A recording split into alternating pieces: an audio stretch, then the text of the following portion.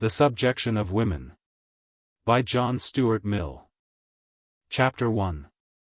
The object of this essay is to explain as clearly as I am able the grounds of an opinion which I have held from the very earliest period when I had formed any opinions at all on social or political matters, and which, instead of being weakened or modified, has been constantly growing stronger by the progress of reflection and the experience of life, that the principle which regulates the existing social relations between the two sexes, the legal subordination of one sex to the other, is wrong in itself, and now one of the chief hindrances to human improvement, and that it ought to be replaced by a principle of perfect equality, admitting no power or privilege on the one side, nor disability on the other.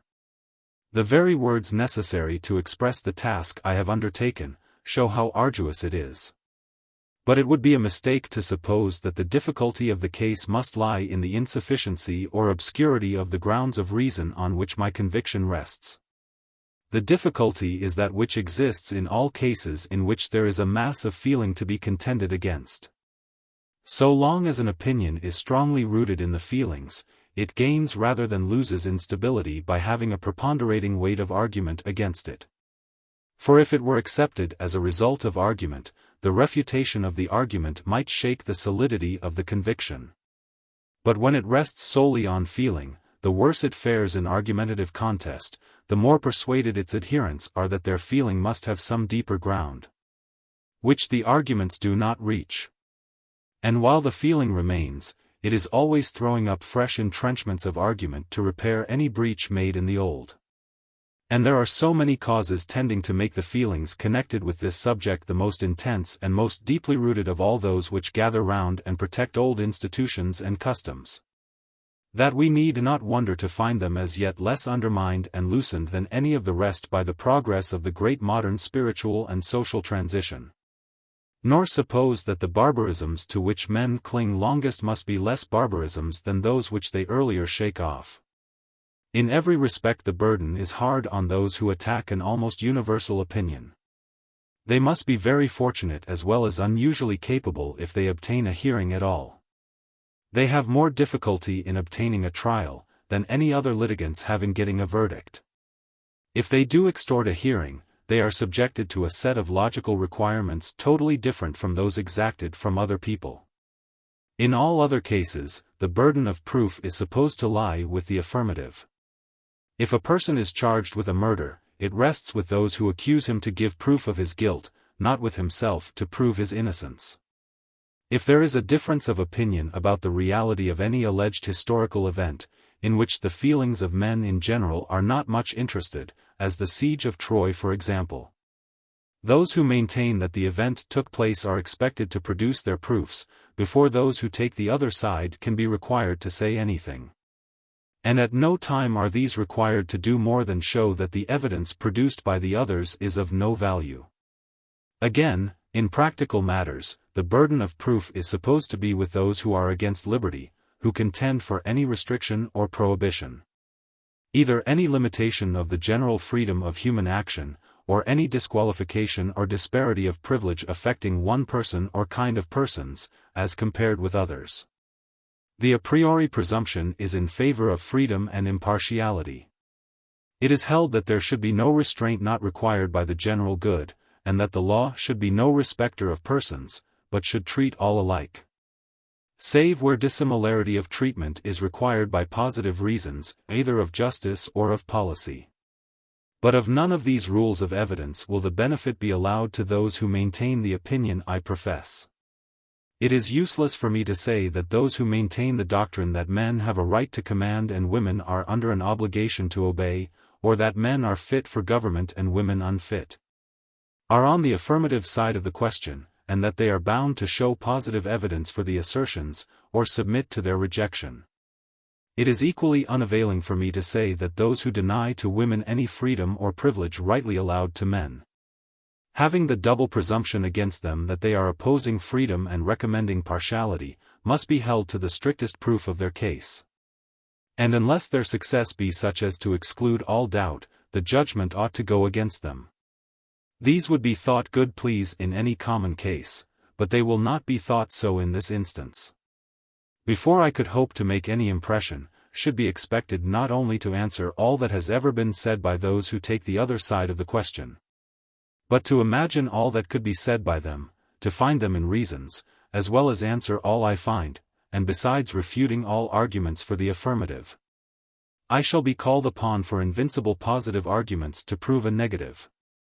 And even if I could do all this, and leave the opposite party with a host of unanswered arguments against them, and not a single unrefuted one on their side, I should be thought to have done little. For a cause supported on the one hand by universal usage, and on the other by so great a preponderance of popular sentiment, is supposed to have a presumption in its favor, superior to any conviction which an appeal to reason has power to produce in any intellects but those of a high class. I do not mention these difficulties to complain of them, first, because it would be useless.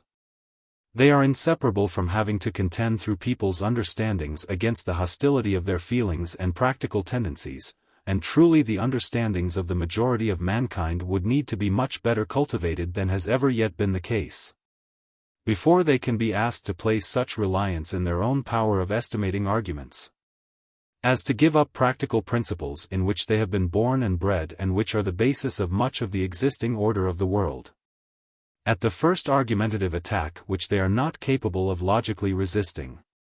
I do not therefore quarrel with them for having too little faith in argument, but for having too much faith in custom and the general feeling.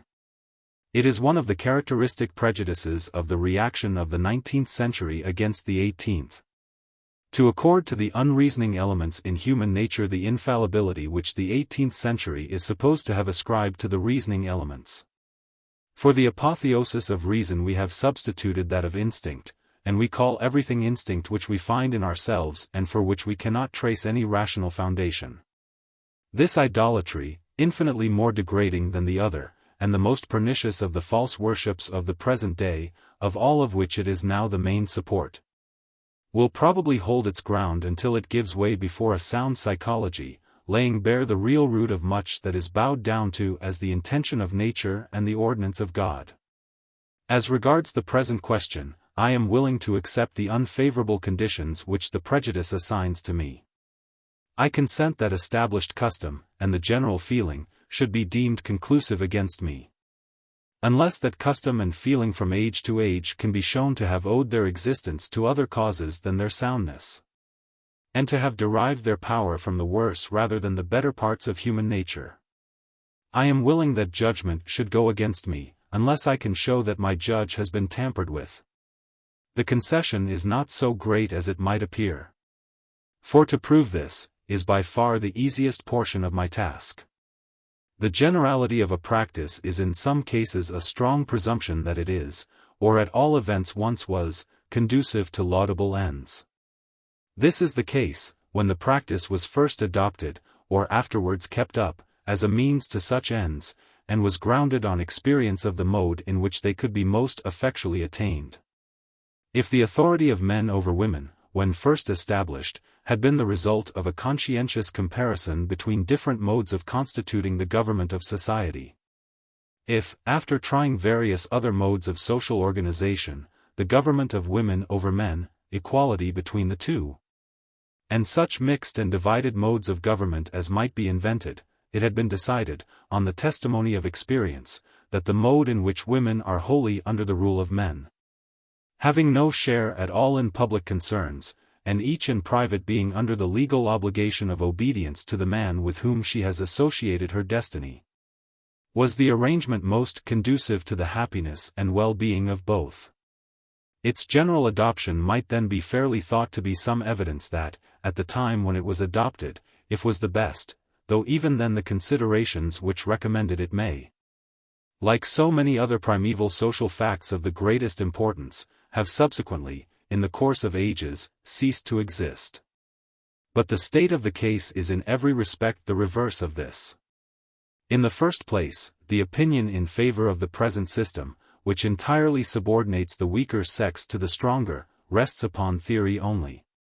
For there never has been trial made of any other, so that experience, in the sense in which it is vulgarly opposed to theory, cannot be pretended to have pronounced any verdict. And in the second place, the adoption of this system of inequality never was the result of deliberation, or forethought, or any social ideas, or any notion whatever of what conduced to the benefit of humanity or the good order of society. It arose simply from the fact that from the very earliest twilight of human society, every woman, owing to the value attached to her by men, combined with her inferiority in muscular strength, was found in a state of bondage to some man. Laws and systems of polity always begin by recognizing the relations they find already existing between individuals. They convert what was a mere physical fact into a legal right, give it the sanction of society, and principally aim at the substitution of public and organized means of asserting and protecting these rights, instead of the irregular and lawless conflict of physical strength. Those who had already been compelled to obedience became in this manner legally bound to it. Slavery, from being a mere affair of force between the master and the slave, became regularized and a matter of compact among the masters, who, binding themselves to one another for common protection, guaranteed by their collective strength the private possessions of each, including his slaves. In early times, the great majority of the male sex were slaves, as well as the whole of the female. And many ages elapsed, some of them ages of high cultivation, before any thinker was bold enough to question the rightfulness, and the absolute social necessity, either of the one slavery or of the other. By degrees such thinkers did arise, and, the general progress of society assisting, the slavery of the male sex has, in all the countries of Christian Europe at least, though, in one of them, only within the last few years, been at length abolished, and that of the female sex has been gradually changed into a milder form of dependence. But this dependence, as it exists at present, is not an original institution. Taking a fresh start from considerations of justice and social expediency, it is the primitive state of slavery lasting on, through successive mitigations and modifications occasioned by the same causes which have softened the general manners, and brought all human relations more under the control of justice and the influence of humanity. It has not lost the taint of its brutal origin. No presumption in its favor, therefore, can be drawn from the fact of its existence. The only such presumption which it could be supposed to have, must be grounded on its having lasted till now, when so many other things which came down from the same odious source have been done away with. And this, indeed, is what makes it strange to ordinary ears, to hear it asserted that the inequality of rights between men and women has no other source than the law of the strongest. That this statement should have the effect of a paradox, is in some respects creditable to the progress of civilization, and the improvement of the moral sentiments of mankind. We now live, that is to say, one or two of the most advanced nations of the world now live, in a state in which the law of the strongest seems to be entirely abandoned as the regulating principle of the world's affairs. Nobody professes it. And, as regards most of the relations between human beings, nobody is permitted to practice it. When anyone succeeds in doing so, it is under cover of some pretext which gives him the semblance of having some general social interest on his side. This being the ostensible state of things, people flatter themselves that the rule of mere force is ended, that the law of the strongest cannot be the reason of existence of anything which has remained in full operation down to the present time. However any of our present institutions may have begun, it can only, they think, have been preserved to this period of advanced civilization by a well-grounded feeling of its adaptation to human nature, and conduciveness to the general good. They do not understand the great vitality and durability of institutions which place right on the side of might, how intensely they are clung to, how the good as well as the bad propensities and sentiments of those who have power in their hands, become identified with retaining it. How slowly these bad institutions give way, one at a time, the weakest first, beginning with those which are least interwoven with the daily habits of life. And how very rarely those who have obtained legal power because they first had physical, have ever lost their hold of it until the physical power had passed over to the other side. Such shifting of the physical force not having taken place in the case of women. This fact, combined with all the peculiar and characteristic features of the particular case, made it certain from the first that this branch of the system of right founded on might, though softened in its most atrocious features at an earlier period than several of the others, would be the very last to disappear. It was inevitable that this one case of a social relation grounded on force would survive through generations of institutions grounded on equal justice, an almost solitary exception to the general character of their laws and customs, but which, so long as it does not proclaim its own origin, and as discussion has not brought out its true character, is not felt to jar with modern civilization, any more than domestic slavery among the Greeks jarred with their notion of themselves as a free people. The truth is, that people of the present and the last 2 or 3 generations have lost all practical sense of the primitive condition of humanity. And only the few who have studied history accurately, or have much frequented the parts of the world occupied by the living representatives of ages long past, are able to form any mental picture of what society then was. People are not aware how entirely, in former ages, the law of superior strength was the rule of life. How publicly and openly it was avowed, I do not say cynically or shamelessly, for these words imply a feeling that there was something in it to be ashamed of. And no such notion could find a place in the faculties of any person in those ages, except a philosopher or a saint. History gives a cruel experience of human nature, in showing how exactly the regard due to the life, possessions, and entire earthly happiness of any class of persons was measured by what they had the power of enforcing.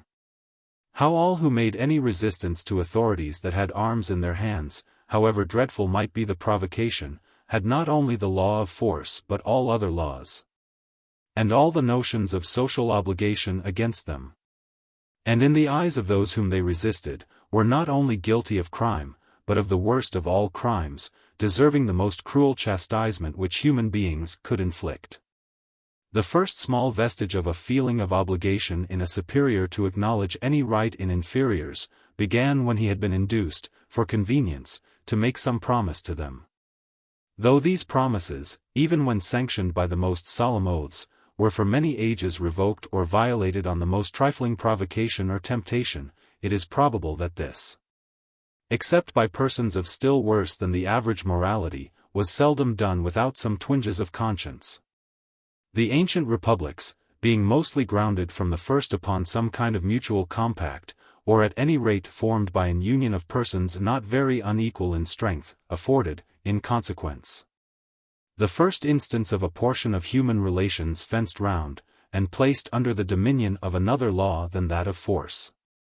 And though the original law of force remained in full operation between them and their slaves, and also, except so far as limited by express compact, between a commonwealth and its subjects, or other independent commonwealths, the banishment of that primitive law even from so narrow a field, commenced the regeneration of human nature, by giving birth to sentiments of which experience soon demonstrated the immense value even for material interests, and which thenceforward only required to be enlarged, not created.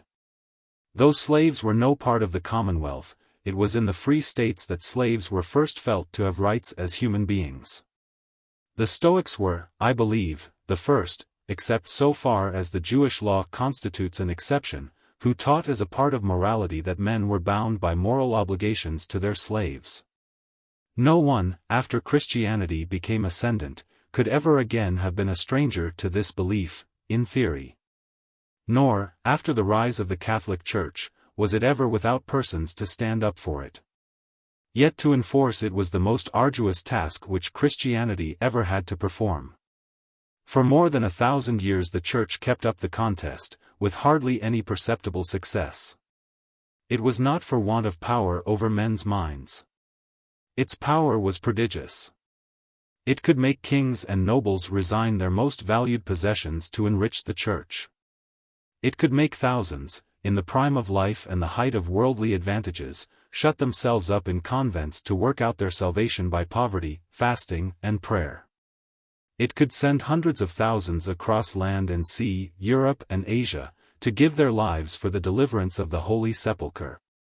It could make kings relinquish wives who were the object of their passionate attachment. Because the Church declared that they were within the 7th, by our calculation the 14th, degree of relationship.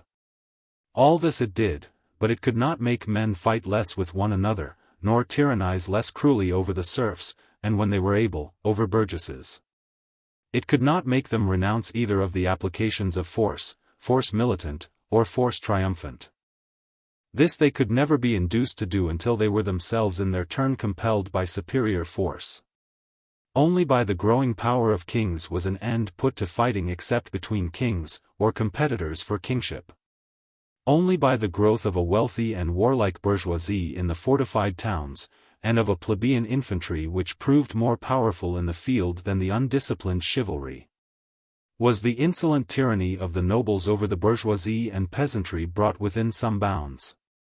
It was persisted in not only until, but long after, the oppressed had obtained a power enabling them often to take conspicuous vengeance.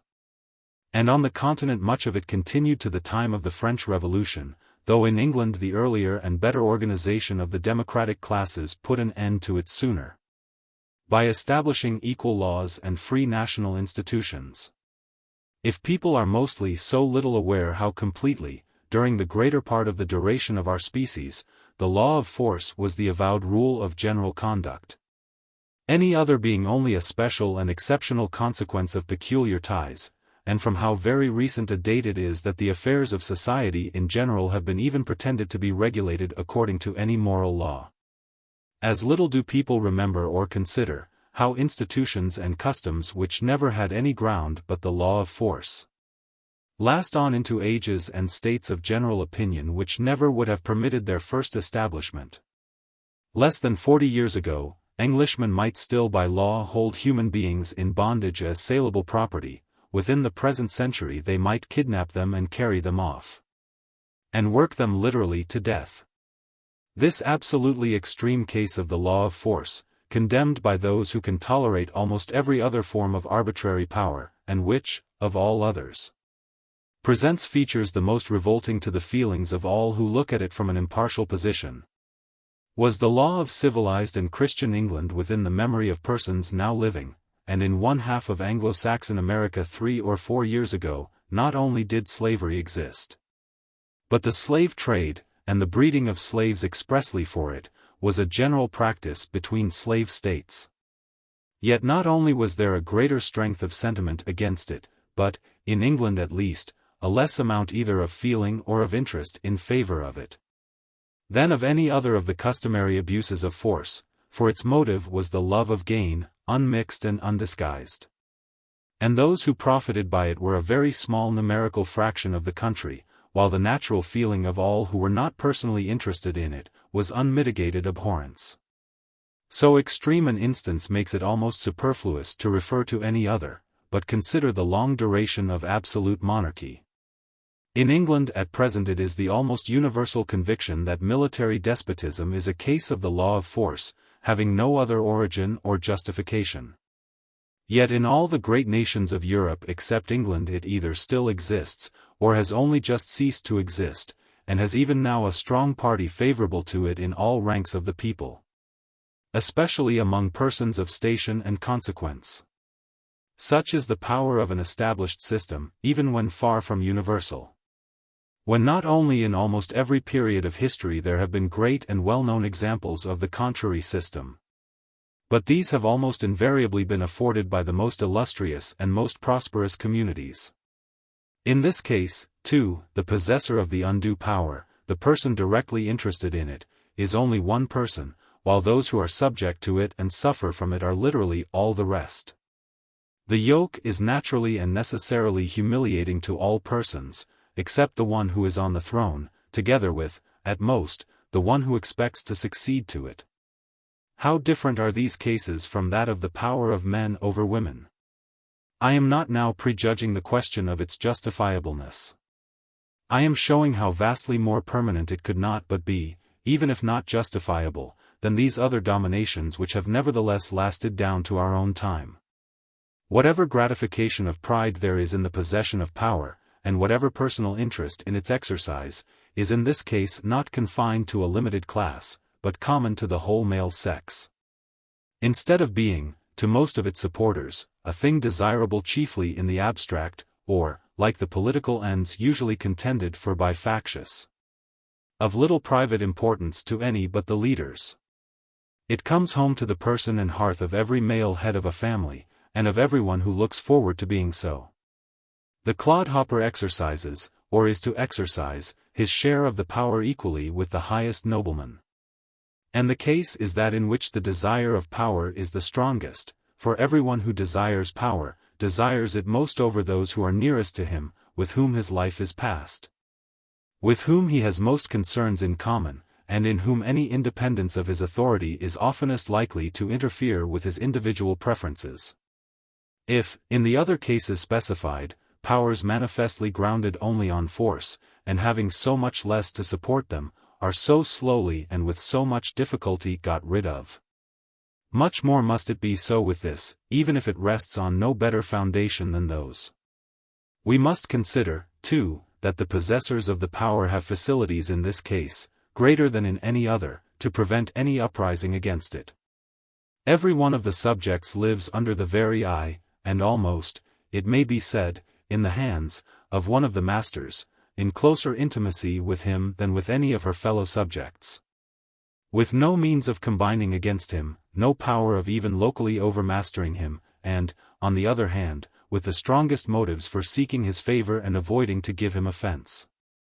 In struggles for political emancipation, everybody knows how often its champions are bought off by bribes, or daunted by terrors.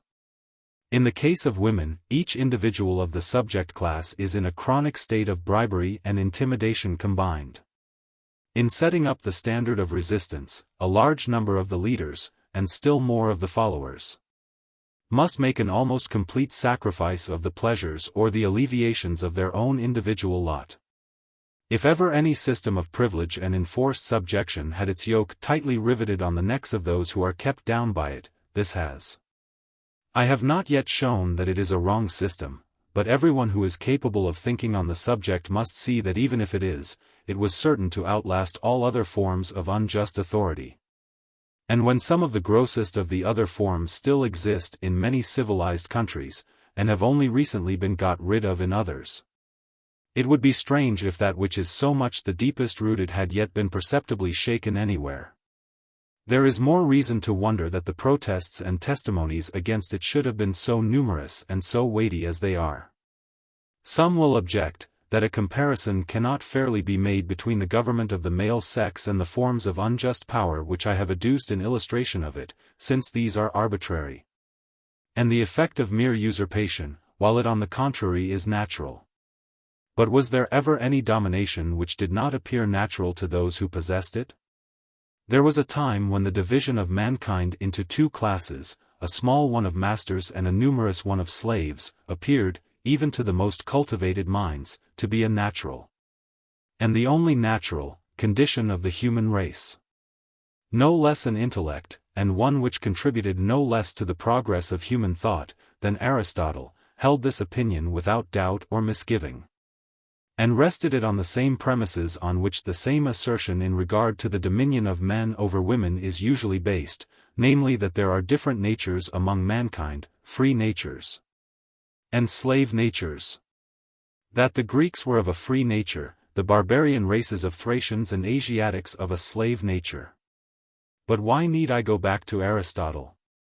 Did not the slave owners of the southern United States maintain the same doctrine? With all the fanaticism with which men cling to the theories that justify their passions and legitimate their personal interests, did they not call heaven and earth to witness that the dominion of the white man over the black is natural, that the black race is by nature incapable of freedom, and marked out for slavery? Some even going so far as to say that the freedom of manual laborers is an unnatural order of things anywhere.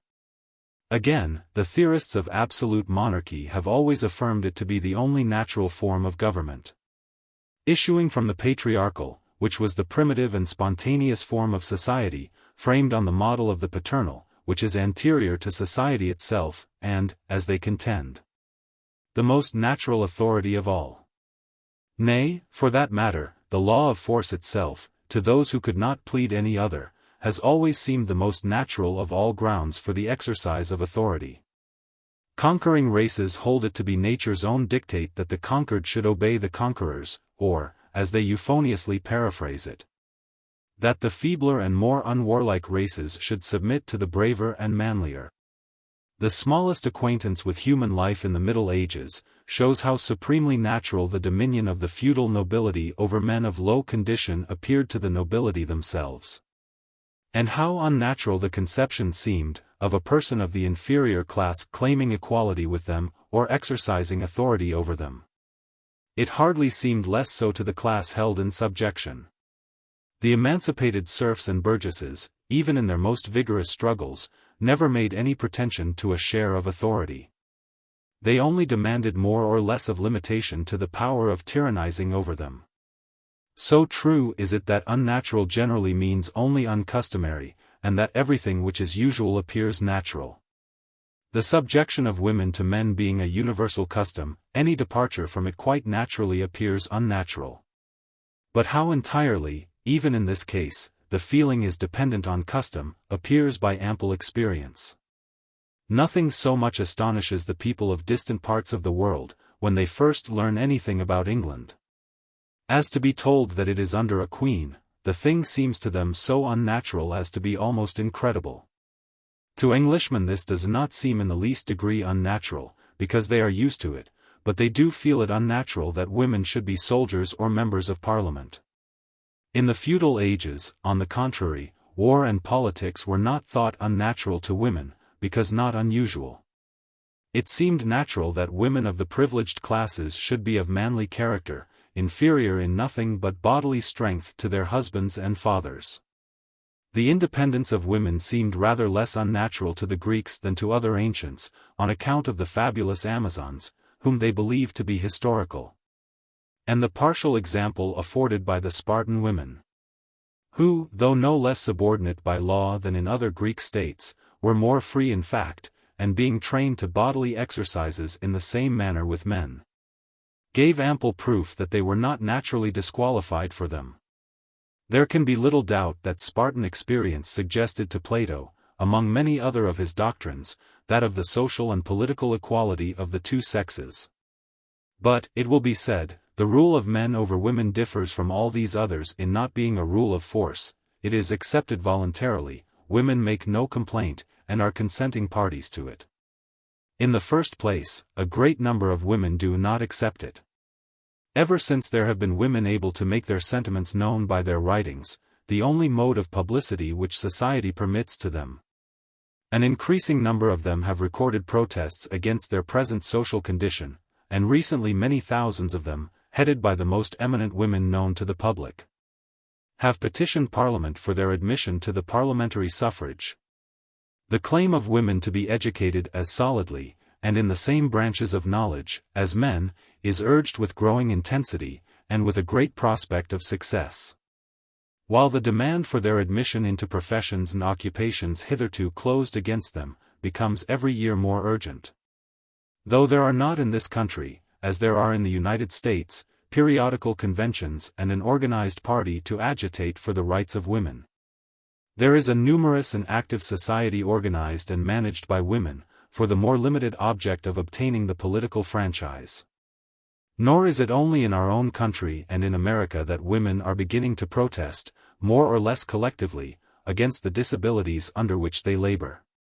France, and Italy, and Switzerland, and Russia now afford examples of the same thing. How many more women there are who silently cherish similar aspirations, no one can possibly know. But there are abundant tokens how many would cherish them, were they not so strenuously taught to repress them as contrary to the proprieties of their sex. It must be remembered, also, that no enslaved class ever asked for complete liberty at once. When Simon de Montfort called the deputies of the Commons to sit for the first time in Parliament, did any of them dream of demanding that an assembly, elected by their constituents, should make and destroy ministries, and dictate to the king in affairs of state? No such thought entered into the imagination of the most ambitious of them. The nobility had already these pretensions. The Commons pretended to nothing but to be exempt from arbitrary taxation, and from the gross individual oppression of the king's officers. It is a political law of nature that those who are under any power of ancient origin, never begin by complaining of the power itself, but only of its oppressive exercise. There is never any want of women who complain of ill usage by their husbands. There would be infinitely more, if complaint were not the greatest of all provocatives to a repetition and increase of the ill usage. It is this which frustrates all attempts to maintain the power but protect the woman against its abuses. In no other case, except that of a child, is the person who has been proved judicially to have suffered an injury, replaced under the physical power of the culprit who inflicted it.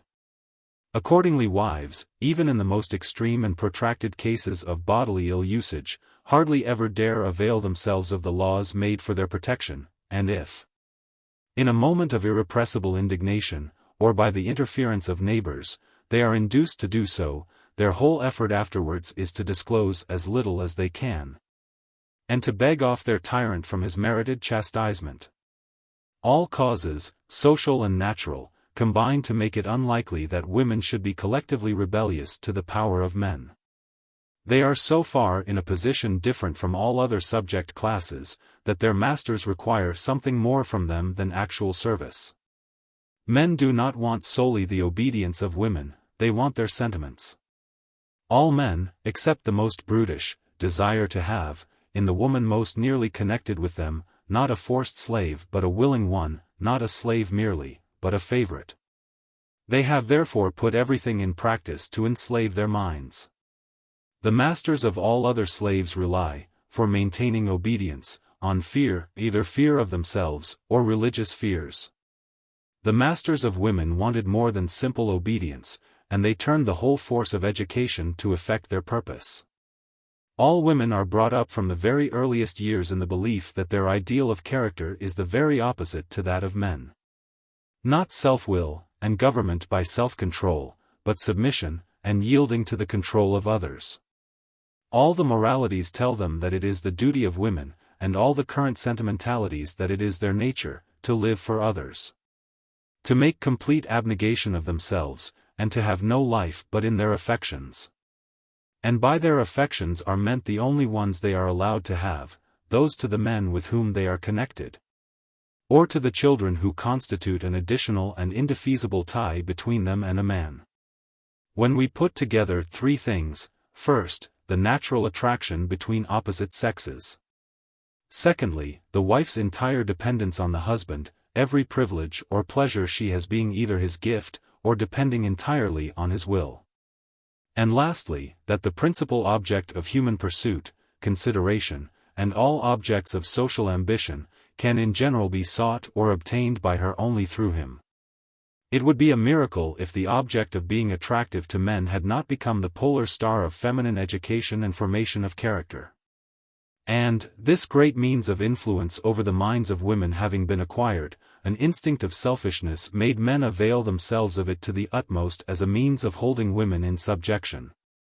By representing to them meekness, submissiveness, and resignation of all individual will into the hands of a man, as an essential part of sexual attractiveness. Can it be doubted that any of the other yokes which mankind have succeeded in breaking, would have subsisted till now if the same means had existed, and had been as sedulously used? To bow down their minds to it? If it had been made the object of the life of every young plebeian to find personal favor in the eyes of some patrician, of every young serf with some seigneur. If domestication with him, and a share of his personal affections, had been held out as the prize which they all should look out for. The most gifted and aspiring being able to reckon on the most desirable prizes. And if, when this prize had been obtained, they had been shut out by a wall of brass from all interests not centering in him, all feelings and desires but those which he shared or inculcated. Would not serfs and seigneurs, plebeians and patricians, have been as broadly distinguished at this day as men and women are? And would not all but a thinker here and there, have believed the distinction to be a fundamental and unalterable fact in human nature? The preceding considerations are amply sufficient to show that custom, however universal it may be, affords in this case no presumption, and ought not to create any prejudice. in favor of the arrangements which place women in social and political subjection to men. But I may go farther, and maintain that the course of history, and the tendencies of progressive human society, afford not only no presumption in favor of this system of inequality of rights, but a strong one against it. And that, so far as the whole course of human improvement up to this time, the whole stream of modern tendencies, warrants any inference on the subject, it is that this relic of the past is discordant with the future, and must necessarily disappear. For, what is the peculiar character of the modern world, the difference which chiefly distinguishes modern institutions, modern social ideas, modern life itself, from those of times long past? It is, that human beings are no longer born to their place in life, and chained down by an inexorable bond to the place they are born to, but are free to employ their faculties, and such favorable chances as offer, to achieve the lot which may appear to them most desirable. Human society of old was constituted on a very different principle. All were born to a fixed social position, and were mostly kept in it by law, or interdicted from any means by which they could emerge from it. As some men are born white and others black, so some were born slaves and others freemen and citizens, some were born patricians, others plebeians. Some were born feudal nobles, others commoners and roturiers. A slave or serf could never make himself free, nor, except by the will of his master, become so. In most European countries it was not till towards the close of the Middle Ages, and as a consequence of the growth of regal power, that commoners could be ennobled. Even among nobles, the eldest son was born the exclusive heir to the paternal possessions, and a long time elapsed before it was fully established that the father could disinherit him. Among the industrious classes, only those who were born members of a guild, or were admitted into it by its members, could lawfully practice their calling within its local limits. And nobody could practice any calling deemed important, in any but the legal manner, by processes authoritatively prescribed. Manufacturers have stood in the pillory for presuming to carry on their business by new and improved methods. In modern Europe, and most in those parts of it which have participated most largely in all other modern improvements, diametrically opposite doctrines now prevail. Law and government do not undertake to prescribe by whom any social or industrial operation shall or shall not be conducted, or what modes of conducting them shall be lawful. These things are left to the unfettered choice of individuals. Even the laws which required that workmen should serve an apprenticeship, have in this country been repealed, there being ample assurance that in all cases in which an apprenticeship is necessary, its necessity will suffice to enforce it. The old theory was, that the least possible should be left to the choice of the individual agent, that all he had to do should, as far as practicable, be laid down for him by superior wisdom. Left to himself he was sure to go wrong. The modern conviction, the fruit of 1,000 years of experience, is, that things in which the individual is the person directly interested never go right but as they are left to his own discretion. And that any regulation of them by authority, except to protect the rights of others, is sure to be mischievous. This conclusion, slowly arrived at, and not adopted until almost every possible application of the contrary theory had been made with disastrous result, now, in the industrial department, prevails universally in the most advanced countries, almost universally in all that have pretensions to any sort of advancement. It is not that all processes are supposed to be equally good, or all persons to be equally qualified for everything, but that freedom of individual choice is now known to be the only thing which procures the adoption of the best processes, and throws each operation into the hands of those who are best qualified for it. Nobody thinks it necessary to make a law that only a strong-armed man shall be a blacksmith. Freedom and competition suffice to make blacksmiths strong-armed men, because the weak-armed can earn more by engaging in occupations for which they are more fit. In consonance with this doctrine, it is felt to be an overstepping of the proper bounds of authority to fix beforehand, on some general presumption, that certain persons are not fit to do certain things. It is now thoroughly known and admitted that if some such presumptions exist, no such presumption is infallible. even if it be well grounded in a majority of cases, which it is very likely not to be. There will be a minority of exceptional cases in which it does not hold, and in those it is both an injustice to the individuals, and a detriment to society. To place barriers in the way of their using their faculties for their own benefit and for that of others. In the cases, on the other hand, in which the unfitness is real, the ordinary motives of human conduct will on the whole suffice to prevent the incompetent person from making, or from persisting in, the attempt. If this general principle of social and economical science is not true, if individuals, with such help as they can derive from the opinion of those who know them, are not better judges than the law and the government, of their own capacities and vocation, the world cannot too soon abandon this principle, and return to the old system of regulations and disabilities. But if the principle is true, we ought to act as if we believed it, and not to ordain that to be born a girl instead of a boy, any more than to be born black instead of white, or a commoner instead of a nobleman, shall decide the person's position through all life, shall interdict people from all the more elevated social positions, and from all, except a few, respectable occupations. Even were we to admit the utmost that is ever pretended as to the superior fitness of men for all the functions now reserved to them, the same argument applies which forbids a legal qualification for members of Parliament. If only once in a dozen years the conditions of eligibility exclude a fit person, there is a real loss, while the exclusion of thousands of unfit persons is no gain. For if the constitution of the electoral body disposes them to choose unfit persons, there are always plenty of such persons to choose from. In all things of any difficulty and importance, those who can do them well are fewer than the need. Even with the most unrestricted latitude of choice, and any limitation of the field of selection deprives society of some chances of being served by the competent, without ever saving it from the incompetent. At present, in the more improved countries, the disabilities of women are the only case, save one, in which laws and institutions take persons at their birth, and ordain that they shall never in all their lives be allowed to compete for certain things. The one exception is that of royalty. Persons still are born to the throne. No one, not of the reigning family, can ever occupy it, and no one even of that family can, by any means but the course of hereditary succession, attain it. All other dignities and social advantages are open to the whole male sex, many indeed are only attainable by wealth, but wealth may be striven for by anyone, and is actually obtained by many men of the very humblest origin. The difficulties, to the majority, are indeed insuperable without the aid of fortunate accidents. But no male human being is under any legal ban, neither law nor opinion superadd artificial obstacles to the natural ones.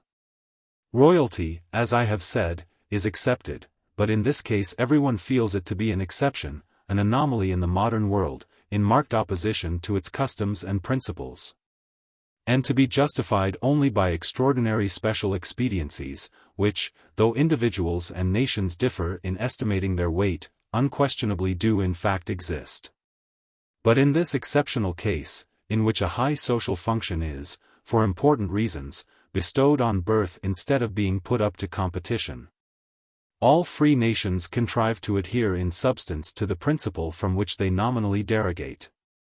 For they circumscribe this high function by conditions avowedly intended to prevent the person to whom it ostensibly belongs from really performing it, while the person by whom it is performed, the responsible minister, does obtain the post by a competition from which no full-grown citizen of the male sex is legally excluded. The disabilities, therefore, to which women are subject from the mere fact of their birth, are the solitary examples of the kind in modern legislation. In no instance except this, which comprehends half the human race, are the higher social functions closed against anyone by a fatality of birth which no exertions, and no change of circumstances, can overcome. For even religious disabilities, besides that in England and in Europe they have practically almost ceased to exist, do not close any career to the disqualified person in case of conversion. The social subordination of women thus stands out an isolated fact in modern social institutions, a solitary breach of what has become their fundamental law. A single relic of an old world of thought and practice exploded in everything else, but retained in the one thing of most universal interest. As if a gigantic dolmen, or a vast temple of Jupiter Olympus, occupied the site of St. Paul's and received daily worship, while the surrounding Christian churches were only resorted to on fasts and festivals. This entire discrepancy between one social fact and all those which accompany it, and the radical opposition between its nature and the progressive movement which is the boast of the modern world, and which has successively swept away everything else of an analogous character, surely affords, to a conscientious observer of human tendencies, serious matter for reflection. It raises a prima facie presumption on the unfavorable side, far outweighing any which custom and usage could in such circumstances create on the favorable, and should at least suffice to make this, like the choice between republicanism and royalty, a balanced question. The least that can be demanded is, that the question should not be considered as prejudged by existing fact and existing opinion, but open to discussion on its merits. As a question of justice and expediency, the decision on this, as on any of the other social arrangements of mankind, depending on what an enlightened estimate of tendencies and consequences may show to be most advantageous to humanity in general, without distinction of sex. And the discussion must be a real discussion, descending to foundations, and not resting satisfied with vague and general assertions. It will not do, for instance, to assert in general terms, that the experience of mankind has pronounced in favor of the existing system. Experience cannot possibly have decided between two courses, so long as there has only been experience of one. If it be said that the doctrine of the equality of the sexes rests only on theory, it must be remembered that the contrary doctrine also has only theory to rest upon. All that is proved in its favor by direct experience, is that mankind have been able to exist under it, and to attain the degree of improvement and prosperity which we now see. But whether that prosperity has been attained sooner, or is now greater, than it would have been under the other system, experience does not say. On the other hand, experience does say, that every step in improvement has been so invariably accompanied by a step made in raising the social position of women, that historians and philosophers have been led to adopt their elevation or debasement as on the whole the surest test and most correct measure of the civilization of a people or an age. Through all the progressive period of human history, the condition of women has been approaching nearer to equality with men. This does not of itself prove that the assimilation must go on to complete equality, but it assuredly affords some presumption that such is the case. Neither does it avail anything to say that the nature of the two sexes adapts them to their present functions and position, and renders these appropriate to them.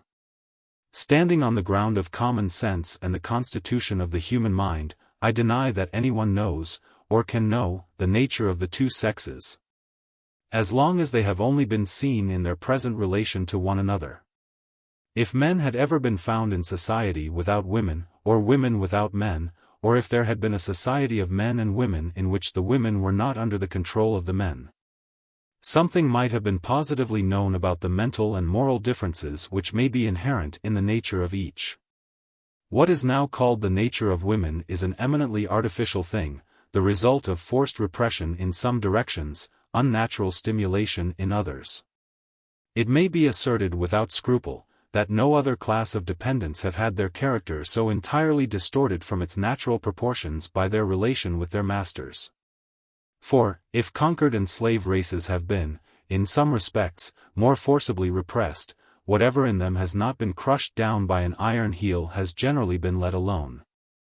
And if left with any liberty of development, it has developed itself according to its own laws. But in the case of women, a hothouse and stove cultivation has always been carried on of some of the capabilities of their nature, for the benefit and pleasure of their masters.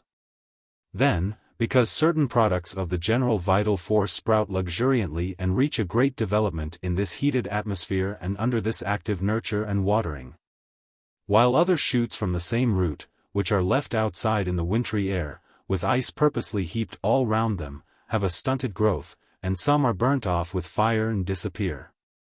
Men, with that inability to recognize their own work which distinguishes the unanalytic mind, indolently believe that the tree grows of itself in the way they have made it grow, and that it would die if one half of it were not kept in a vapor bath and the other half in the snow. Of all difficulties which impede the progress of thought, and the formation of well-grounded opinions on life and social arrangements, the greatest is now the unspeakable ignorance and inattention of mankind in respect to the influences which form human character.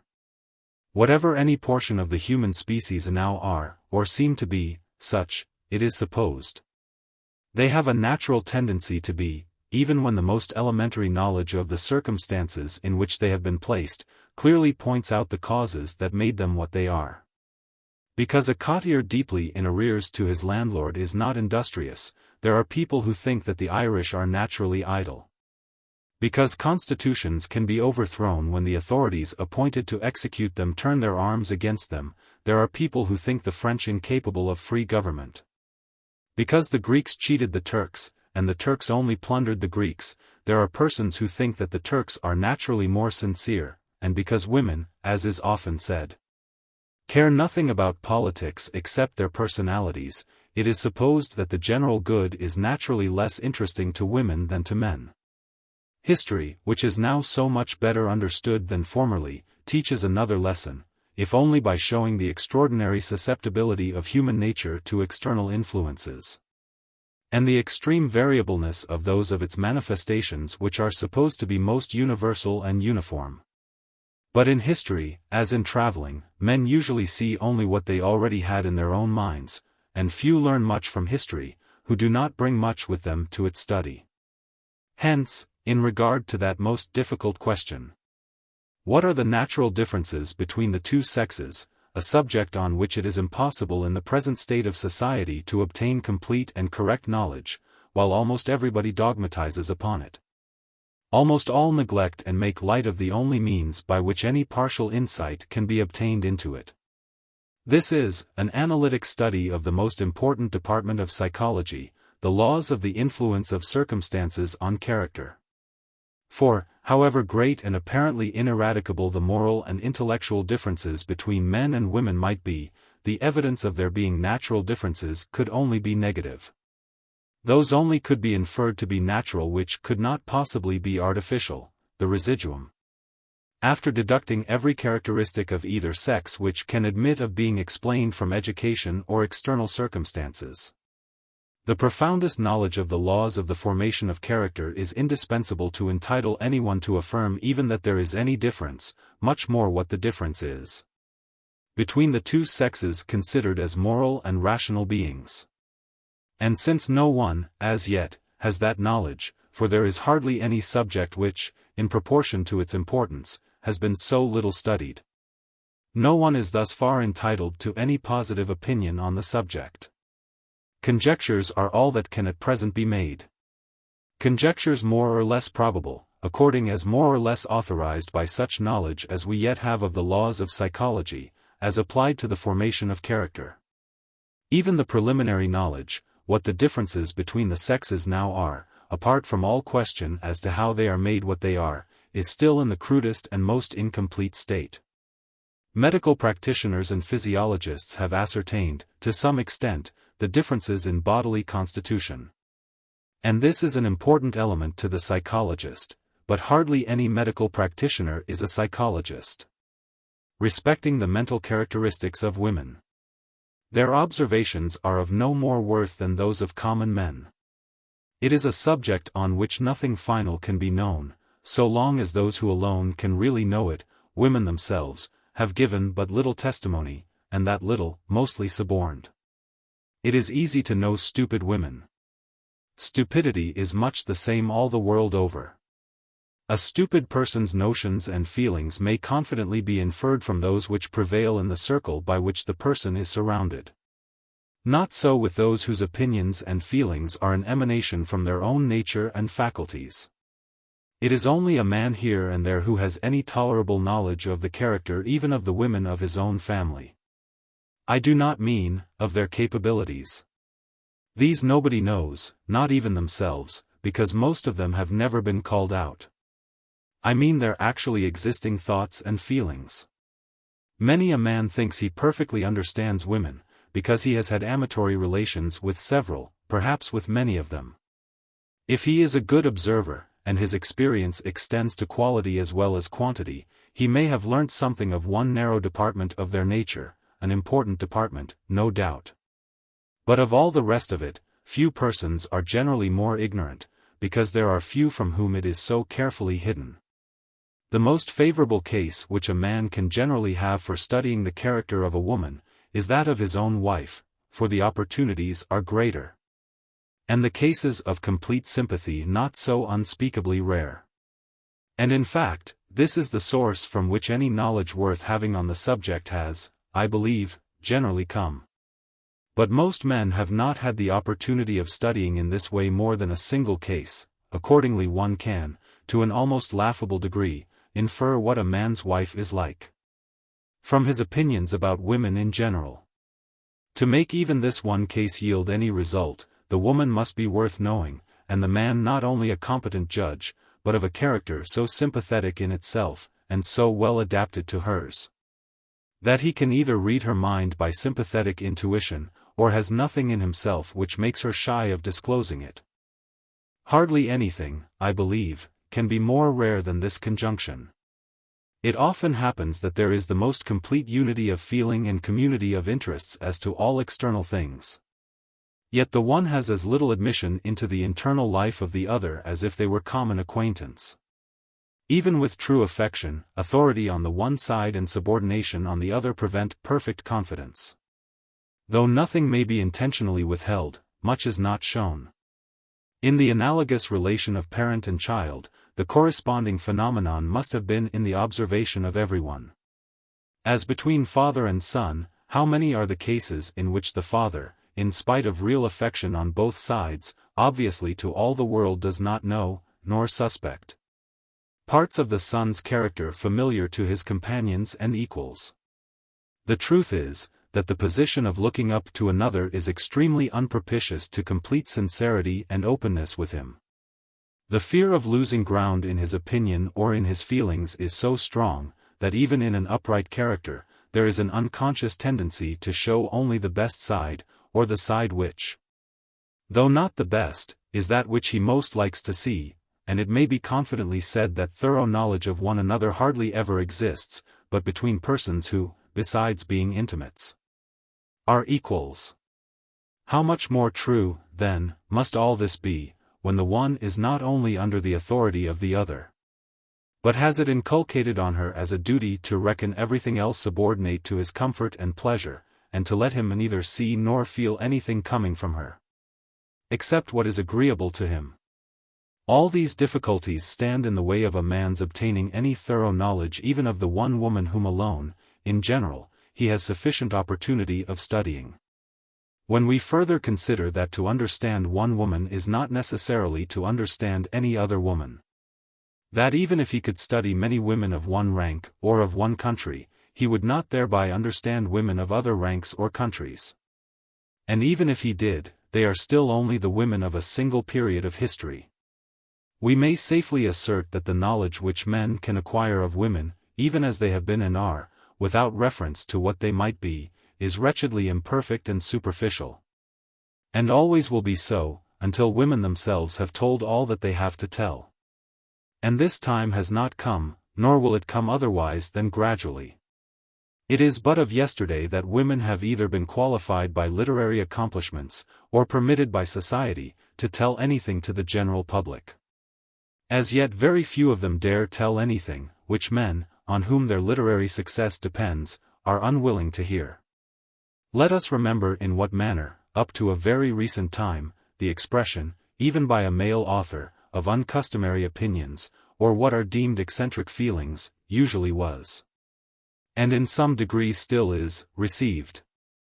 And we may form some faint conception under what impediments a woman, who is brought up to think custom and opinion her sovereign rule, attempts to express in books anything drawn from the depths of her own nature. The greatest woman who has left writings behind her sufficient to give her an eminent rank in the literature of her country, thought it necessary to prefix as a motto to her boldest work, Put braver opinion. Fem doitus y sumeter. The greater part of what women write about women is mere sycophancy to men. In the case of unmarried women, much of it seems only intended to increase their chance of a husband. Many, both married and unmarried, overstep the mark, and inculcate a servility beyond what is desired or relished by any man, except the very vulgarest. But this is not so often the case as, even at a quite late period, it still was. Literary women are becoming more free-spoken, and more willing to express their real sentiments. Unfortunately, in this country especially, they are themselves such artificial products, that their sentiments are compounded of a small element of individual observation and consciousness, and a very large one of acquired associations. This will be less and less the case, but it will remain true to a great extent, as long as social institutions do not admit the same free development of originality in women which is possible to men. When that time comes, and not before, we shall see, and not merely hear, as much as it is necessary to know of the nature of women, and the adaptation of other things to it. I have dwelt so much on the difficulties which at present obstruct any real knowledge by men of the true nature of women. Because in this as in so many other things, opinio copii inter maximus causas inopi est. And there is little chance of reasonable thinking on the matter, while people flatter themselves that they perfectly understand a subject of which most men know absolutely nothing, and of which it is at present impossible that any man, or all men taken together, should have knowledge which can qualify them to lay down the law to women as to what is, or is not, their vocation. Happily, no such knowledge is necessary for any practical purpose connected with the position of women in relation to society and life.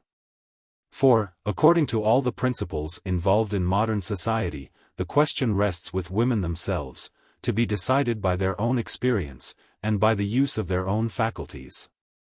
There are no means of finding what either one person or many can do, but by trying, and no means by which anyone else can discover for them what it is for their happiness to do or leave undone. One thing we may be certain of, that what is contrary to women's nature to do, they never will be made to do by simply giving their nature free play. The anxiety of mankind to interfere in behalf of nature, for fear lest nature should not succeed in effecting its purpose, is an altogether unnecessary solicitude. What women by nature cannot do, it is quite superfluous to forbid them from doing. What they can do, but not so well as the men who are their competitors, competition suffices to exclude them from. Since nobody asks for protective duties and bounties in favor of women, it is only asked that the present bounties and protective duties in favor of men should be recalled. If women have a greater natural inclination for some things than for others, there is no need of laws or social inculcation to make the majority of them do the former in preference to the latter. Whatever women's services are most wanted for, the free play of competition will hold out the strongest inducements to them to undertake. And, as the words imply, they are most wanted for the things for which they are most fit, by the apportionment of which to them, the collective faculties of the two sexes can be applied on the whole with the greatest sum of valuable result. The general opinion of men is supposed to be, that the natural vocation of a woman is that of a wife and mother. I say, is supposed to be, because, judging from acts, from the whole of the present constitution of society, one might infer that their opinion was the direct contrary. They might be supposed to think that the alleged natural vocation of women was of all things the most repugnant to their nature. Insomuch that if they are free to do anything else, if any other means of living, or occupation of their time and faculties, is open, which has any chance of appearing desirable to them, there will not be enough of them who will be willing to accept the condition said to be natural to them. If this is the real opinion of men in general, it would be well that it should be spoken out. I should like to hear somebody openly enunciating the doctrine. It is already implied in much that is written on the subject. It is necessary to society that women should marry and produce children. They will not do so unless they are compelled. Therefore it is necessary to compel them. The merits of the case would then be clearly defined. It would be exactly that of the slaveholders of South Carolina and Louisiana. It is necessary that cotton and sugar should be grown. White men cannot produce them. Negroes will not, for any wages which we choose to give. Ergo they must be compelled. An illustration still closer to the point is that of impressment. Sailors must absolutely be had to defend the country. It often happens that they will not voluntarily enlist. Therefore there must be the power of forcing them. How often has this logic been used? And, but for one flaw in it, without doubt it would have been successful up to this day. But it is open to the retort, first pay the sailors the honest value of their labor. When you have made it as well worth their while to serve you, as to work for other employers, you will have no more difficulty than others have in obtaining their services. To this there is no logical answer except, I will not, and as people are now not only ashamed, but are not desirous, to rob the laborer of his hire, impressment is no longer advocated. Those who attempt to force women into marriage by closing all other doors against them, lay themselves open to a similar retort. If they mean what they say, their opinion must evidently be, that men do not render the married condition so desirable to women, as to induce them to accept it for its own recommendations. It is not a sign of one's thinking the boon one offers very attractive, when one allows only Hobson's choice, that or none. And here, I believe, is the clue to the feelings of those men, who have a real antipathy to the equal freedom of women. I believe they are afraid, not lest women should be unwilling to marry, for I do not think that anyone in reality has that apprehension. But lest they should insist that marriage should be on equal conditions. Lest all women of spirit and capacity should prefer doing almost anything else, not in their own eyes degrading, rather than marry, when marrying is giving themselves a master. And a master too of all their earthly possessions. And truly, if this consequence were necessarily incident to marriage, I think that the apprehension would be very well founded. I agree in thinking it probable that few women, capable of anything else, would, unless under an irresistible entrainment, rendering them for the time insensible to anything but itself, choose such a lot, when any other means were open to them of filling a conventionally honorable place in life, and if men are determined that the law of marriage shall be a law of despotism. They are quite right, in point of mere policy, in leaving to women only Hobson's choice. But, in that case, all that has been done in the modern world to relax the chain on the minds of women, has been a mistake. They never should have been allowed to receive a literary education. Women who read, much more women who write, are, in the existing constitution of things, a contradiction and a disturbing element, and it was wrong to bring women up with any acquirements but those of an odalisque, or of a domestic servant. How do you find this book? Any thoughts about the book or the author? Any suggestion for improvement? Please take a moment to share your thoughts in a comment. If you like it, share it with your friends who might enjoy it as well. Subscribe to keep in touch. Visit CompleteAudiobooks.com for more quality content. Chapter 2. It will be well to commence the detailed discussion of the subject by the particular branch of it to which the course of our observations has led us, the conditions which the laws of this and all other countries annex to the marriage contract. Marriage being the destination appointed by society for women, the prospect they are brought up to, and the object which it is intended should be sought by all of them, except those who are too little attractive to be chosen by any man as his companion. One might have supposed that everything would have been done to make this condition as eligible to them as possible, that they might have no cause to regret being denied the option of any other.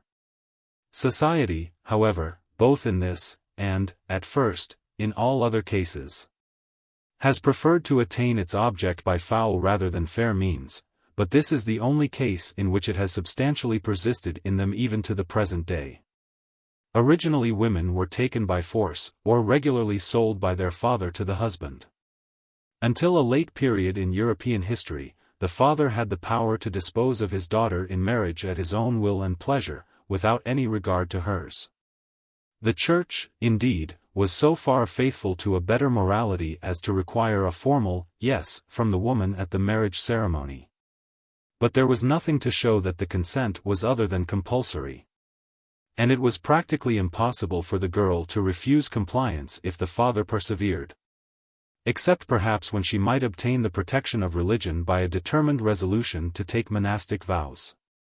After marriage, the man had anciently, but this was anterior to Christianity, the power of life and death over his wife. She could invoke no law against him, he was her sole tribunal and law.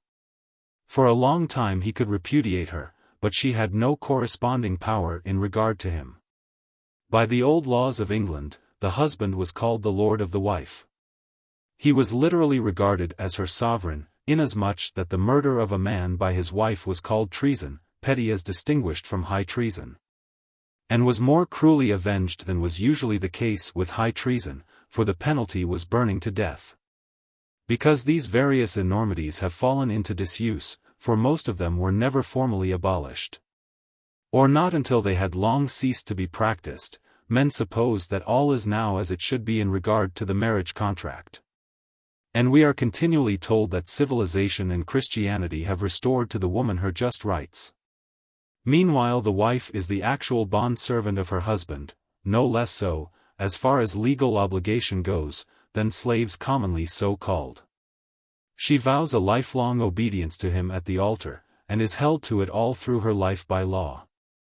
Casuists may say that the obligation of obedience stops short of participation in crime, but it certainly extends to everything else. She can do no act whatever but by his permission, at least tacit. She can acquire no property but for him, the instant it becomes hers, even if by inheritance, it becomes ipso facto his. In this respect the wife's position under the common law of England is worse than that of slaves in the laws of many countries. By the Roman law, for example, a slave might have his peculium, which to a certain extent the law guaranteed to him for his exclusive use. The higher classes in this country have given an analogous advantage to their women, through special contracts setting aside the law, by conditions of pin money, etc. Since parental feeling being stronger with fathers than the class feeling of their own sex, a father generally prefers his own daughter to a son-in-law who is a stranger to him. By means of settlements, the rich usually contrive to withdraw the whole or part of the inherited property of the wife from the absolute control of the husband, but they do not succeed in keeping it under her own control. The utmost they can do only prevents the husband from squandering it, at the same time debarring the rightful owner from its use. The property itself is out of the reach of both. And as to the income derived from it, the form of settlement most favorable to the wife, that called to her separate use, only precludes the husband from receiving it instead of her, it must pass through her hands. But if he takes it from her by personal violence as soon as she receives it, he can neither be punished, nor compelled to restitution. This is the amount of the protection which, under the laws of this country, the most powerful nobleman can give to his own daughter as respects her husband. In the immense majority of cases there is no settlement, and the absorption of all rights, all property, as well as all freedom of action, is complete. The two are called one person in law, for the purpose of inferring that whatever is hers is his, but the parallel inference is never drawn that whatever is his is hers. The maxim is not applied against the man, except to make him responsible to third parties for her acts, as a master is for the acts of his slaves or of his cattle. I am far from pretending that wives are in general no better treated than slaves, but no slave is a slave to the same lengths, and in so full a sense of the word, as a wife is. Hardly any slave, except one immediately attached to the master's person, is a slave at all hours and all minutes. In general he has, like a soldier, his fixed task, and when it is done, or when he is off duty, he disposes, within certain limits, of his own time, and has a family life into which the master rarely intrudes. Uncle Tom, under his first master, had his own life in his cabin, almost as much as any man whose work takes him away from home, is able to have in his own family. But it cannot be so with the wife. Above all, a female slave has, in Christian countries, an admitted right, and is considered under a moral obligation, to refuse to her master the last familiarity. Not so the wife, however brutal a tyrant she may unfortunately be chained to. though she may know that he hates her, though it may be his daily pleasure to torture her. And though she may feel it impossible not to loathe him, he can claim from her and enforce the lowest degradation of a human being. That of being made the instrument of an animal function contrary to her inclinations. While she is held in this worst description of slavery as to her own person, what is her position in regard to the children in whom she and her master have a joint interest? They are by law his children.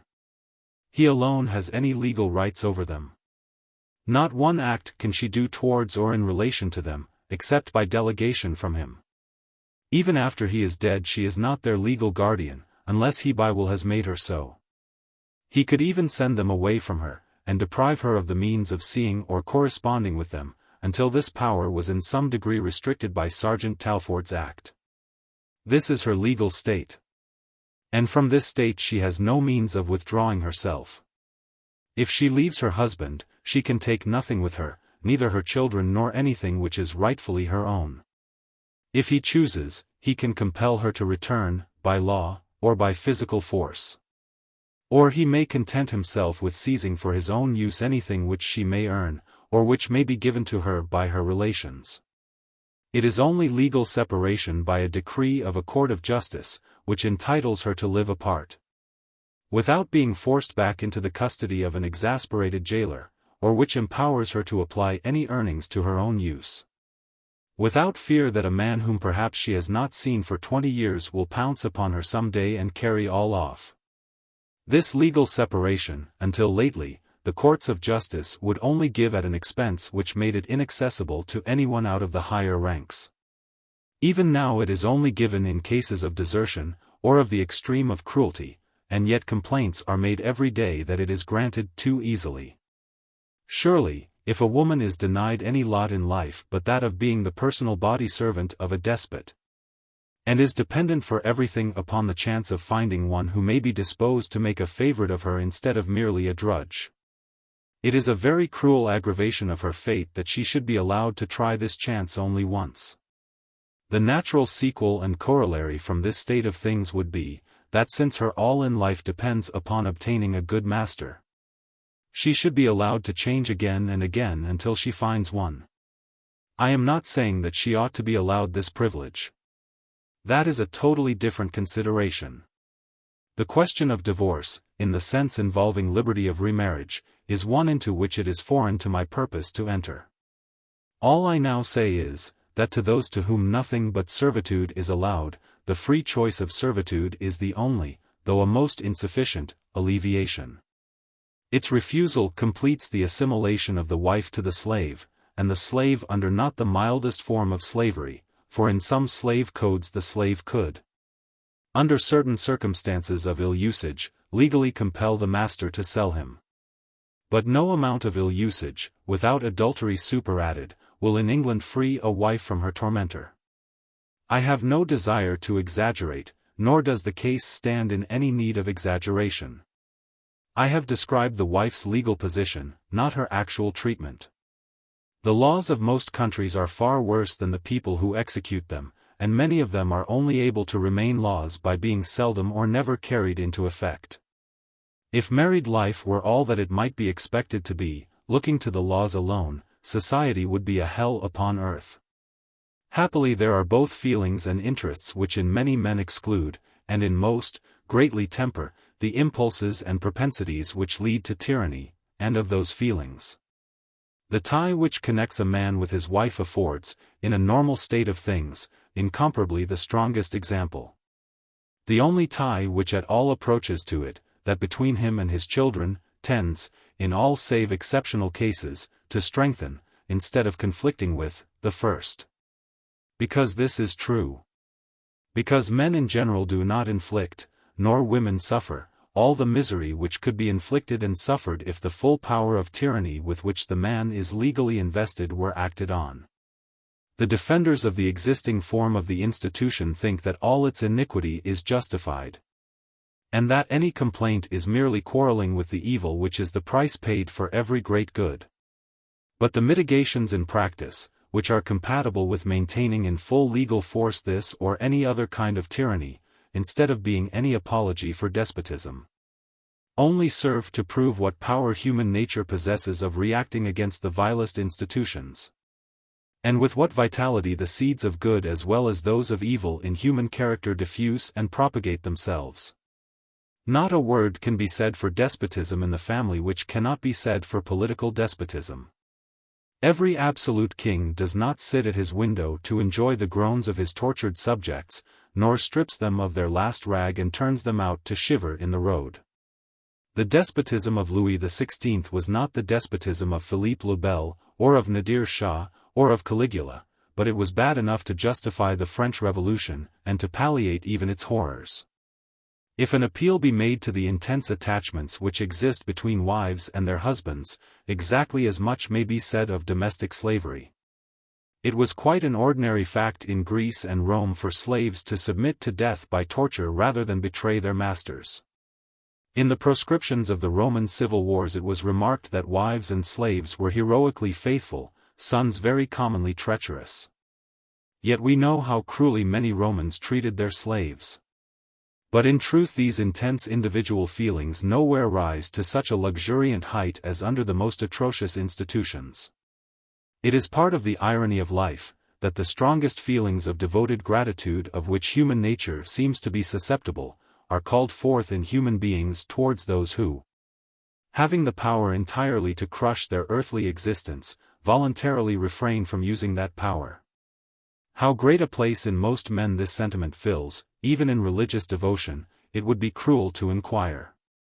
We daily see how much their gratitude to heaven appears to be stimulated by the contemplation of fellow creatures to whom God has not been so merciful as he has to themselves. Whether the institution to be defended is slavery, political absolutism, or the absolutism of the head of a family, we are always expected to judge of it from its best instances. And we are presented with pictures of loving exercise of authority on one side, loving submission to it on the other, superior wisdom ordering all things for the greatest good of the dependents, and surrounded by their smiles and benedictions.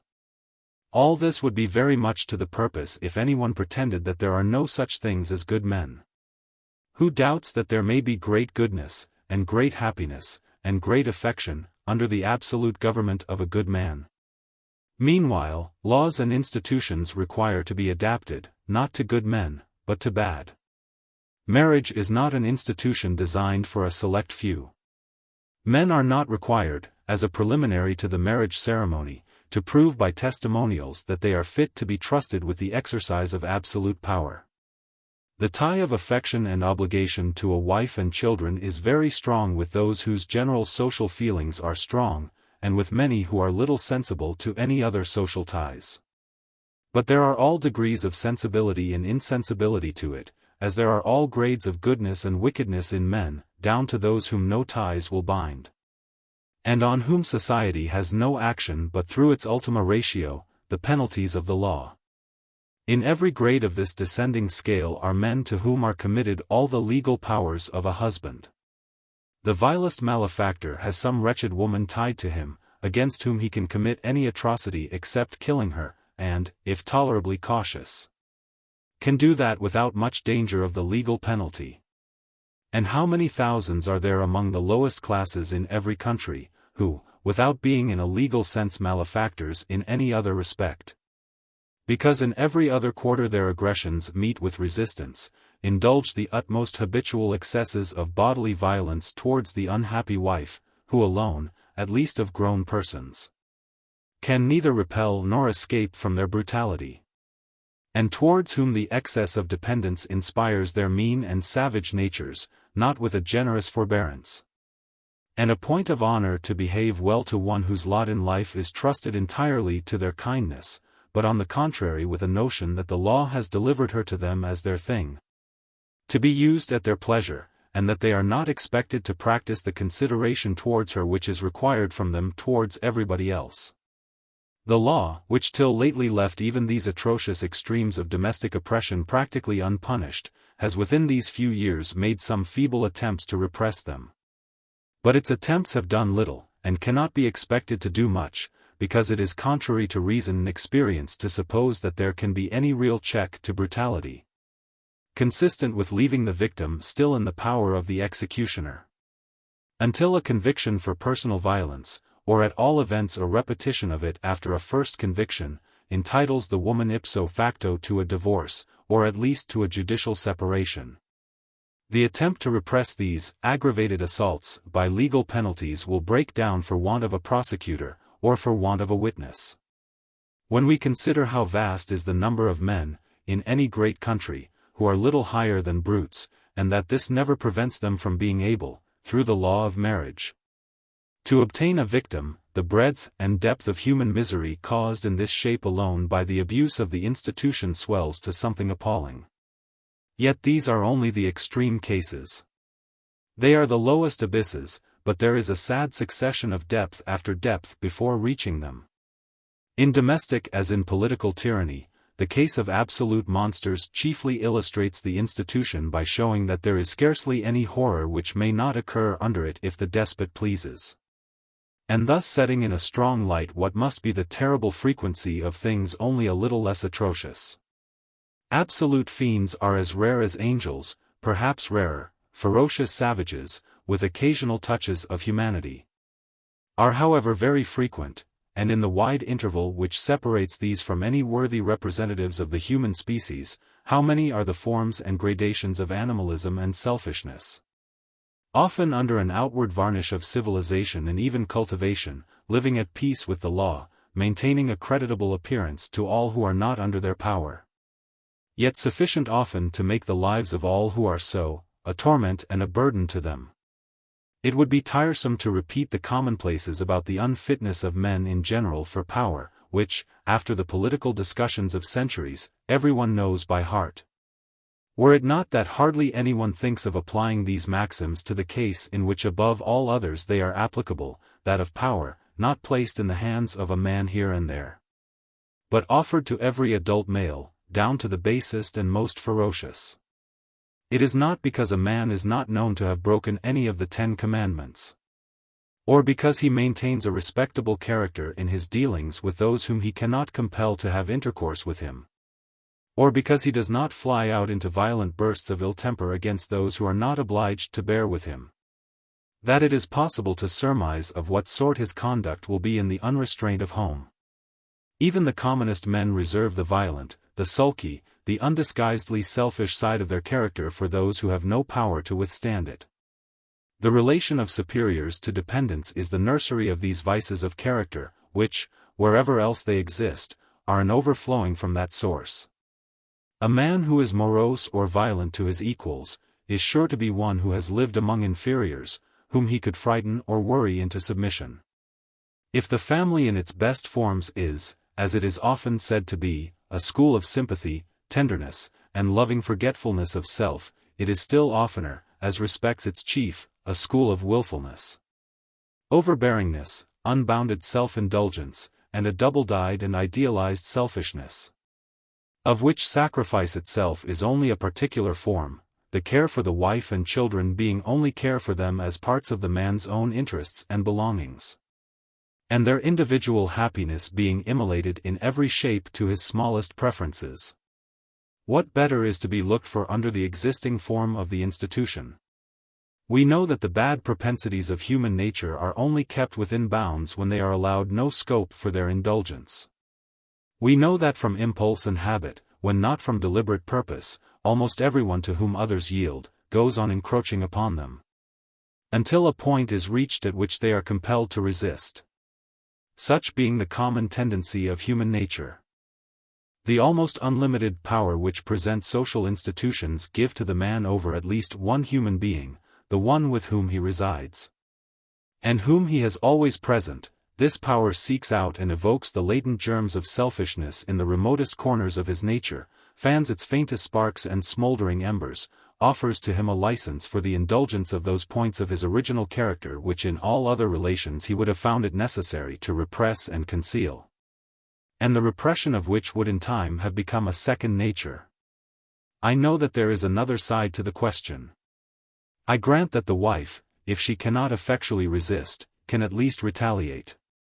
She, too, can make the man's life extremely uncomfortable, and by that power is able to carry many points which she ought, and many which she ought not, to prevail in. But this instrument of self-protection, which may be called the power of the scold, or the shrewish sanction, has the fatal defect, that it avails most against the least tyrannical superiors, and in favor of the least deserving dependents. It is the weapon of irritable and self-willed women, of those who would make the worst use of power if they themselves had it, and who generally turn this power to a bad use. The amiable cannot use such an instrument, the high-minded disdain it. And on the other hand, the husbands against whom it is used most effectively are the gentler and more inoffensive. Those who cannot be induced, even by provocation, to resort to any very harsh exercise of authority. The wife's power of being disagreeable generally only establishes a counter-tyranny, and makes victims in their turn chiefly of those husbands who are least inclined to be tyrants. What is it, then, which really tempers the corrupting effects of the power, and makes it compatible with such amount of good as we actually see? Mere feminine blandishments, though of great effect in individual instances, have very little effect in modifying the general tendencies of the situation. For their power only lasts while the woman is young and attractive, often only while her charm is new, and not dimmed by familiarity, and on many men they have not much influence at any time. The real mitigating causes are, the personal affection which is the growth of time, in so far as the man's nature is susceptible of it, and the woman's character sufficiently congenial with his to excite it. Their common interests as regards the children, and their general community of interest as concerns third persons, to which however there are very great limitations. The real importance of the wife to his daily comforts and enjoyments, and the value he consequently attaches to her on his personal account, which, in a man capable of feeling for others, lays the foundation of caring for her on her own. And lastly, the influence naturally acquired over almost all human beings by those near to their persons, if not actually disagreeable to them who, both by their direct entreaties, and by the insensible contagion of their feelings and dispositions, are often able, unless counteracted by some equally strong personal influence, to obtain a degree of command over the conduct of the superior, altogether excessive and unreasonable. Through these various means, the wife frequently exercises even too much power over the man. She is able to affect his conduct in things in which she may not be qualified to influence it for good, in which her influence may be not only unenlightened, but employed on the morally wrong side, and in which he would act better if left to his own prompting. But neither in the affairs of families nor in those of states is power a compensation for the loss of freedom. Her power often gives her what she has no right to, but does not enable her to assert her own rights. A sultan's favorite slave has slaves under her, over whom she tyrannizes. But the desirable thing would be that she should neither have slaves nor be a slave. By entirely sinking her own existence in her husband, by having no will, or persuading him that she has no will, but his, in anything which regards their joint relation, and by making it the business of her life to work upon his sentiments. A wife may gratify herself by influencing, and very probably perverting, his conduct, in those of his external relations which she has never qualified herself to judge of, or in which she is herself wholly influenced by some personal or other partiality or prejudice. Accordingly, as things now are, those who act most kindly to their wives, are quite as often made worse, as better, by the wife's influence, in respect to all interests extending beyond the family.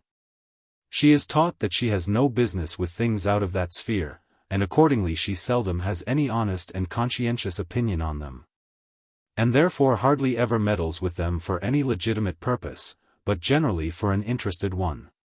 She neither knows nor cares which is the right side in politics, but she knows what will bring in money or invitations, give her husband a title, her son a place, or her daughter a good marriage. But how, it will be asked, can any society exist without government? In a family, as in a state, some one person must be the ultimate ruler.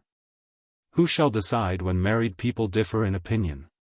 Both cannot have their way, yet a decision one way or the other must be come to. It is not true that in all voluntary association between two people, one of them must be absolute master, still less that the law must determine which of them it shall be. The most frequent case of voluntary association, next to marriage, is partnership in business, and it is not found or thought necessary to enact that in every partnership. One partner shall have entire control over the concern, and the others shall be bound to obey his orders. No one would enter into partnership on terms which would subject him to the responsibilities of a principal, with only the powers and privileges of a clerk or agent.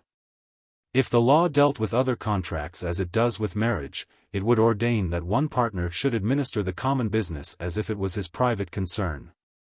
That the others should have only delegated powers, and that this one should be designated by some general presumption of law, for example as being the eldest. The law never does this, nor does experience show it to be necessary that any theoretical inequality of power should exist between the partners, or that the partnership should have any other conditions than what they may themselves appoint by their articles of agreement. Yet it might seem that the exclusive power might be conceded with less danger to the rights and interests of the inferior, in the case of partnership than in that of marriage, since he is free to cancel the power by withdrawing from the connection. The wife has no such power, and even if she had, it is almost always desirable that she should try all measures before resorting to it. It is quite true that things which have to be decided every day, and cannot adjust themselves gradually, or wait for a compromise, ought to depend on one will. One person must have their sole control. But it does not follow that this should always be the same person. The natural arrangement is a division of powers between the two, each being absolute in the executive branch of their own department, and any change of system and principle requiring the consent of both. The division neither can nor should be pre-established by the law, since it must depend on individual capacities and suitabilities. If the two persons chose, they might pre-appoint it by the marriage contract, as pecuniary arrangements are now often pre-appointed. There would seldom be any difficulty in deciding such things by mutual consent, unless the marriage was one of those unhappy ones in which all other things, as well as this, become subjects of bickering and dispute. The division of rights would naturally follow the division of duties and functions. And that is already made by consent, or at all events not by law, but by general custom, modified and modifiable at the pleasure of the persons concerned. The real practical decision of affairs, to whichever may be given the legal authority, will greatly depend, as it even now does, upon comparative qualifications. The mere fact that he is usually the eldest, will in most cases give the preponderance to the man. At least until they both attain a time of life at which the difference in their years is of no importance. There will naturally also be a more potential voice on the side, whichever it is, that brings the means of support. Inequality from this source does not depend on the law of marriage, but on the general conditions of human society, as now constituted. The influence of mental superiority, either general or special, and of superior decision of character, will necessarily tell for much. It always does so at present. And this fact shows how little foundation there is for the apprehension that the powers and responsibilities of partners in life, as of partners in business, cannot be satisfactorily apportioned by agreement between themselves. They always are so apportioned, except in cases in which the marriage institution is a failure. Things never come to an issue of downright power on one side, and obedience on the other, except where the connection altogether has been a mistake. And it would be a blessing to both parties to be relieved from it. Some may say that the very thing by which an amicable settlement of differences becomes possible, is the power of legal compulsion known to be in reserve. As people submit to an arbitration because there is a court of law in the background, which they know that they can be forced to obey. But to make the cases parallel, we must suppose that the rule of the court of law was, not to try the cause, but to give judgment always for the same side, suppose the defendant. If so, the amenability to it would be a motive with the plaintiff to agree to almost any arbitration, but it would be just the reverse with the defendant. The despotic power which the law gives to the husband may be a reason to make the wife assent to any compromise by which power is practically shared between the two. But it cannot be the reason why the husband does. That there is always among decently conducted people a practical compromise, though one of them at least is under no physical or moral necessity of making it, shows that the natural motives which lead to a voluntary adjustment of the united life of two persons in a manner acceptable to both, do on the whole, except in unfavorable cases, prevail. The matter is certainly not improved by laying down as an ordinance of law that the superstructure of free government shall be raised upon a legal basis of despotism on one side and subjection on the other, and that every concession which the despot makes may, at his mere pleasure, and without any warning, be recalled. Besides that no freedom is worth much when held on so precarious a tenure, its conditions are not likely to be the most equitable when the law throws so prodigious a weight into one scale. When the adjustment rests between two persons, one of whom is declared to be entitled to everything, the other not only entitled to nothing except during the good pleasure of the first, but under the strongest moral and religious obligation not to rebel under any excess of oppression. A pertinacious adversary, pushed to extremities, may say, that husbands indeed are willing to be reasonable, and to make fair concessions to their partners without being compelled to it, but that wives are not, that if allowed any rights of their own, they will acknowledge no rights at all in anyone else, and never will yield in anything, unless they can be compelled by the man's mere authority, to yield in everything. This would have been said by many persons some generations ago, when satires on women were in vogue, and men thought it a clever thing to insult women for being what men made them. But it will be said by no one now who is worth replying to. It is not the doctrine of the present day that women are less susceptible of good feeling, and consideration for those with whom they are united by the strongest ties, than men are. On the contrary, we are perpetually told that women are better than men, by those who are totally opposed to treating them as if they were as good.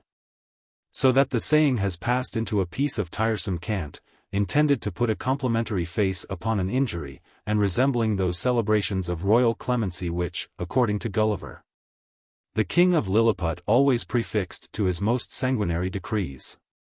If women are better than men in anything, it surely is in individual self-sacrifice for those of their own family. But I lay little stress on this, so long as they are universally taught that they are born and created for self-sacrifice. I believe that equality of rights would abate the exaggerated self-abnegation which is the present artificial ideal of feminine character, and that a good woman would not be more self-sacrificing than the best man, but on the other hand, men would be much more unselfish and self-sacrificing than at present, because they would no longer be taught to worship their own will as such a grand thing that it is actually the law for another rational being. There is nothing which men so easily learn as this self-worship. All privileged persons, and all privileged classes, have had it. The more we descend in the scale of humanity, the intenser it is. And most of all in those who are not, and can never expect to be, raised above anyone except an unfortunate wife and children. The honorable exceptions are proportionally fewer than in the case of almost any other human infirmity. Philosophy and religion, instead of keeping it in check, are generally suborned to defend it. And nothing controls it but that practical feeling of the equality of human beings, which is the theory of Christianity, but which Christianity will never practically teach, while it sanctions institutions grounded on an arbitrary preference of one human being over another. There are, no doubt, women, as there are men, whom equality of consideration will not satisfy, with whom there is no peace while any will or wish is regarded but their own. Such persons are a proper subject for the law of divorce. They are only fit to live alone, and no human beings ought to be compelled to associate their lives with them. But the legal subordination tends to make such characters among women more, rather than less, frequent. If the man exerts his whole power, the woman is of course crushed, but if she is treated with indulgence, and permitted to assume power, there is no rule to set limits to her encroachments. The law, not determining her rights, but theoretically allowing her none at all, practically declares that the measure of what she has a right to, is what she can contrive to get. The equality of married persons before the law, is not only the sole mode in which that particular relation can be made consistent with justice to both sides, and conducive to the happiness of both, but it is the only means of rendering the daily life of mankind, in any high sense, a school of moral cultivation.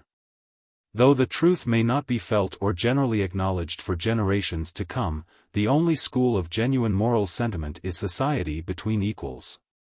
The moral education of mankind has hitherto emanated chiefly from the law of force, and is adapted almost solely to the relations which force creates. In the less advanced states of society, people hardly recognize any relation with their equals. To be an equal is to be an enemy. Society, from its highest place to its lowest, is one long chain, or rather ladder, where every individual is either above or below his nearest neighbor.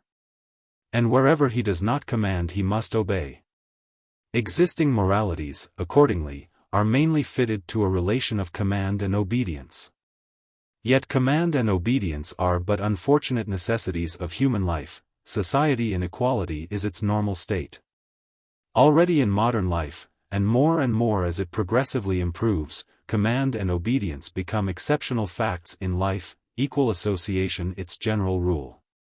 The morality of the first ages rested on the obligation to submit to power, that of the ages next following, on the right of the weak to the forbearance and protection of the strong. How much longer is one form of society and life to content itself with the morality made for another? We have had the morality of submission, and the morality of chivalry and generosity.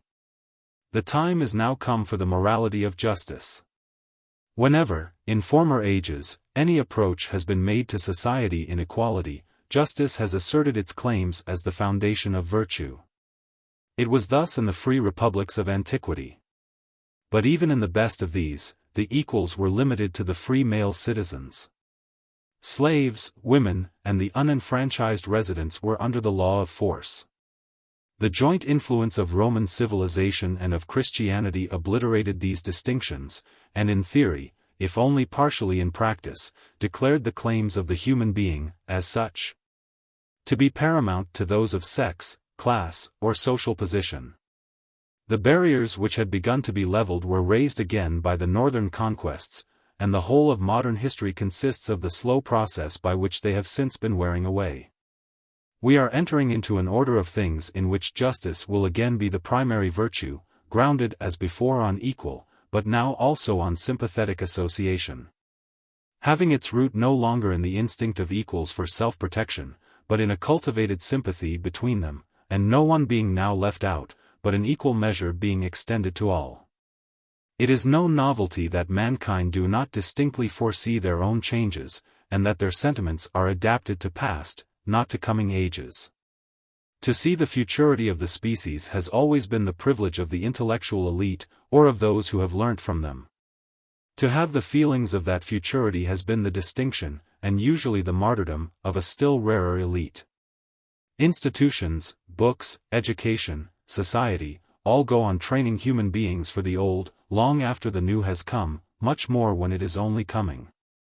But the true virtue of human beings is fitness to live together as equals, claiming nothing for themselves but what they as freely concede to everyone else.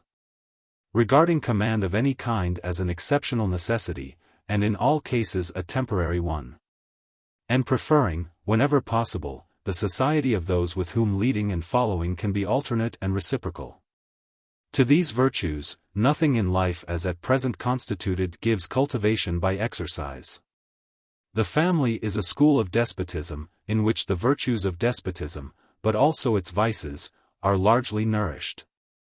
Citizenship, in free countries, is partly a school of society inequality. But citizenship fills only a small place in modern life, and does not come near the daily habits or inmost sentiments. The family, justly constituted, would be the real school of the virtues of freedom. It is sure to be a sufficient one of everything else. It will always be a school of obedience for the children, of command for the parents. What is needed is, that it should be a school of sympathy in equality, of living together in love, without power on one side or obedience on the other. This it ought to be between the parents. It would then be an exercise of those virtues which each requires to fit them for all other association. And a model to the children of the feelings and conduct which their temporary training by means of obedience is designed to render habitual, and therefore natural, to them.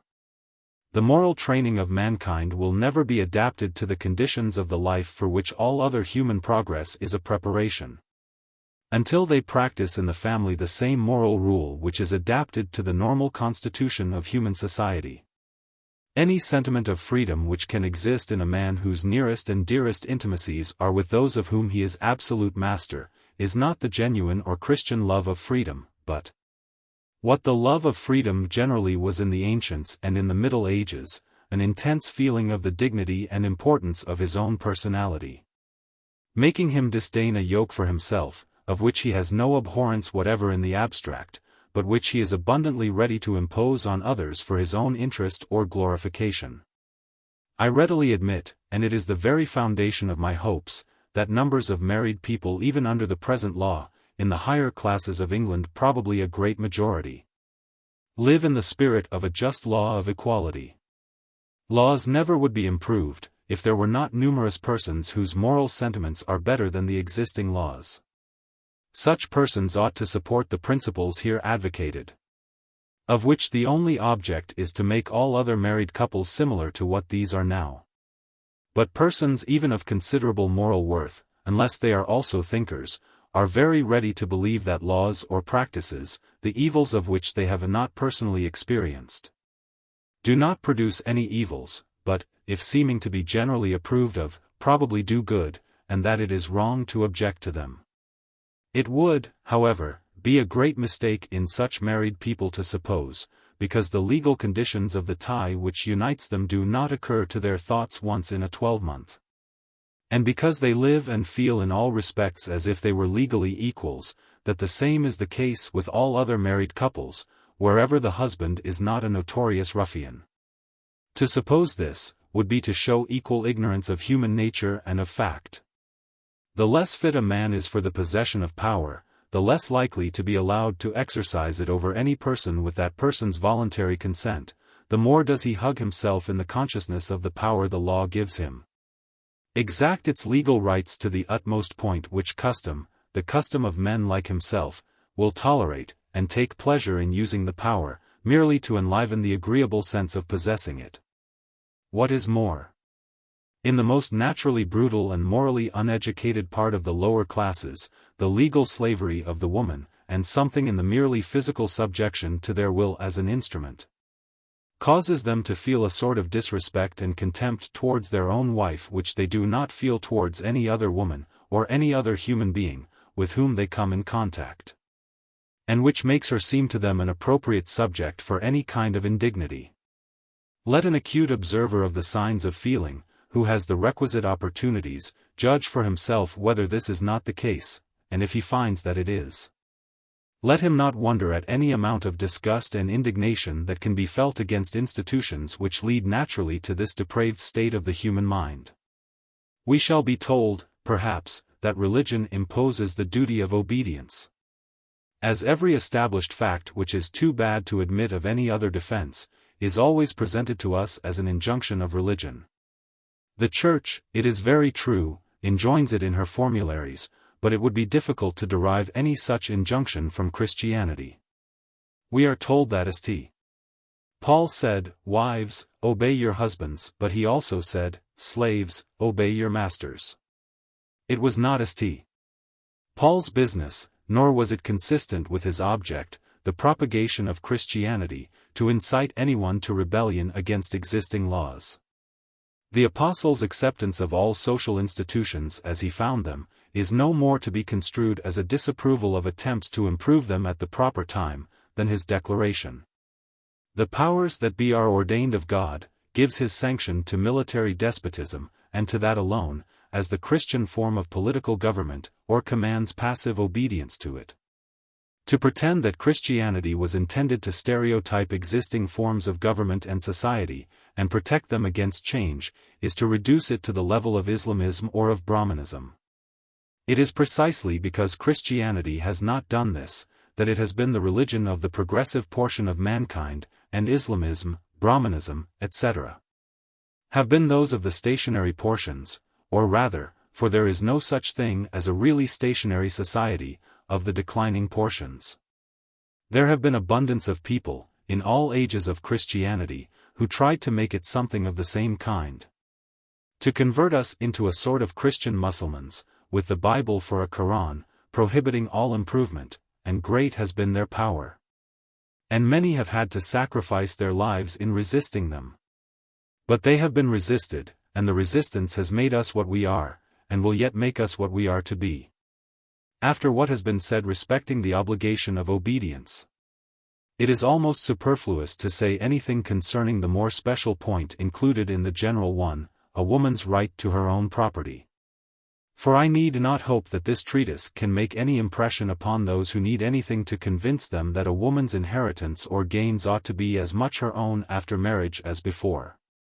The rule is simple: whatever would be the husband's or wife's if they were not married, should be under their exclusive control during marriage, which need not interfere with the power to tie up property by settlement, in order to preserve it for children. Some people are sentimentally shocked at the idea of a separate interest in money matters, as inconsistent with the ideal fusion of two lives into one. For my own part, I am one of the strongest supporters of community of goods, when resulting from an entire unity of feeling in the owners, which makes all things common between them. But I have no relish for a community of goods resting on the doctrine, that what is mine is yours but what is yours is not mine.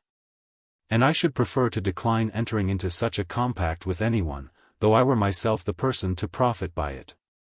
This particular injustice and oppression to women, which is, to common apprehensions, more obvious than all the rest, admits of remedy without interfering with any other mischiefs, and there can be little doubt that it will be one of the earliest remedied. Already, in many of the new and several of the old states of the American Confederation, provisions have been inserted even in the written constitutions, securing to women equality of rights in this respect, and thereby improving materially the position, in the marriage relation, of those women at least who have property, by leaving them one instrument of power which they have not signed away, and preventing also the scandalous abuse of the marriage institution, which is perpetrated when a man entraps a girl into marrying him without a settlement, for the sole purpose of getting possession of her money. When the support of the family depends, not on property, but on earnings, the common arrangement, by which the man earns the income and the wife superintends the domestic expenditure, seems to me in general the most suitable division of labor between the two persons. If, in addition to the physical suffering of bearing children, and the whole responsibility of their care and education in early years, the wife undertakes the careful and economical application of the husband's earnings to the general comfort of the family, she takes not only her fair share, but usually the larger share, of the bodily and mental exertion required by their joint existence. If she undertakes any additional portion, it seldom relieves her from this, but only prevents her from performing it properly. The care which she is herself disabled from taking of the children in the household, nobody else takes. Those of the children who do not die, grow up as they best can, and the management of the household is likely to be so bad as even in point of economy to be a great drawback from the value of the wife's earnings. In an otherwise just state of things, it is not, therefore, I think, a desirable custom, that the wife should contribute by her labor to the income of the family. In an unjust state of things, her doing so may be useful to her, by making her of more value in the eyes of the man who is legally her master. But, on the other hand, it enables him still farther to abuse his power, by forcing her to work, and leaving the support of the family to her exertions, while he spends most of his time in drinking and idleness. The power of earning is essential to the dignity of a woman, if she has not independent property. But if marriage were an equal contract, not implying the obligation of obedience, if the connection were no longer enforced to the oppression of those to whom it is purely a mischief, but a separation, on just terms, I do not now speak of a divorce, could be obtained by any woman who was morally entitled to it, and if she would then find all honorable employments as freely open to her as to men, it would not be necessary for her protection, that during marriage she should make this particular use of her faculties. Like a man when he chooses a profession, so, when a woman marries, it may in general be understood that she makes choice of the management of a household, and the bringing up of a family. as the first call upon her exertions, during as many years of her life as may be required for the purpose. And that she renounces, not all other objects and occupations, but all which are not consistent with the requirements of this. The actual exercise, in a habitual or systematic manner, of outdoor occupations, or such as cannot be carried on at home, would by this principle be practically interdicted to the greater number of married women. But the utmost latitude ought to exist for the adaptation of general rules to individual suitabilities. And there ought to be nothing to prevent faculties exceptionally adapted to any other pursuit from obeying their vocation notwithstanding marriage, due provision being made for supplying otherwise any falling short which might become inevitable in her full performance of the ordinary functions of mistress of a family. These things, if one's opinion were rightly directed on the subject, might with perfect safety be left to be regulated by opinion, without any interference of law. Chapter 3. On the other point which is involved in the just equality of women, their admissibility to all the functions and occupations hitherto retained as the monopoly of the stronger sex, I should anticipate no difficulty in convincing anyone who has gone with me on the subject of the equality of women in the family. I believe that their disabilities elsewhere are only clung to in order to maintain their subordination in domestic life, because the generality of the male sex cannot yet tolerate the idea of living with an equal. Were it not for that, I think that almost everyone, in the existing state of opinion in politics and political economy, would admit the injustice of excluding half the human race from the greater number of lucrative occupations, and from almost all high social functions, ordaining from their birth either that they are not, and cannot by any possibility become, fit for employments which are legally open to the stupidest and basest of the other sex, or else that however fit they may be, those employments shall be interdicted to them, in order to be preserved for the exclusive benefit of males. In the last 2 centuries, when, which was seldom the case, any reason beyond the mere existence of the fact was thought to be required to justify the disabilities of women, people seldom assigned as a reason their inferior mental capacity, which, in times when there was a real trial of personal faculties, from which all women were not excluded, in the struggles of public life, no one really believed in. The reason given in those days was not women's unfitness, but the interest of society, by which was meant the interest of men, just as the raison d'etat, meaning the convenience of the government, and the support of existing authority, was deemed a sufficient explanation and excuse for the most flagitious crimes. In the present day, power holds a smoother language, and whomsoever it oppresses, always pretends to do so for their own good. Accordingly, when anything is forbidden to women, it is thought necessary to say, and desirable to believe, that they are incapable of doing it, and that they depart from their real path of success and happiness when they aspire to it. But to make this reason plausible, I do not say valid, those by whom it is urged must be prepared to carry it to a much greater length than anyone ventures to do in the face of present experience. It is not sufficient to maintain that women on the average are less gifted than men on the average, with certain of the higher mental faculties, or that a smaller number of women than of men are fit for occupations and functions of the highest intellectual character. It is necessary to maintain that no women at all are fit for them, and that the most eminent women are inferior in mental faculties to the most mediocre of the men on whom those functions at present devolve. For if the performance of the function is decided either by competition, or by any mode of choice which secures regard to the public interest, there needs be no apprehension that any important employments will fall into the hands of women inferior to average men, or to the average of their male competitors. The only result would be that there would be fewer women than men in such employments. A result certain to happen in any case, if only from the preference always likely to be felt by the majority of women for the one vocation in which there is nobody to compete with them. Now, the most determined depreciator of women will not venture to deny, that when we add the experience of recent times to that of ages past, women, and not a few merely, but many women, have proved themselves capable of everything, perhaps without a single exception, which is done by men, and of doing it successfully and creditably. The utmost that can be said is, That there are many things which none of them have succeeded in doing as well as they have been done by some men, many in which they have not reached the very highest rank. But there are extremely few, dependent only on mental faculties, in which they have not attained the rank next to the highest. Is not this enough, and much more than enough, to make it a tyranny to them, and a detriment to society, that they should not be allowed to compete with men for the exercise of these functions? Is it not a mere truism to say, that such functions are often filled by men far less fit for them than numbers of women, and who would be beaten by women in any fair field of competition? What difference does it make that there may be men somewhere, fully employed about other things, who may be still better qualified for the things in question than these women? Does not this take place in all competitions? Is there so great a superfluity of men fit for high duties, that society can afford to reject the service of any competent person? Are we so certain of always finding a man made to our hands for any duty or function of social importance which falls vacant, that we lose nothing by putting a ban upon one half of mankind, and refusing beforehand to make their faculties available, however distinguished they may be? And even if we could do without them, would it be consistent with justice to refuse to them their fair share of honor and distinction?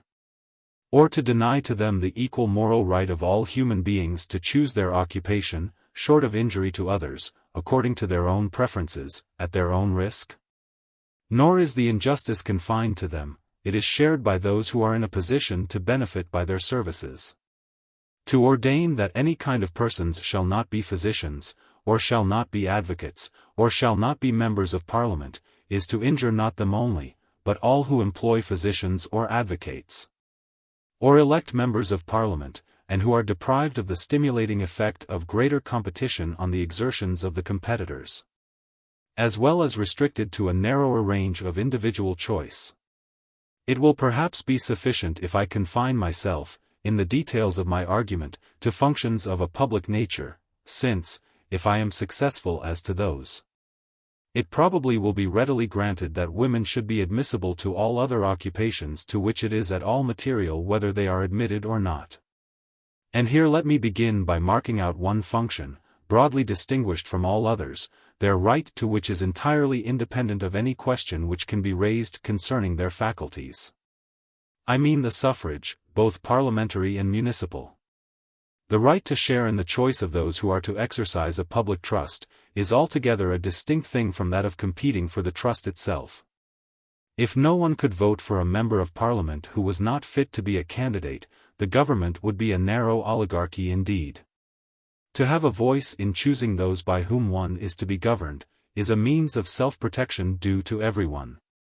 Though he were to remain forever excluded from the function of governing, and that women are considered fit to have such a choice, may be presumed from the fact that the law already gives it to women in the most important of all cases to themselves, for the choice of the man who is to govern a woman to the end of life is always supposed to be voluntarily made by herself.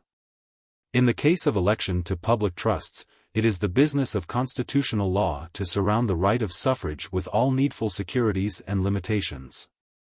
But whatever securities are sufficient in the case of the male sex, no others need be required in the case of women.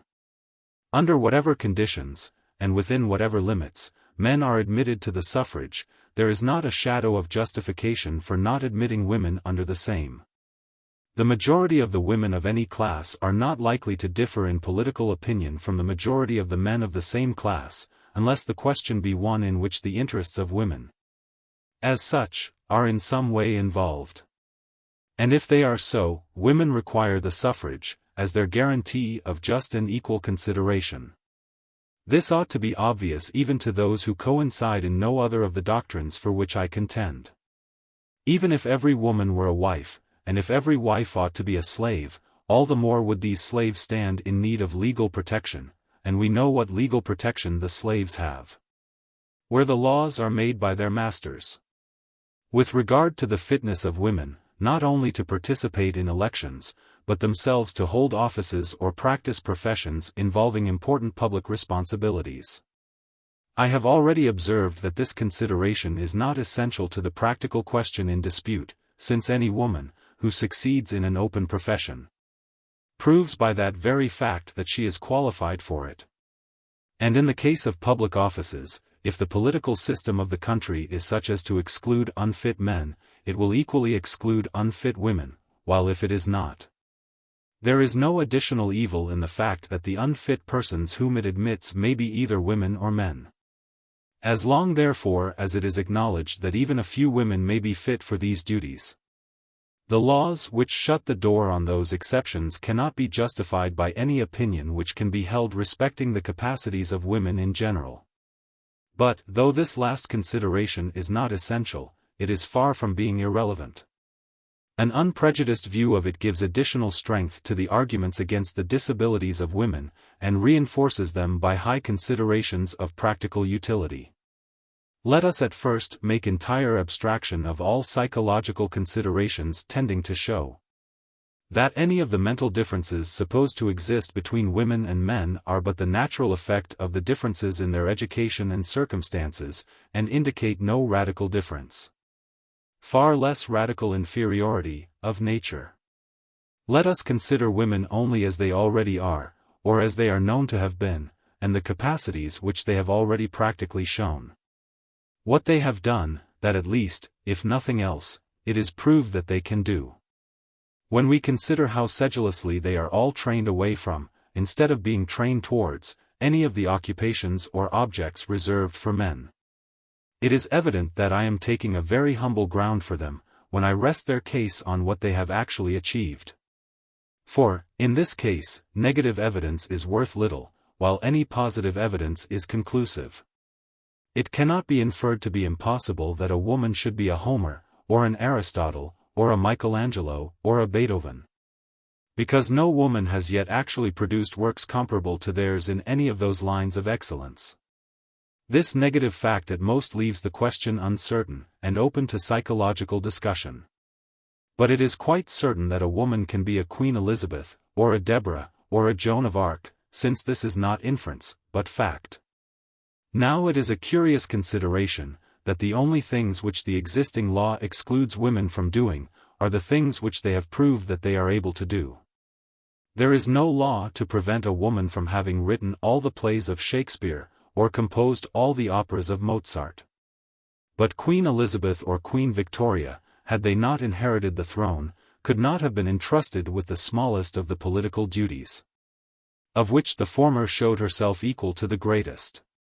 If anything conclusive could be inferred from experience, without psychological analysis, it would be that the things which women are not allowed to do are the very ones for which they are peculiarly qualified.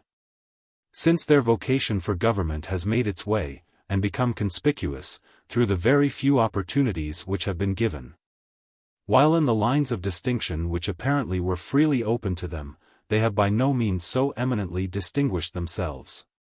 We know how small a number of reigning queens history presents, in comparison with that of kings. Of this smaller number a far larger proportion have shown talents for rule, though many of them have occupied the throne in difficult periods. It is remarkable, too, that they have, in a great number of instances, been distinguished by merits the most opposite to the imaginary and conventional character of women. They have been as much remarked for the firmness and vigor of their rule as for its intelligence. When, to queens and empresses, we add regents, and viceroys of provinces, the list of women who have been eminent rulers of mankind swells to a great length. Too, this fact is so undeniable, that someone, long ago, tried to retort the argument, and turned the admitted truth into an additional insult, by saying that queens are better than kings, because under kings women govern, but under queens, men. It may seem a waste of reasoning to argue against a bad joke, but such things do affect people's minds. And I have heard men quote this saying, with an air as if they thought that there was something in it. At any rate, it will serve as well as anything else for a starting point in discussion. I say, then, that it is not true that under kings, women govern. Such cases are entirely exceptional, and weak kings have quite as often governed ill through the influence of male favorites, as of female. When a king is governed by a woman merely through his amatory propensities, good government is not probable, though even then there are exceptions. But French history counts 2 kings who have voluntarily given the direction of affairs during many years, the one to his mother, the other to his sister. One of them, Charles VIII, was a mere boy. But in doing so he followed the intentions of his father Louis XI, the ablest monarch of his age. The other, Saint Louis, was the best, and one of the most vigorous rulers, since the time of Charlemagne. Both these princesses ruled in a manner hardly equaled by any prince among their contemporaries. The Emperor Charles V, the most politic prince of his time, who had as great a number of able men in his service as a ruler ever had, and was one of the least likely of all sovereigns to sacrifice his interest to personal feelings, made 2 princesses of his family successively governors of the Netherlands, and kept one or other of them in that post during his whole life. They were afterward succeeded by a third. Both ruled very successfully, and one of them, Margaret of Austria, was one of the ablest politicians of the age. So much for one side of the question. Now as to the other. When it is said that under queens men govern, is the same meaning to be understood as when kings are said to be governed by women? Is it meant that queens choose as their instruments of government, the associates of their personal pleasures? The case is rare even with those who are as unscrupulous on the latter point as Catherine II, and it is not in these cases that the good government, alleged to arise from male influence, is to be found. If it be true, then, that the administration is in the hands of better men under a queen than under an average king, it must be that queens have a superior capacity for choosing them. And women must be better qualified than men both for the position of sovereign, and for that of chief minister. For the principal business of a prime minister is not to govern in person, but to find the fittest persons to conduct every department of public affairs. The more rapid insight into character, which is one of the admitted points of superiority in women over men, must certainly make them, with anything like parity of qualifications in other respects, more apt than men in that choice of instruments, which is nearly the most important business of everyone who has to do with governing mankind. Even the unprincipled Catherine de' Medici could feel the value of a Chancellor de l'Hôpital. But it is also true that most great queens have been great by their own talents for government, and have been well served precisely for that reason. They retained the supreme direction of affairs in their own hands, and if they listened to good advisers, they gave by that fact the strongest proof that their judgment fitted them for dealing with the great questions of government. Is it reasonable to think that those who are fit for the greater functions of politics, are incapable of qualifying themselves for the less? Is there any reason in the nature of things, that the wives and sisters of princes should, whenever called on, be found as competent as the princes themselves to their business?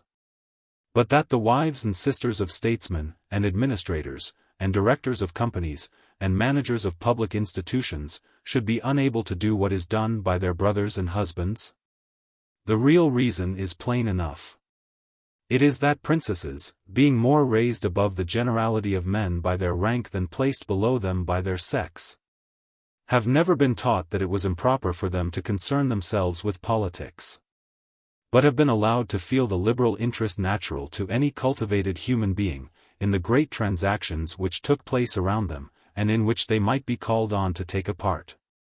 The ladies of reigning families are the only women who are allowed the same range of interests and freedom of development as men. And it is precisely in their case that there is not found to be any inferiority. Exactly where and in proportion as women's capacities for government have been tried, in that proportion have they been found adequate.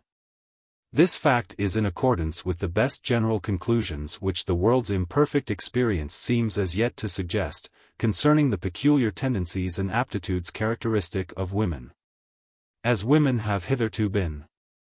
I do not say, as they will continue to be. For, as I have already said more than once, I consider it presumption in anyone to pretend to decide what women are or are not, can or cannot be, by natural constitution. They have always hitherto been kept, as far as regards spontaneous development, in so unnatural a state, that their nature cannot but have been greatly distorted and disguised. And no one can safely pronounce that if women's nature were left to choose its direction as freely as men's, And if no artificial bent were attempted to be given to it except that required by the conditions of human society, and given to both sexes alike, there would be any material difference. Or perhaps any difference at all, in the character and capacities which would unfold themselves. I shall presently show, that even the least contestable of the differences which now exist, are such as may very well have been produced merely by circumstances, without any difference of natural capacity. But, looking at women as they are known in experience, it may be said of them, with more truth than belongs to most other generalizations on the subject, that the general bent of their talents is towards the practical. This statement is conformable to all the public history of women, in the present and the past. It is no less borne out by common and daily experience. Let us consider the special nature of the mental capacities most characteristic of a woman of talent. They are all of a kind which fits them for practice, and makes them tend towards it. What is meant by a woman's capacity of intuitive perception? It means, a rapid and correct insight into present fact. It has nothing to do with general principles. Nobody ever perceived a scientific law of nature by intuition, nor arrived at a general rule of duty or prudence by it. These are results of slow and careful collection and comparison of experience. And neither the men nor the women of intuition usually shine in this department, unless, indeed, the experience necessary is such as they can acquire by themselves. For what is called their intuitive sagacity makes them peculiarly apt in gathering such general truths as can be collected from their individual means of observation. When, consequently, they chance to be as well provided as men are with the results of other people's experience, by reading and education, I use the word chance advisedly, for in respect to the knowledge that tends to fit them for the greater concerns of life. The only educated women are the self-educated. They are better furnished than men in general with the essential requisites of skillful and successful practice. Men who have been much taught, are apt to be deficient in the sense of present fact. They do not see, in the facts which they are called upon to deal with, what is really there, but what they have been taught to expect. This is seldom the case with women of any ability. Their capacity of intuition preserves them from it. With equality of experience and of general faculties, a woman usually sees much more than a man of what is immediately before her. Now this sensibility to the present, is the main quality on which the capacity for practice, as distinguished from theory, depends. To discover general principles, belongs to the speculative faculty, to discern and discriminate the particular cases in which they are and are not applicable, constitutes practical talent, and for this, women as they now are have a peculiar aptitude. I admit that there can be no good practice without principles, and that the predominant place which quickness of observation holds among a woman's faculties makes her particularly apt to build over hasty generalizations upon her own observation, though at the same time no less ready in rectifying those generalizations, as her observation takes a wider range. But the corrective to this defect, is access to the experience of the human race. General knowledge, exactly the thing which education can best supply. A woman's mistakes are specifically those of a clever self-educated man, who often sees what men trained in routine do not see, but falls into errors for want of knowing things which have long been known. Of course he has acquired much of the pre-existing knowledge, or he could not have got on at all, but what he knows of it he has picked up in fragments and at random, as women do. But this gravitation of women's minds to the present, to the real, to actual fact, while in its exclusiveness it is a source of errors, is also a most useful counteractive of the contrary error. The principal and most characteristic aberration of speculative minds as such, consists precisely in the deficiency of this lively perception and ever-present sense of objective fact. For want of this, they often not only overlook the contradiction which outward facts oppose to their theories, but lose sight of the legitimate purpose of speculation altogether, and let their speculative faculties go astray into regions not peopled with real beings, animate or inanimate, even idealized, but with personified shadows created by the illusions of metaphysics or by the mere entanglement of words, and think these shadows the proper objects of the highest, the most transcendent. Philosophy. Hardly anything can be of greater value to a man of theory and speculation who employs himself not in collecting materials of knowledge by observation, but in working them up by processes of thought into comprehensive truths of science and laws of conduct, than to carry on his speculations in the companionship, and under the criticism, of a really superior woman. There is nothing comparable to it for keeping his thoughts within the limits of real things, and the actual facts of nature. A woman seldom runs wild after an abstraction. The habitual direction of her mind to dealing with things as individuals rather than in groups, and, what is closely connected with it, her more lively interest in the present feelings of persons, which makes her consider first of all, in anything which claims to be applied to practice, in what manner persons will be affected by it. These two things make her extremely unlikely to put faith in any speculation which loses sight of individuals, and deals with things as if they existed for the benefit of some imaginary entity, some mere creation of the mind, not resolvable into the feelings of living beings. Women's thoughts are thus as useful in giving reality to those of thinking men, as men's thoughts in giving width and largeness to those of women. In depth, as distinguished from breadth, I greatly doubt if even now, women, compared with men, are at any disadvantage. If the existing mental characteristics of women are thus valuable even in aid of speculation, they are still more important, when speculation has done its work, for carrying out the results of speculation into practice. For the reasons already given, women are comparatively unlikely to fall into the common error of men, that of sticking to their rules in a case whose specialties either take it out of the class to which the rules are applicable, or require a special adaptation of them. Let us now consider another of the admitted superiorities of clever women, greater quickness of apprehension. Is not this preeminently a quality which fits a person for practice? In action, everything continually depends upon deciding promptly. In speculation, nothing does. A mere thinker can wait, can take time to consider, can collect additional evidence. He is not obliged to complete his philosophy at once, lest the opportunity should go by. The power of drawing the best conclusion possible from insufficient data is not indeed useless in philosophy. The construction of a provisional hypothesis consistent with all known facts is often the needful basis for further inquiry. But this faculty is rather serviceable in philosophy, than the main qualification for it, and, for the auxiliary as well as for the main operation. The philosopher can allow himself any time he pleases. He is in no need of the capacity of doing rapidly what he does. What he rather needs is patience, to work on slowly until imperfect lights have become perfect, and a conjecture has ripened into a theorem. For those, on the contrary, whose business is with the fugitive and perishable, with individual facts, not kinds of facts, rapidity of thought is a qualification next only in importance to the power of thought itself. He who has not his faculties under immediate command, in the contingencies of action, might as well not have them at all. He may be fit to criticize, but he is not fit to act. Now it is in this that women, and the men who are most like women, confessedly excel.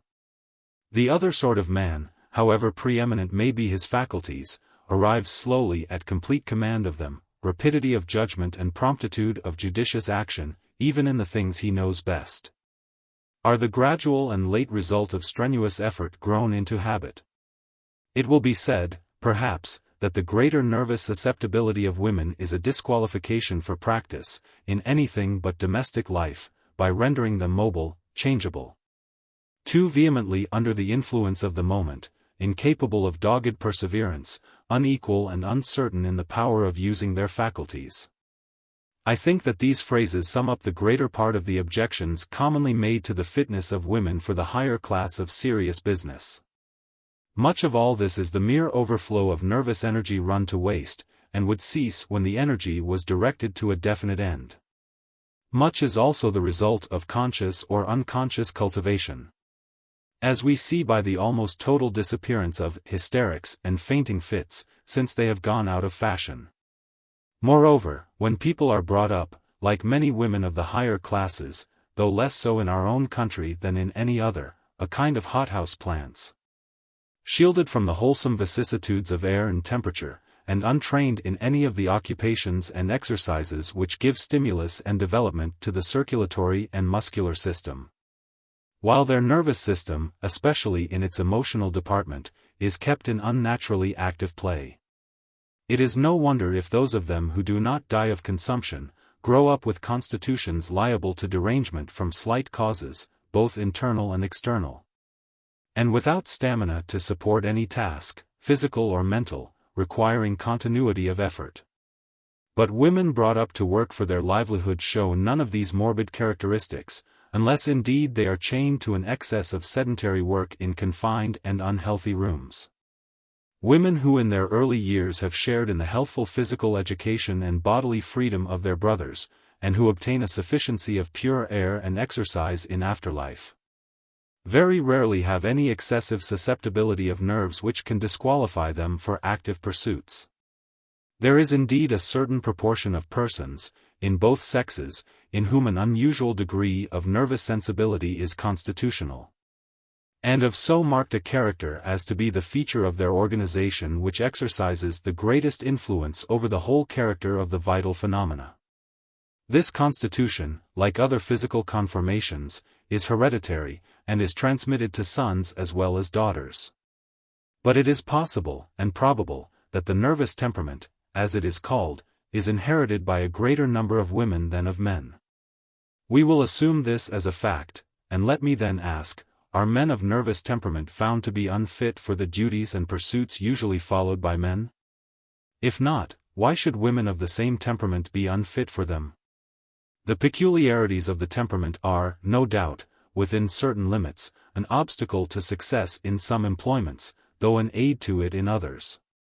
But when the occupation is suitable to the temperament, and sometimes even when it is unsuitable, the most brilliant examples of success are continually given by the men of high nervous sensibility.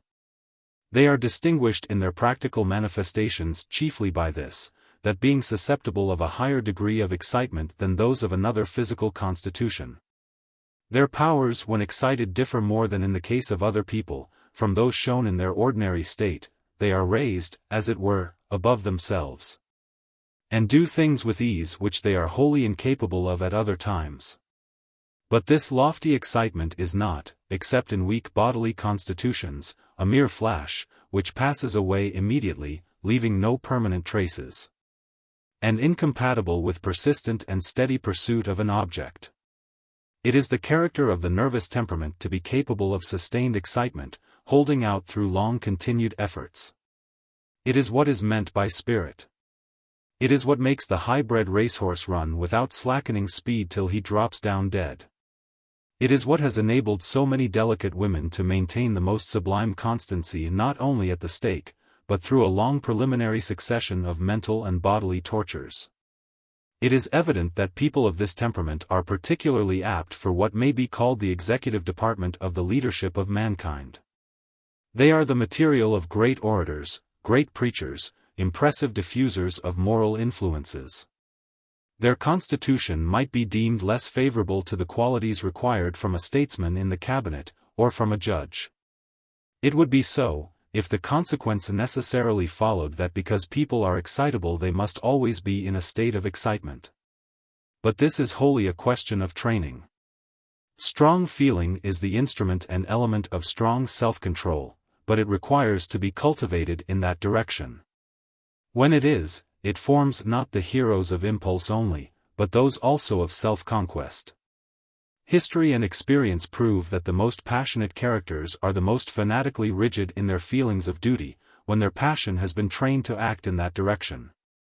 The judge who gives a just decision in a case where his feelings are intensely interested on the other side, derives from that same strength of feeling the determined sense of the obligation of justice, which enables him to achieve this victory over himself. The capability of that lofty enthusiasm which takes the human being out of his everyday character, reacts upon the daily character itself. His aspirations and powers when he is in this exceptional state, become the type with which he compares, and by which he estimates. His sentiments and proceedings at other times, and his habitual purposes assume a character molded by and assimilated to the moments of lofty excitement, although those, from the physical nature of a human being, can only be transient. Experience of races, as well as of individuals, does not show those of excitable temperament to be less fit, on the average, either for speculation or practice, than the more unexcitable. The French, and the Italians, are undoubtedly by nature more nervously excitable than the Teutonic races, and, compared at least with the English, they have a much greater habitual and daily emotional life, but have they been less great in science, in public business, in legal and judicial eminence, or in war? There is abundant evidence that the Greeks were of old, as their descendants and successors still are, one of the most excitable of the races of mankind. It is superfluous to ask, what among the achievements of men they did not excel in. The Romans, probably, as an equally southern people, had the same original temperament, but the stern character of their national discipline, like that of the Spartans, made them an example of the opposite type of national character. The greater strength of their natural feelings being chiefly apparent in the intensity which the same original temperament made it possible to give to the artificial. If these cases exemplify what a naturally excitable people may be made, the Irish Celts afford one of the optimist examples of what they are when left to themselves. If those can be said to be left to themselves who have been for centuries under the indirect influence of bad government, and the direct training of a Catholic hierarchy and of a sincere belief in the Catholic religion. The Irish character must be considered, therefore, as an unfavorable case, yet, whenever the circumstances of the individual have been at all favorable, what people have shown greater capacity for the most varied and multifarious individual eminence? Like the French compared with the English, the Irish with the Swiss, the Greeks or Italians compared with the German races, so women compared with men may be found, on the average, to do the same things with some variety in the particular kind of excellence. But, that they would do them fully as well on the whole, if their education and cultivation were adapted to correcting instead of aggravating the infirmities incident to their temperament, I see not the smallest reason to doubt. Supposing it, however, to be true that women's minds are by nature more mobile than those of men, less capable of persisting long in the same continuous effort, more fitted for dividing their faculties among many things than for traveling in any one path to the highest point which can be reached by it, this may be true of women as they now are, though not without great and numerous exceptions, and may account for their having remained behind the highest order of men in precisely the things in which this absorption of the whole mind in one set of ideas and occupations may seem to be most requisite. Still, this difference is one which can only affect the kind of excellence, not the excellence itself, or its practical worth, and it remains to be shown whether this exclusive working of a part of the mind, this absorption of the whole thinking faculty in a single subject, and concentration of it on a single work, is the normal and healthful condition of the human faculties, even for speculative uses. I believe that what is gained in special development by this concentration, is lost in the capacity of the mind for the other purposes of life. And even in abstract thought, it is my decided opinion that the mind does more by frequently returning to a difficult problem, than by sticking to it without interruption. For the purposes, at all events, of practice, from its highest to its humblest departments, the capacity of passing promptly from one subject of consideration to another, without letting the active spring of the intellect run down between the two, is a power far more valuable. And this power women preeminently possess, by virtue of the very mobility of which they are accused. They perhaps have it from nature, but they certainly have it by training and education. For nearly the whole of the occupations of women consist in the management of small but multitudinous details, on each of which the mind cannot dwell even for a minute, but must pass on to other things, and if anything requires longer thought, must steal time at odd moments for thinking of it. The capacity indeed which women show for doing their thinking in circumstances and at times which almost any man would make an excuse to himself for not attempting it, has often been noticed, and a woman's mind, though it may be occupied only with small things, can hardly ever permit itself to be vacant. As a man so often is when not engaged in what he chooses to consider the business of his life. The business of a woman's ordinary life is things in general, and can as little cease to go on as the world to go round. But, it is said, there is anatomical evidence of the superior mental capacity of men compared with women, they have a larger brain. I reply, that in the first place the fact itself is doubtful. It is by no means established that the brain of a woman is smaller than that of a man. If it is inferred merely because a woman's bodily frame generally is of less dimensions than a man's, this criterion would lead to strange consequences. A tall and large-boned man must on this showing be wonderfully superior in intelligence to a small man, and an elephant or a whale must prodigiously excel mankind. The size of the brain in human beings, anatomists say, varies much less than the size of the body, or even of the head, and the one cannot be at all inferred from the other. It is certain that some women have as large a brain as any man.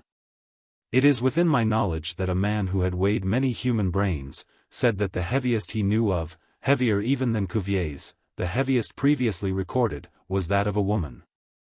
Next, I must observe that the precise relation which exists between the brain and the intellectual powers is not yet well understood, but is a subject of great dispute. That there is a very close relation we cannot doubt. The brain is certainly the material organ of thought and feeling, and, making abstraction of the great unsettled controversy respecting the appropriation of different parts of the brain to different mental faculties, I admit that it would be an anomaly. And an exception to all we know of the general laws of life and organization, if the size of the organ were wholly indifferent to the function. If no accession of power were derived from the greater magnitude of the instrument. But the exception and the anomaly would be fully as great if the organ exercised influence by its magnitude only. In all the more delicate operations of nature, of which those of the animated creation are the most delicate, and those of the nervous system by far the most delicate of these, differences in the effect depend as much on differences of quality in the physical agents as on their quantity, and if the quality of an instrument is to be tested by the nicety and delicacy of the work it can do, the indications point to a greater average fineness of quality in the brain and nervous system of women than of men. Dismissing abstract difference of quality, a thing difficult to verify. The efficiency of an organ is known to depend not solely on its size but on its activity, and of this we have an approximate measure in the energy with which the blood circulates through it. Both the stimulus and the reparative force being mainly dependent on the circulation. It would not be surprising, it is indeed an hypothesis which accords well with the differences actually observed between the mental operations of the two sexes, if men on the average should have the advantage in the size of the brain, and women in activity of cerebral circulation. The results which conjecture, founded on analogy, would lead us to expect from this difference of organization, would correspond to some of those which we most commonly see. In the first place, the mental operations of men might be expected to be slower. They would neither be so prompt as women in thinking, nor so quick to feel. Large bodies take more time to get into full action. On the other hand, when once got thoroughly into play, men's brain would bear more work. It would be more persistent in the line first taken. It would have more difficulty in changing from one mode of action to another, but, in the one thing it was doing, it could go on longer without loss of power or sense of fatigue. And do we not find that the things in which men most excel women are those which require most plodding and long hammering at a single thought, while women do best what must be done rapidly? A woman's brain is sooner fatigued, sooner exhausted, but given the degree of exhaustion, we should expect to find that it would recover itself sooner. I repeat that this speculation is entirely hypothetical, it pretends to no more than to suggest a line of inquiry. I have before repudiated the notion of its being yet certainly known that there is any natural difference at all in the average strength or direction of the mental capacities of the two sexes. Much less what that difference is. Nor is it possible that this should be known, so long as the psychological laws of the formation of character have been so little studied, even in a general way. And in the particular case never scientifically applied at all. So long as the most obvious external causes of difference of character are habitually disregarded, left unnoticed by the observer, and looked down upon with a kind of supercilious contempt by the prevalent schools both of natural history and of mental philosophy, who, whether they look for the source of what mainly distinguishes human beings from one another, in the world of matter or in that of spirit, agree in running down those who prefer to explain these differences by the different relations of human beings to society and life. To so ridiculous an extent are the notions formed of the nature of women, mere empirical generalizations, framed, without philosophy or analysis, upon the first instances which present themselves, that the popular idea of it is different in different countries, according as the opinions and social circumstances of the country have given to the women living in it any speciality of development or non-development. An Oriental thinks that women are by nature peculiarly voluptuous, see the violent abuse of them on this ground in Hindu writings.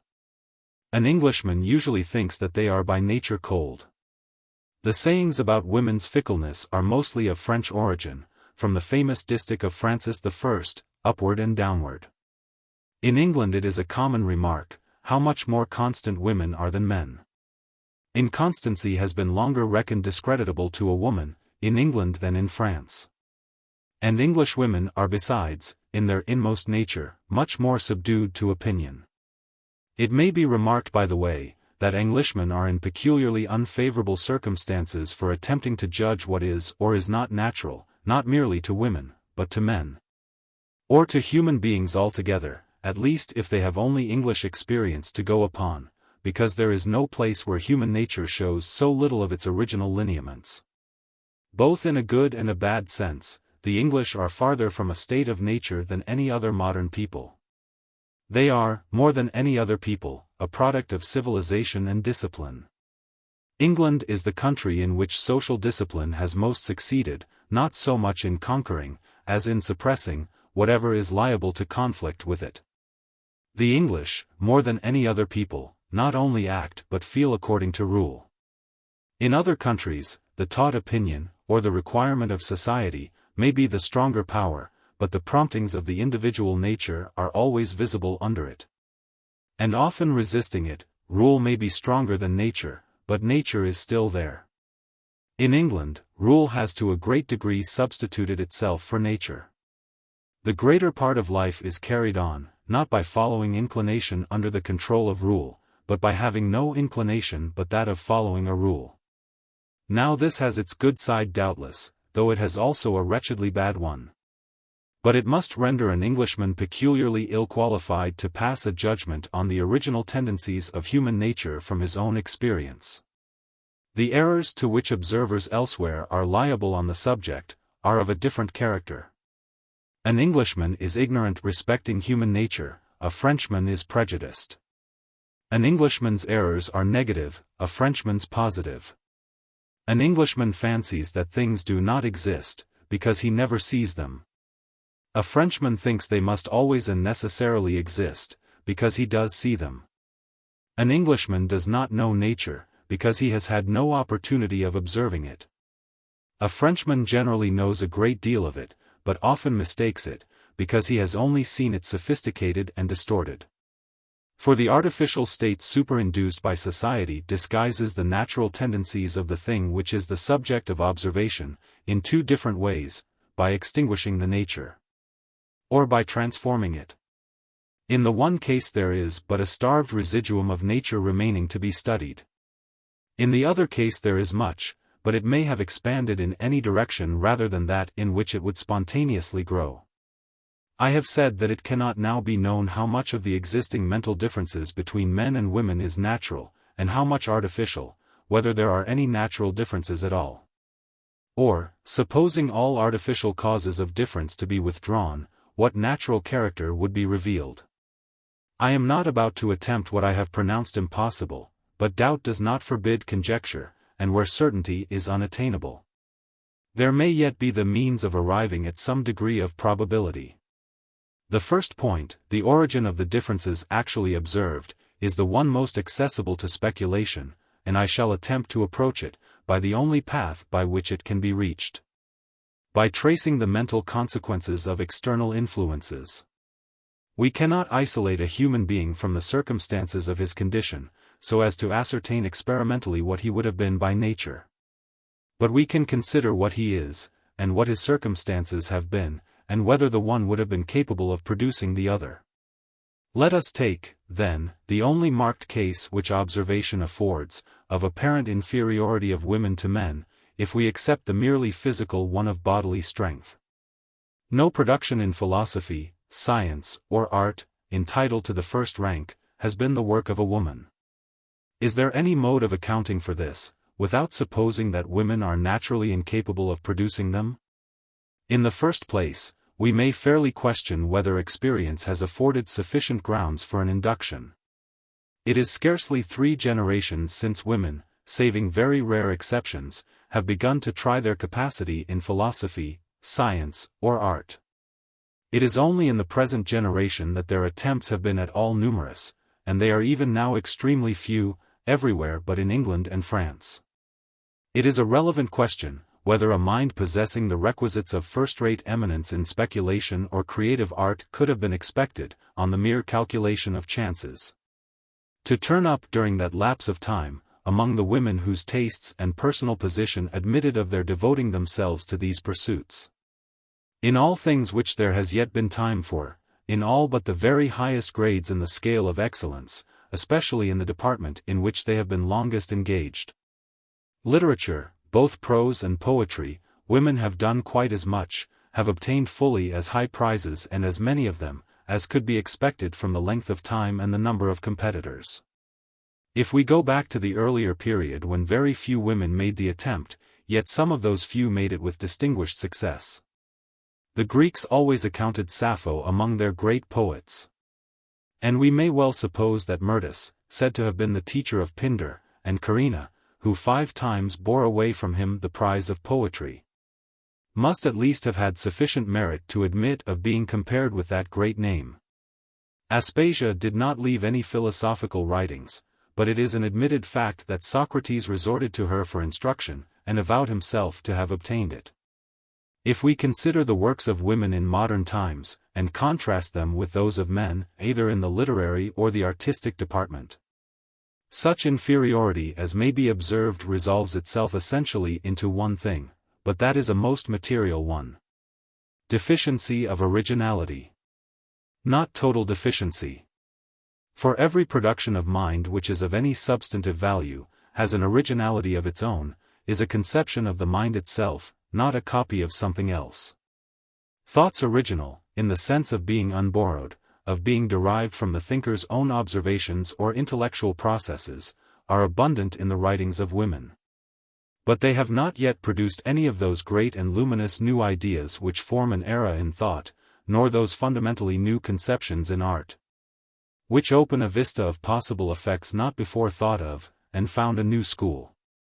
Their compositions are mostly grounded on the existing fund of thought, and their creations do not deviate widely from existing types. This is the sort of inferiority which their works manifest, for in point of execution, in the detailed application of thought, and the perfection of style, there is no inferiority. Our best novelists in point of composition, and of the management of detail, have mostly been women. And there is not in all modern literature a more eloquent vehicle of thought than the style of Madame de Staël, nor, as a specimen of purely artistic excellence, anything superior to the prose of Madame Sand, whose style acts upon the nervous system like a symphony of Haydn or Mozart. High originality of conception is, as I have said, what is chiefly wanting. And now to examine if there is any manner in which this deficiency can be accounted for. Let us remember, then, so far as regards mere thought, that during all that period in the world's existence, and in the progress of cultivation, in which great and fruitful new truths could be arrived at by mere force of genius, with little previous study and accumulation of knowledge, during all that time women did not concern themselves with speculation at all. From the days of Hypatia to those of the Reformation, the illustrious Heloisa is almost the only woman to whom any such achievement might have been possible. And we know not how great a capacity of speculation in her may have been lost to mankind by the misfortunes of her life. Never since any considerable number of women have begun to cultivate serious thought, has originality been possible on easy terms. Nearly all the thoughts which can be reached by mere strength of original faculties, have long since been arrived at. And originality, in any high sense of the word, is now scarcely ever attained but by minds which have undergone elaborate discipline, and are deeply versed in the results of previous thinking. It is Mr. Maurice, I think, who has remarked on the present age, that its most original thinkers are those who have known most thoroughly what had been thought by their predecessors, and this will always henceforth be the case. Every fresh stone in the edifice has now to be placed on the top of so many others, that a long process of climbing, and of carrying up materials, has to be gone through by whoever aspires to take a share in the present stage of the work. How many women are there who have gone through any such process? Mrs. Somerville, alone perhaps of women, knows as much of mathematics as is now needful for making any considerable mathematical discovery. Is it any proof of inferiority in women that she has not happened to be one of the 2 or 3 persons who in her lifetime have associated their names with some striking advancement of the science? 2 women, since political economy has been made a science, have known enough of it to write usefully on the subject. Of how many of the innumerable men who have written on it during the same time? Is it possible with truth to say more? If no woman has hitherto been a great historian, what woman has had the necessary erudition? If no woman is a great philologist, what woman has studied Sanskrit and Slavonic, the Gothic of Ulfala and the Persic of the Zendavesta? Even in practical matters we all know what is the value of the originality of untaught geniuses. It means, inventing over again in its rudimentary form something already invented and improved upon by many successive inventors. When women have had the preparation which all men now require to be eminently original, it will be time enough to begin judging by experience of their capacity for originality. It no doubt often happens that a person, who has not widely and accurately studied the thoughts of others on a subject, has by natural sagacity a happy intuition, which he can suggest, but cannot prove, which yet when matured may be an important addition to knowledge, but even then, no justice can be done to it until some other person, who does possess the previous acquirements, takes it in hand, tests it, gives it a scientific or practical form, and fits it into its place among the existing truths of philosophy or science. Is it supposed that such felicitous thoughts do not occur to women? They occur by hundreds to every woman of intellect. But they are mostly lost for want of a husband or friend who has the other knowledge which can enable him to estimate them properly and bring them before the world, and even when they are brought before it, they generally appear as his ideas, not their real authors. Who can tell how many of the most original thoughts put forth by male writers, belong to a woman by suggestion, to themselves only by verifying and working out? If I may judge by my own case, a very large proportion indeed. If we turn from pure speculation to literature in the narrow sense of the term, and the fine arts, there is a very obvious reason why women's literature is, in its general conception and in its main features, an imitation of men's. Why is the Roman literature, as critics proclaim to satiety, not original, but an imitation of the Greek? Simply because the Greeks came first. If women lived in a different country from men, and had never read any of their writings, they would have had a literature of their own. As it is, they have not created one, because they found a highly advanced literature already created. If there had been no suspension of the knowledge of antiquity, or if the Renaissance had occurred before the Gothic cathedrals were built, they never would have been built. We see that, in France and Italy, imitation of the ancient literature stopped the original development even after it had commenced. All women who write are pupils of the great male writers. A painter's early pictures, even if he be a Raphael, are undistinguishable in style from those of his master. Even a Mozart does not display his powerful originality in his earliest pieces. What years are to a gifted individual, generations are to a mass. If women's literature is destined to have a different collective character from that of men, depending on any difference of natural tendencies, much longer time is necessary than has yet elapsed before it can emancipate itself from the influence of accepted models, and guide itself by its own impulses. But if, as I believe, there will not prove to be any natural tendencies common to women, and distinguishing their genius from that of men, yet every individual writer among them has her individual tendencies, which at present are still subdued by the influence of precedent and example, and it will require generations more before their individuality is sufficiently developed to make head against that influence.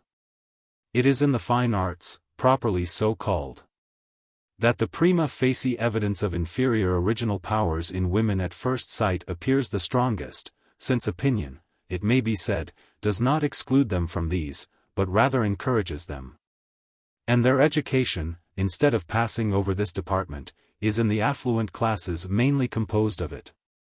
Yet in this line of exertion they have fallen still more short than in many others, of the highest eminence attained by men. This shortcoming, however, needs no other explanation than the familiar fact, more universally true in the fine arts than in anything else, the vast superiority of professional persons over amateurs. Women in the educated classes are almost universally taught more or less of some branch or other of the fine arts, but not that they may gain their living or their social consequence by it. Women artists are all amateurs. The exceptions are only of the kind which confirm the general truth. Women are taught music, but not for the purpose of composing, only of executing it, and accordingly it is only as composers, that men, in music, are superior to women. The only one of the fine arts which women do follow, to any extent, as a profession, and an occupation for life, is the histrionic, and in that they are confessedly equal, if not superior, to men. To make the comparison fair, it should be made between the productions of women in any branch of art, and those of men not following it as a profession. In musical composition, for example, women surely have produced fully as good things as have ever been produced by male amateurs. There are now a few women, a very few, who practice painting as a profession, and these are already beginning to show quite as much talent as could be expected. Even male painters pace Mr. Ruskin, have not made any very remarkable figure these last centuries, and it will be long before they do so. The reason why the old painters were so greatly superior to the modern, is that a greatly superior class of men applied themselves to the art. In the 14th and 15th centuries the Italian painters were the most accomplished men of their age. The greatest of them were men of encyclopedical acquirements and powers, like the great men of Greece. But in their times fine art was, to men's feelings and conceptions, among the grandest things in which a human being could excel. And by it men were made, what only political or military distinction now makes them, the companions of sovereigns, and the equals of the highest nobility. In the present age, men of anything like similar caliber find something more important to do, for their own fame and the uses of the modern world, than painting, and it is only now and then that a Reynolds or a Turner, of whose relative rank among eminent men I do not pretend to an opinion, applies himself to that art. Music belongs to a different order of things. It does not require the same general powers of mind, but seems more dependent on a natural gift, and it may be thought surprising that no one of the great musical composers has been a woman. But even this natural gift, to be made available for great creations, requires study, and professional devotion to the pursuit.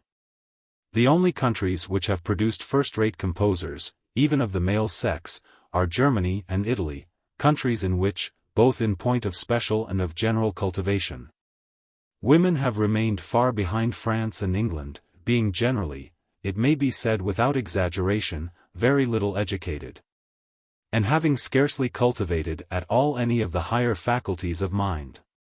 And in those countries the men who are acquainted with the principles of musical composition must be counted by hundreds, or more probably by thousands. The women barely by scores, so that here again, on the doctrine of averages, we cannot reasonably expect to see more than one eminent woman to 50 eminent men.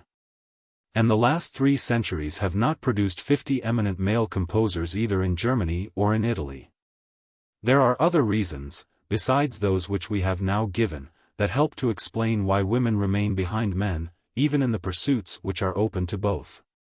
For one thing, very few women have time for them. This may seem a paradox, it is an undoubted social fact. The time and thoughts of every woman have to satisfy great previous demands on them for things practical. There is, first, the superintendence of the family and the domestic expenditure, which occupies at least one woman in every family, generally the one of mature years and acquired experience. Unless the family is so rich as to admit of delegating that task to hired agency, and submitting to all the waste and malversation inseparable from that mode of conducting it. The superintendence of a household, even when not in other respects laborious, is extremely onerous to the thoughts. It requires incessant vigilance, an eye which no detail escapes, and presents questions for consideration and solution, foreseen and unforeseen, at every hour of the day, from which the person responsible for them can hardly ever shake herself free. If a woman is of a rank and circumstances which relieve her in a measure from these cares, she has still devolving on her the management for the whole family of its intercourse with others, of what is called society, and the less the call made on her by the former duty, the greater is always the development of the latter, the dinner parties, concerts, evening parties, morning visits, letter writing, and all that goes with them. All this is over and above the engrossing duty which society imposes exclusively on women, of making themselves charming. A clever woman of the higher ranks finds nearly a sufficient employment of her talents in cultivating the graces of manner and the arts of conversation. To look only at the outward side of the subject, the great and continual exercise of thought which all women who attach any value to dressing well, I do not mean expensively, but with taste, and perception of natural and of artificial convenance, must bestow upon their own dress, perhaps also upon that of their daughters, would alone go a great way towards achieving respectable results in art, or science, or literature, and does actually exhaust much of the time and mental power they might have to spare for either. 3. If it were possible that all this number of little practical interests, which are made great to them, should leave them either much leisure, or much energy and freedom of mind, to be devoted to art or speculation, they must have a much greater original supply of active faculty than the vast majority of men. But this is not all. Independently of the regular offices of life which devolve upon a woman, she is expected to have her time and faculties always at the disposal of everybody. If a man has not a profession to exempt him from such demands, still, if he has a pursuit, he offends nobody by devoting his time to it. Occupation is received as a valid excuse for his not answering to every casual demand which may be made on him. Are a woman's occupations, especially her chosen and voluntary ones, ever regarded as excusing her from any of what are termed the calls of society? Scarcely are her most necessary and recognized duties allowed as an exemption. It requires an illness in the family, or something else out of the common way, to entitle her to give her own business the precedence over other people's amusement. She must always be at the beck and call of somebody, generally of everybody. If she has a study or a pursuit, she must snatch any short interval which accidentally occurs to be employed in it. A celebrated woman, in a work which I hope will some day be published, remarks truly that everything a woman does is done at odd times. Is it wonderful, then, if she does not attain the highest eminence in things which require consecutive attention, and the concentration on them of the chief interest of life? Such is philosophy, and such, above all, is art, in which, besides the devotion of the thoughts and feelings, the hand also must be kept in constant exercise to attain high skill. There is another consideration to be added to all these. In the various arts and intellectual occupations, there is a degree of proficiency sufficient for living by it. And there is a higher degree on which depend the great productions which immortalize a name. To the attainment of the former, there are adequate motives in the case of all who follow the pursuit professionally, the other is hardly ever attained where there is not, or where there has not been at some period of life, an ardent desire of celebrity. Nothing less is commonly a sufficient stimulus to undergo the long and patient drudgery, which, in the case even of the greatest natural gifts, is absolutely required for great eminence in pursuits in which we already possess so many splendid memorials of the highest genius. Now, whether the cause be natural or artificial, women seldom have this eagerness for fame. Their ambition is generally confined within narrower bounds. The influence they seek is over those who immediately surround them. Their desire is to be liked, loved, or admired, by those whom they see with their eyes, and the proficiency in knowledge, arts, and accomplishments, which is sufficient for that, almost always contents them. This is a trait of character which cannot be left out of the account in judging of women as they are. I do not at all believe that it is inherent in women. It is only the natural result of their circumstances. The love of fame in men is encouraged by education and opinion. To scorn delights and live laborious days, for its sake, is accounted the part of noble minds. Even if spoken of as their last infirmity, and is stimulated by the access which fame gives to all objects of ambition, including even the favor of women. While to women themselves all these objects are closed, and the desire of fame itself considered daring and unfeminine. Besides, how could it be that a woman's interests should not be all concentrated upon the impressions made on those who come into her daily life? When society has ordained that all her duties should be to them, and has contrived that all her comforts should depend on them? The natural desire of consideration from our fellow creatures is as strong in a woman as in a man. But society has so ordered things that public consideration is, in all ordinary cases, only attainable by her through the consideration of her husband or of her male relations. While her private consideration is forfeited by making herself individually prominent, or appearing in any other character than that of an appendage to men. Whoever is in the least capable of estimating the influence on the mind of the entire domestic and social position and the whole habit of a life, must easily recognize in that influence a complete explanation of nearly all the apparent differences between women and men, including the whole of those which imply any inferiority. As for moral differences, considered as distinguished from intellectual, the distinction commonly drawn is to the advantage of women. They are declared to be better than men. An empty compliment, which must provoke a bitter smile from every woman of spirit, since there is no other situation in life in which it is the established order, and considered quite natural and suitable, that the better should obey the worse. If this piece of idle talk is good for anything, it is only as an admission by men, of the corrupting influence of power. For that is certainly the only truth which the fact, if it be a fact, either proves or illustrates. And it is true that servitude, except when it actually brutalizes, though corrupting to both, is less so to the slaves than to the slave-masters. It is wholesomer for the moral nature to be restrained, even by arbitrary power, than to be allowed to exercise arbitrary power without restraint. Women, it is said, seldomer fall under the penal law, contribute a much smaller number of offenders to the criminal calendar, than men. I doubt not that the same thing may be said, with the same truth, of Negro slaves. Those who are under the control of others cannot often commit crimes, unless at the command and for the purposes of their masters.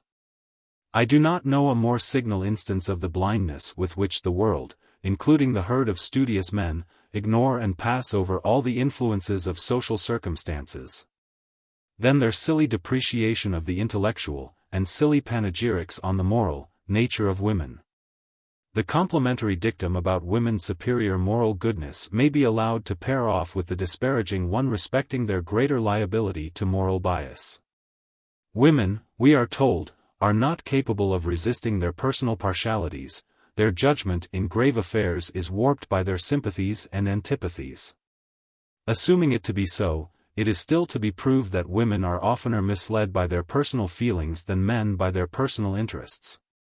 The chief difference would seem in that case to be, that men are led from the course of duty and the public interest by their regard for themselves. Women, not being allowed to have private interests of their own, by their regard for somebody else. It is also to be considered that all the education which women receive from society inculcates on them the feeling that the individuals connected with them are the only ones to whom they owe any duty, the only ones whose interest they are called upon to care for. While, as far as education is concerned, they are left strangers even to the elementary ideas which are presupposed in any intelligent regard for larger interests or higher moral objects. The complaint against them resolves itself merely into this, that they fulfill only too faithfully the sole duty which they are taught, and almost the only one which they are permitted to practice. The concessions of the privileged to the unprivileged are so seldom brought about by any better motive than the power of the unprivileged to extort them, that any arguments against the prerogative of sex are likely to be little attended to by the generality, as long as they are able to say to themselves that women do not complain of it. That fact certainly enables men to retain the unjust privilege some time longer, but does not render it less unjust. Exactly the same thing may be said of the women in the harem of an Oriental. They do not complain of not being allowed the freedom of European women. They think our women insufferably bold and unfeminine. How rarely it is that even men complain of the general order of society. And how much rarer still would such complaint be, if they did not know of any different order existing anywhere else. Women do not complain of the general lot of women. Or rather they do, for plaintive elegies on it are very common in the writings of women, and were still more so as long as the lamentations could not be suspected of having any practical object. Their complaints are like the complaints which men make of the general unsatisfactoriness of human life. They are not meant to imply blame, or to plead for any change.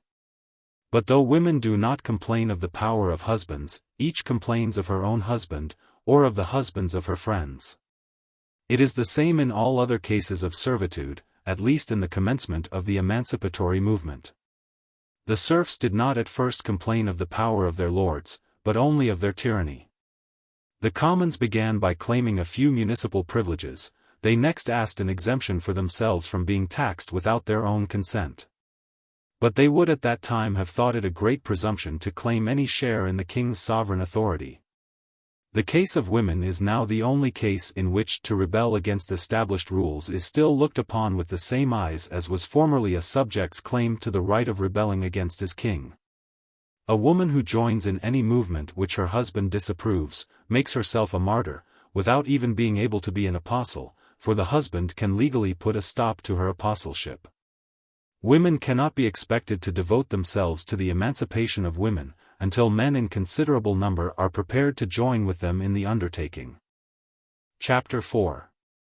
There remains a question, not of less importance than those already discussed, and which will be asked the most importunately by those opponents whose conviction is somewhat shaken on the main point. What good are we to expect from the changes proposed in our customs and institutions? Would mankind be at all better off if women were free? If not, why disturb their minds, and attempt to make a social revolution in the name of an abstract right? It is hardly to be expected that this question will be asked in respect to the change proposed in the condition of women in marriage.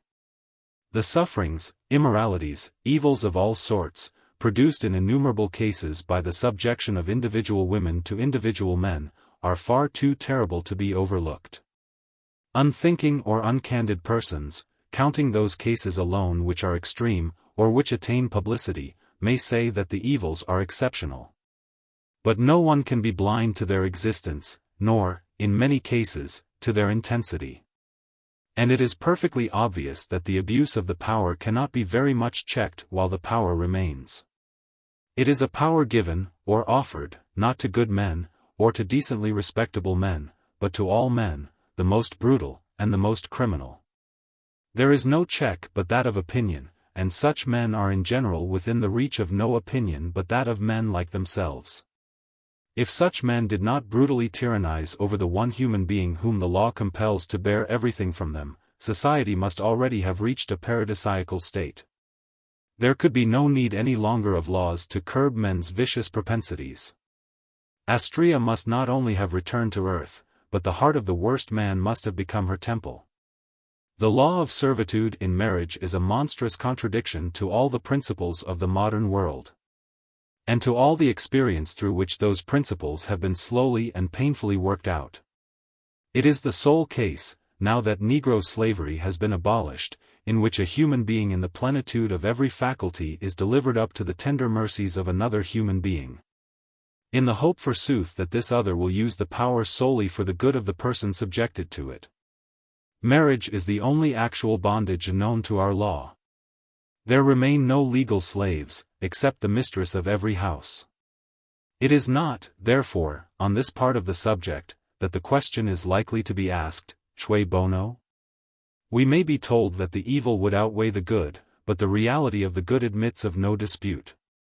In regard, however, to the larger question, the removal of women's disabilities, their recognition as the equals of men in all that belongs to citizenship, the opening to them of all honorable employments, and of the training and education which qualifies for those employments, there are many persons for whom it is not enough that the inequality has no just or legitimate defense. They require to be told what express advantage would be obtained by abolishing it. To which let me first answer, the advantage of having the most universal and pervading of all human relations regulated by justice instead of injustice. The vast amount of this gain to human nature, it is hardly possible, by any explanation or illustration, to place in a stronger light than it is placed by the bare statement. To anyone who attaches a moral meaning to words, all the selfish propensities, the self-worship, the unjust self-preference, which exist among mankind, have their source and root in, and derive their principal nourishment from the present constitution of the relation between men and women.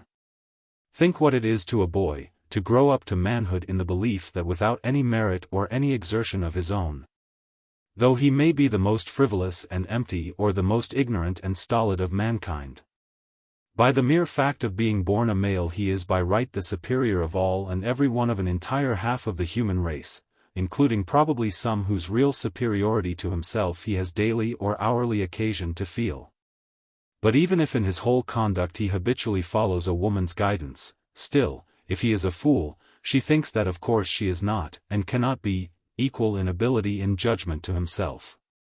And if he is not a fool, he does worse, he sees that she is superior to him, and believes that, notwithstanding her superiority, he is entitled to command and she is bound to obey. What must be the effect on his character, of this lesson?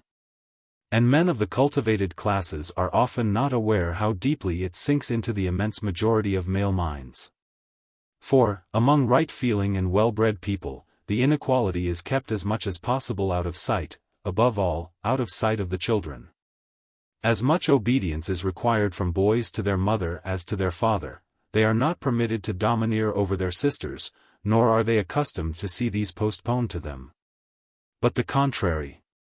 The compensations of the chivalrous feeling being made prominent, while the servitude which requires them is kept in the background.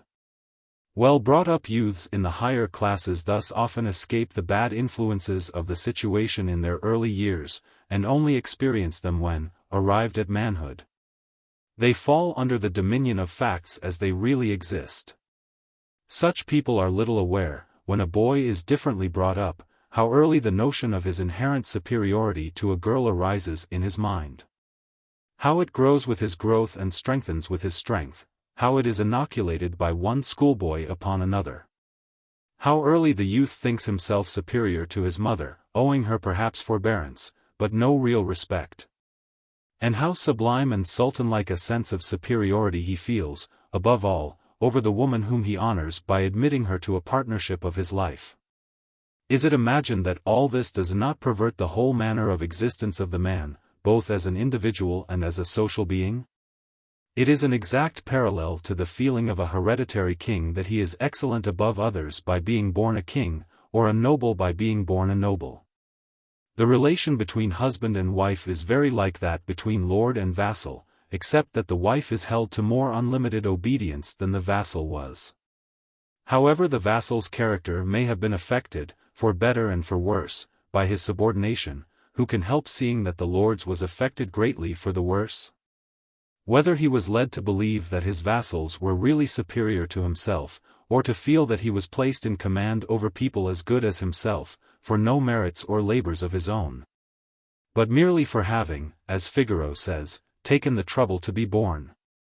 The self-worship of the monarch, or of the feudal superior, is matched by the self-worship of the male. Human beings do not grow up from childhood in the possession of unearned distinctions, without pluming themselves upon them.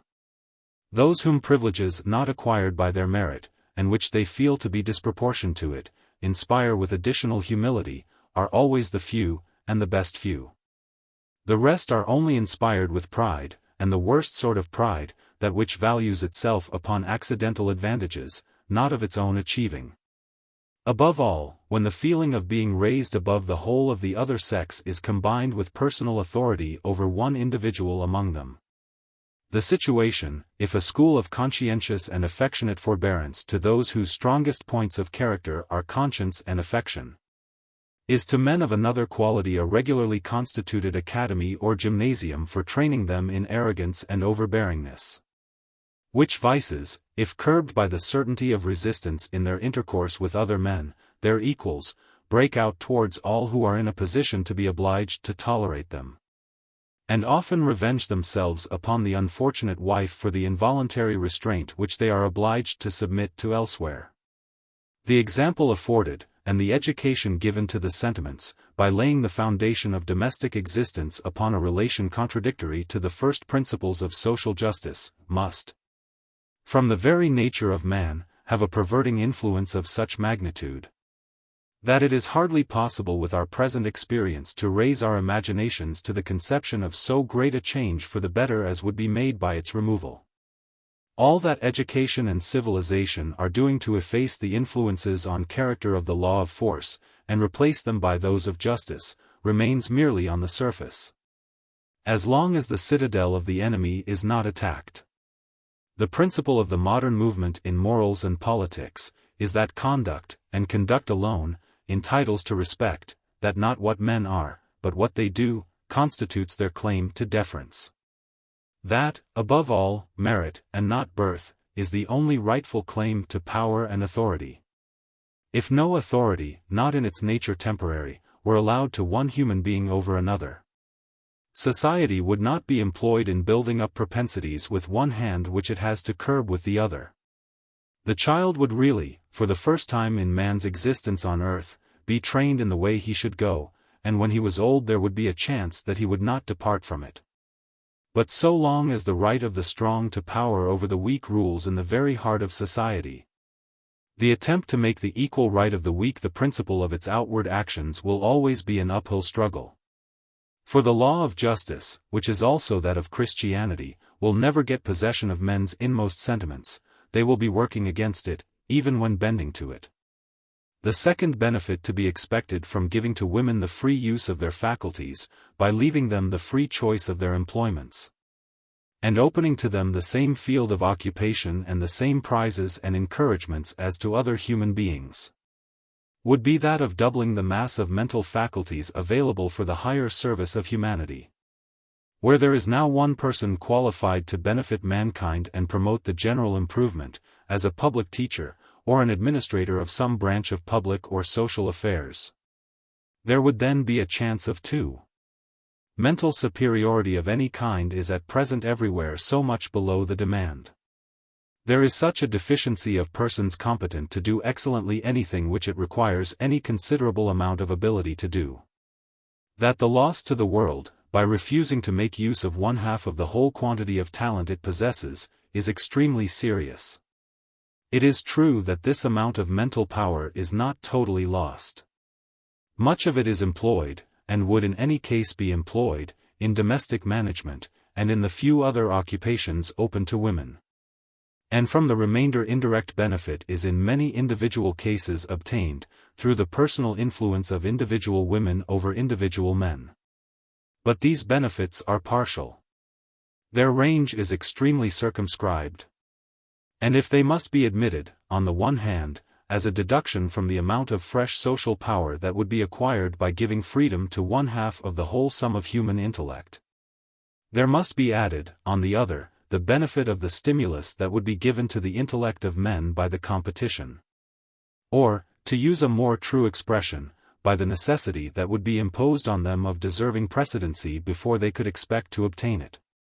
This great accession to the intellectual power of the species, and to the amount of intellect available for the good management of its affairs, would be obtained, partly, through the better and more complete intellectual education of women, which would then improve pari passu with that of men. Women in general would be brought up equally capable of understanding business, public affairs, and the higher matters of speculation, with men in the same class of society. And the select few of the one as well as of the other sex, who were qualified not only to comprehend what is done or thought by others, but to think or do something considerable themselves, would meet with the same facilities for improving and training their capacities in the one sex as in the other. In this way, the widening of the sphere of action for women would operate for good, by raising their education to the level of that of men, and making the one participate in all improvements made in the other. But independently of this, the mere breaking down of the barrier would of itself have an educational virtue of the highest worth. The mere getting rid of the idea that all the wider subjects of thought and action, all the things which are of general and not solely of private interest, are men's business, from which women are to be warned off, positively interdicted from most of it, coldly tolerated in the little which is allowed them, the mere consciousness a woman would then have of being a human being like any other, entitled to choose her pursuits, urged or invited by the same inducements as anyone else to interest herself in whatever is interesting to human beings, entitled to exert the share of influence on all human concerns which belongs to an individual opinion. Whether she attempted actual participation in them or not, this alone would effect an immense expansion of the faculties of women, as well as enlargement of the range of their moral sentiments, besides the addition to the amount of individual talent available for the conduct of human affairs, which certainly are not at present so abundantly provided in that respect that they can afford to dispense with one half of what nature proffers.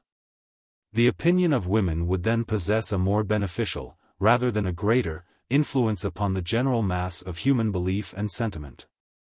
I say a more beneficial, rather than a greater influence, for the influence of women over the general tone of opinion has always, or at least from the earliest known period, been very considerable. The influence of mothers on the early character of their sons, and the desire of young men to recommend themselves to young women, have in all recorded times been important agencies in the formation of character, and have determined some of the chief steps in the progress of civilization. Even in the Homeric age, alpha iota delta omega towards the tau rho omega alpha delta alpha lambda kappa epsilon sigma iota pi epsilon pi lambda omicron upsilon is an acknowledged and powerful motive of action in the great Hector. The moral influence of women has had two modes of operation. First, it has been a softening influence. Those who were most liable to be the victims of violence, have naturally tended as much as they could towards limiting its sphere and mitigating its excesses. Those who were not taught to fight, have naturally inclined in favor of any other mode of settling differences rather than that of fighting. In general, those who have been the greatest sufferers by the indulgence of selfish passion, have been the most earnest supporters of any moral law which offered a means of bridling passion. Women were powerfully instrumental in inducing the northern conquerors to adopt the creed of Christianity, a creed so much more favorable to women than any that preceded it. The conversion of the Anglo-Saxons and of the Franks may be said to have been begun by the wives of Ethelbert and Clovis. The other mode in which the effect of women's opinion has been conspicuous, is by giving a powerful stimulus to those qualities in men, which, not being themselves trained in, it was necessary for them that they should find in their protectors. Courage, and the military virtues generally, have at all times been greatly indebted to the desire which men felt of being admired by women, and the stimulus reaches far beyond this one class of eminent qualities, since, by a very natural effect of their position, the best passport to the admiration and favor of women has always been to be thought highly of by men.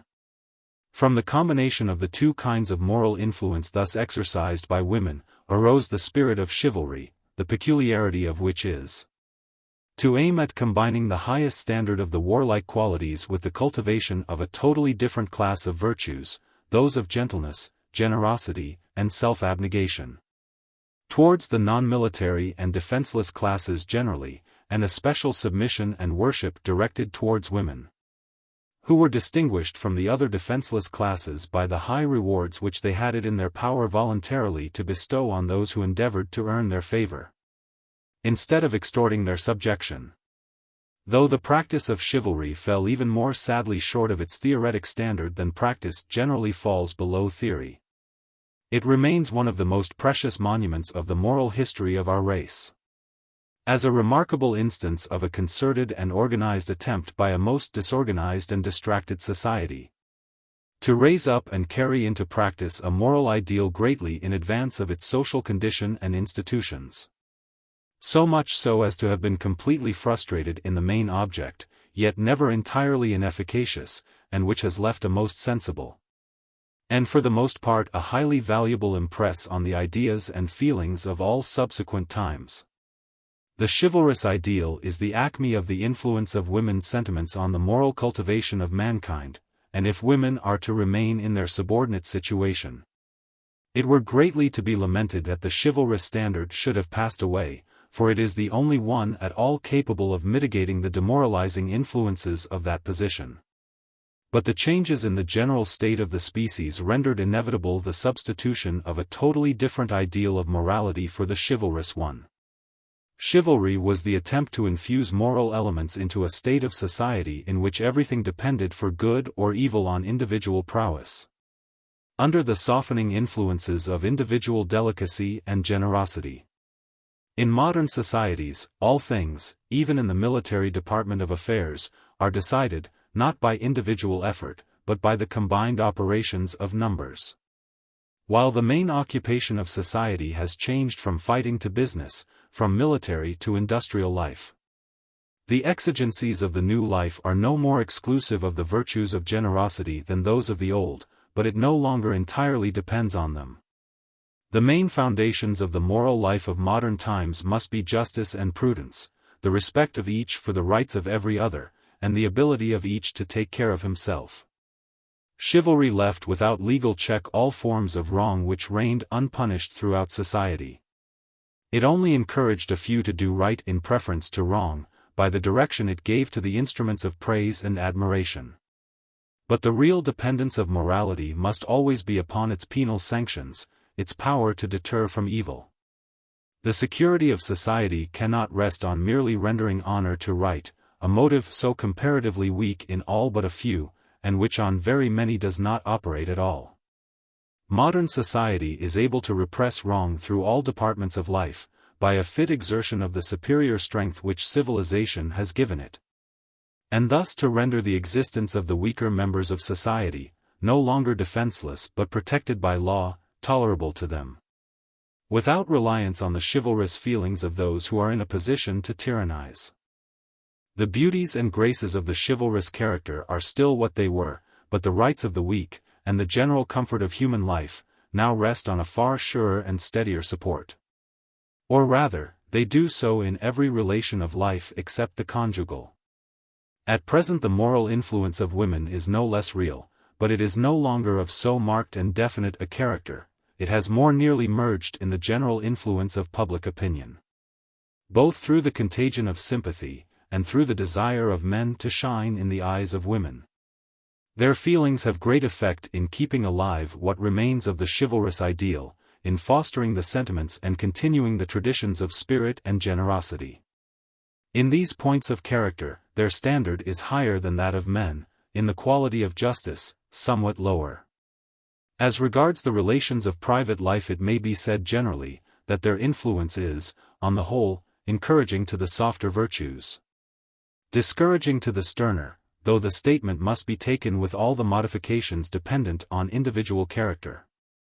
In the chief of the greater trials to which virtue is subject in the concerns of life, the conflict between interest and principle, the tendency of women's influence is of a very mixed character. When the principle involved happens to be one of the very few which the course of their religious or moral education has strongly impressed upon themselves, they are potent auxiliaries to virtue, and their husbands and sons are often prompted by them to acts of abnegation which they never would have been capable of without that stimulus. But, with the present education and position of women, the moral principles which have been impressed on them cover but a comparatively small part of the field of virtue, and are, moreover, principally negative, forbidding particular acts, but having little to do with the general direction of the thoughts and purposes. I am afraid it must be said that disinterestedness in the general conduct of life, the devotion of the energies to purposes which hold out no promise of private advantages to the family, is very seldom encouraged or supported by women's influence. It is small blame to them that they discourage objects of which they have not learnt to see the advantage, and which withdraw their men from them, and from the interests of the family. But the consequence is that women's influence is often anything but favorable to public virtue. Women have, however, some share of influence in giving the tone to public moralities since their sphere of action has been a little widened, and since a considerable number of them have occupied themselves practically in the promotion of objects reaching beyond their own family and household. The influence of women counts for a great deal in two of the most marked features of modern European life, its aversion to war, and its addiction to philanthropy. Excellent characteristics both. But unhappily, if the influence of women is valuable in the encouragement it gives to these feelings in general, in the particular applications the direction it gives to them is at least as often mischievous as useful. In the philanthropic department more particularly, the two provinces chiefly cultivated by women are religious proselytism and charity. Religious proselytism at home is but another word for embittering of religious animosities. Abroad, it is usually a blind running at an object, without either knowing or heeding the fatal mischiefs, fatal to the religious object itself as well as to all other desirable objects, which may be produced by the means employed. As for charity, it is a matter in which the immediate effect on the persons directly concerned, and the ultimate consequence to the general good, are apt to be at complete war with one another, while the education given to women, an education of the sentiments rather than of the understanding, and the habit inculcated by their whole life, of looking to immediate effects on persons, and not to remote effects on classes of persons, make them both unable to see, and unwilling to admit, the ultimate evil tendency of any form of charity or philanthropy which commends itself to their sympathetic feelings. The great and continually increasing mass of unenlightened and short-sighted benevolence, which, taking the care of people's lives out of their own hands, and relieving them from the disagreeable consequences of their own acts, saps the very foundations of the self-respect, self-help, and self-control which are the essential conditions both of individual prosperity and of social virtue. This waste of resources and of benevolent feelings in doing harm instead of good is immensely swelled by women's contributions, and stimulated by their influence. Not that this is a mistake likely to be made by women, where they have actually the practical management of schemes of beneficence. It sometimes happens that women who administer public charities, with that insight into present fact, and especially into the minds and feelings of those with whom they are in immediate contact, in which women generally excel men, recognize in the clearest manner the demoralizing influence of the alms given or the help afforded, and could give lessons on the subject to many a male political economist. But women who only give their money, and are not brought face to face with the effects it produces, how can they be expected to foresee them? A woman born to the present lot of women, and content with it, how should she appreciate the value of self-dependence? She is not self-dependent, she is not taught self-dependence. Her destiny is to receive everything from others, and why should what is good enough for her be bad for the poor? Her familiar notions of good are of blessings descending from a superior. She forgets that she is not free, and that the poor are. That if what they need is given to them unearned, they cannot be compelled to earn it, that everybody cannot be taken care of by everybody. But there must be some motive to induce people to take care of themselves. And that to be helped to help themselves, if they are physically capable of it, is the only charity which proves to be charity in the end. These considerations show how usefully the part which women take in the formation of general opinion would be modified for the better by that more enlarged instruction and practical conversancy with the things which their opinions influence, that would necessarily arise from their social and political emancipation. But the improvement it would work through the influence they exercise, each in her own family, would be still more remarkable. It is often said that in the classes most exposed to temptation, a man's wife and children tend to keep him honest and respectable, both by the wife's direct influence and by the concern he feels for their future welfare. This may be so, and no doubt often is so, with those who are more weak than wicked, and this beneficial influence would be preserved and strengthened under equal laws. It does not depend on the woman's servitude, but is, on the contrary, diminished by the disrespect which the inferior class of men always at heart feel towards those who are subject to their power. But when we ascend higher in the scale, we come among a totally different set of moving forces. The wife's influence tends, as far as it goes, to prevent the husband from falling below the common standard of approbation of the country. It tends quite as strongly to hinder him from rising above it. The wife is the auxiliary of the common public opinion. A man who is married to a woman his inferior in intelligence, finds her a perpetual dead weight, or, worse than a dead weight, a drag. Upon every aspiration of his to be better than public opinion requires him to be. It is hardly possible for one who is in these bonds, to attain exalted virtue. If he differs in his opinion from the mass, if he sees truths which have not yet dawned upon them, or if, feeling in his heart truths which they nominally recognize, he would like to act up to those truths more conscientiously than the generality of mankind, to all such thoughts and desires, marriage is the heaviest of drawbacks. Unless he be so fortunate as to have a wife as much above the common level as he himself is. For, in the first place, there is always some sacrifice of personal interest required, either of social consequence, or of pecuniary means, perhaps the risk of even the means of subsistence. These sacrifices and risks he may be willing to encounter for himself, but he will pause before he imposes them on his family. And his family in this case means his wife and daughters. For he always hopes that his sons will feel as he feels himself, and that what he can do without, they will do without, willingly, in the same cause.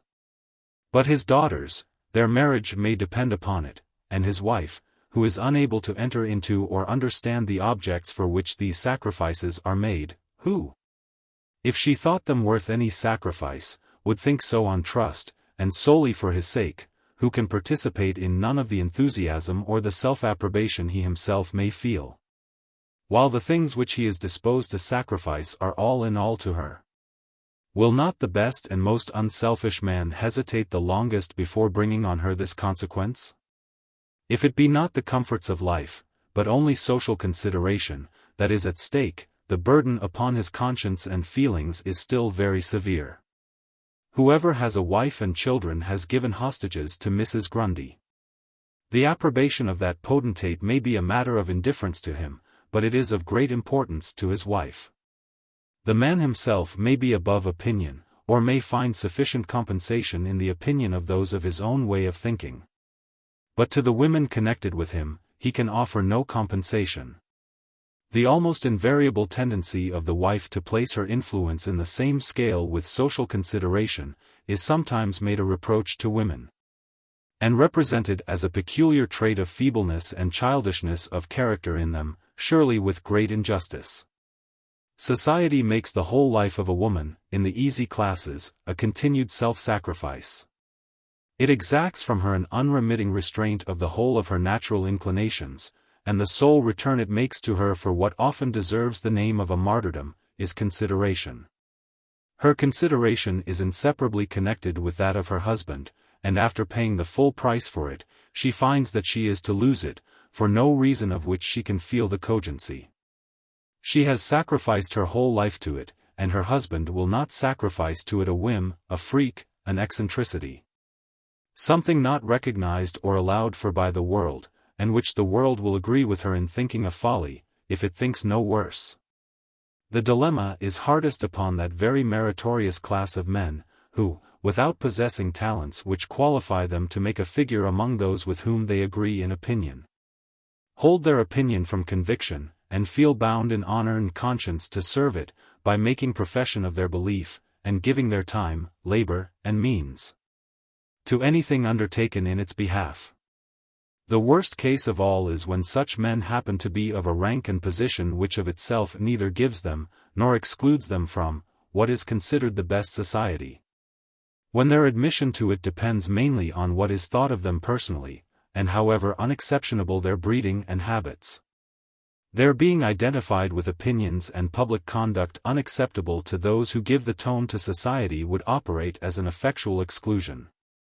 Many a woman flatters herself, 9 times out of 10 quite erroneously, that nothing prevents her and her husband from moving in the highest society of her neighborhood, society in which others well known to her, and in the same class of life, mix freely, except that her husband is unfortunately a dissenter, or has the reputation of mingling in low radical politics.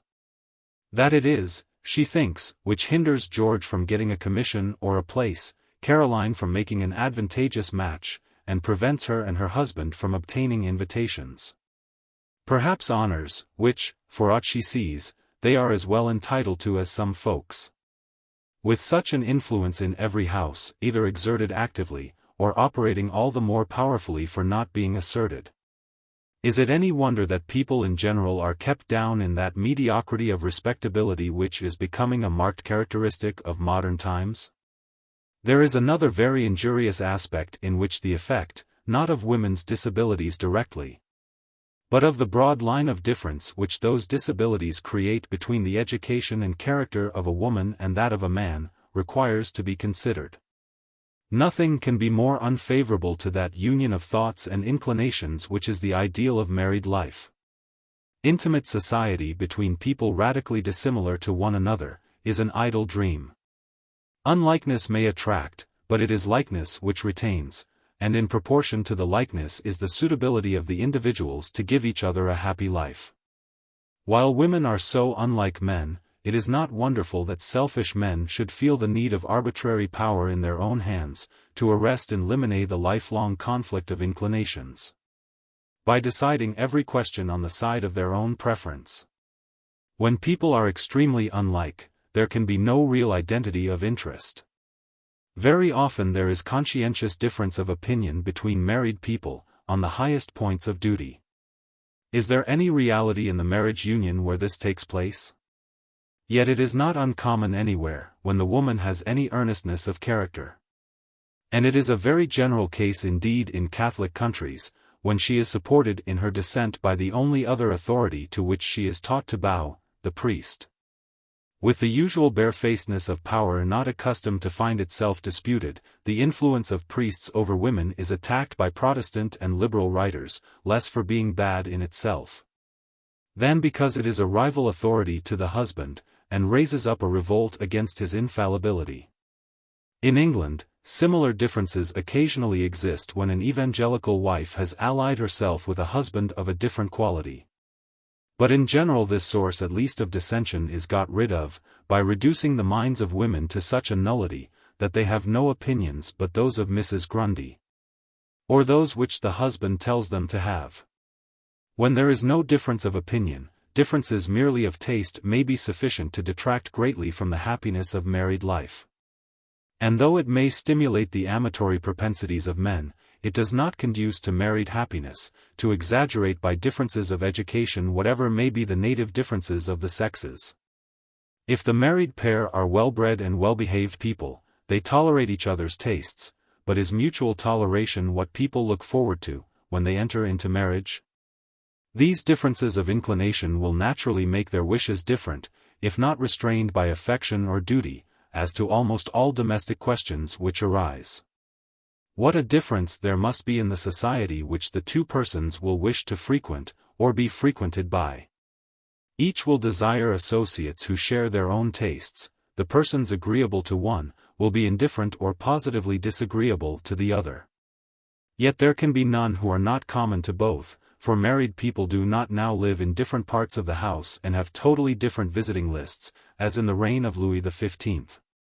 They cannot help having different wishes as to the bringing up of the children. Each will wish to see reproduced in them their own tastes and sentiments, and there is either a compromise, and only a half satisfaction to either, or the wife has to yield, often with bitter suffering, and, with or without intention, her occult influence continues to counterwork the husband's purposes. It would of course be extreme folly to suppose that these differences of feeling and inclination only exist because women are brought up differently from men, and that there would not be differences of taste under any imaginable circumstances. But there is nothing beyond the mark in saying that the distinction in bringing up immensely aggravates those differences, and renders them wholly inevitable. While women are brought up as they are, a man and a woman will but rarely find in one another real agreement of tastes and wishes as to daily life. They will generally have to give it up as hopeless, and renounce the attempt to have, in the intimate associate of their daily life, that idem vel, idem nol, which is the recognized bond of any society that is really such, or if the man succeeds in obtaining it, he does so by choosing a woman who is so complete a nullity that she has no vel or nol at all, and is as ready to comply with one thing as another if anybody tells her to do so. Even this calculation is apt to fail. Dullness and want of spirit are not always a guarantee of the submission which is so confidently expected from them. But if they were, is this the ideal of marriage? What, in this case, does the man obtain by it, except an upper servant, a nurse, or a mistress? On the contrary, when each of two persons, instead of being a nothing, is a something, when they are attached to one another, and are not too much unlike to begin with, the constant partaking in the same things, assisted by their sympathy, draws out the latent capacities of each for being interested in the things which were at first interesting only to the other, and works a gradual assimilation of the tastes and characters to one another, partly by the insensible modification of each, but more by a real enriching of the two natures, each acquiring the tastes and capacities of the other in addition to its own. This often happens between two friends of the same sex, who are much associated in their daily life, and it would be a common, if not the commonest, case in marriage, did not the totally different bringing up of the two sexes make it next to an impossibility to form a really well-assorted union. Were this remedied, whatever differences there might still be in individual tastes, there would at least be, as a general rule, complete unity and unanimity as to the great objects of life. When the two persons both care for great objects, and are a help and encouragement to each other in whatever regards these, the minor matters on which their tastes may differ are not all important to them. And there is a foundation for solid friendship, of an enduring character, more likely than anything else to make it, through the whole of life, a greater pleasure to each to give pleasure to the other, than to receive it. I have considered, thus far, the effects on the pleasures and benefits of the marriage union which depend on the mere unlikeness between the wife and the husband, but the evil tendency is prodigiously aggravated when the unlikeness is inferiority. Mere unlikeness, when it only means difference of good qualities, may be more a benefit in the way of mutual improvement, than a drawback from comfort. When each emulates, and desires and endeavors to acquire, the other's peculiar qualities, the difference does not produce diversity of interest, but increased identity of it, and makes each still more valuable to the other. But when one is much the inferior of the two in mental ability and cultivation, and is not actively attempting by the other's aid to rise to the other's level, the whole influence of the connection upon the development of the superior of the two is deteriorating, and still more so in a tolerably happy marriage than in an unhappy one. It is not with impunity that the superior in intellect shuts himself up with an inferior, and elects that inferior for his chosen, and sole completely intimate, associate. Any society which is not improving, is deteriorating, and the more so, the closer and more familiar it is. Even a really superior man almost always begins to deteriorate when he is habitually, as the phrase is, king of his company, and in his most habitual company the husband who has a wife inferior to him is always so. While his self-satisfaction is incessantly ministered to on the one hand, on the other he insensibly imbibes the modes of feeling, and of looking at things, which belong to a more vulgar or a more limited mind than his own. This evil differs from many of those which have hitherto been dwelt on, by being an increasing one. The association of men with women in daily life is much closer and more complete than it ever was before. Men's life is more domestic. Formerly, their pleasures and chosen occupations were among men, and in men's company, their wives had but a fragment of their lives. At the present time, the progress of civilization, and the turn of opinion against the rough amusements and convivial excesses which formerly occupied most men in their hours of relaxation, together with, it must be said, the improved tone of modern feeling as to the reciprocity of duty which binds the husband towards the wife, have thrown the man very much more upon home and its inmates for his personal and social pleasures, while the kind and degree of improvement which has been made in women's education has made them in some degree capable of being his companions in ideas and mental tastes, while leaving them, in most cases, still hopelessly inferior to him. His desire of mental communion is thus in general satisfied by a communion from which he learns nothing.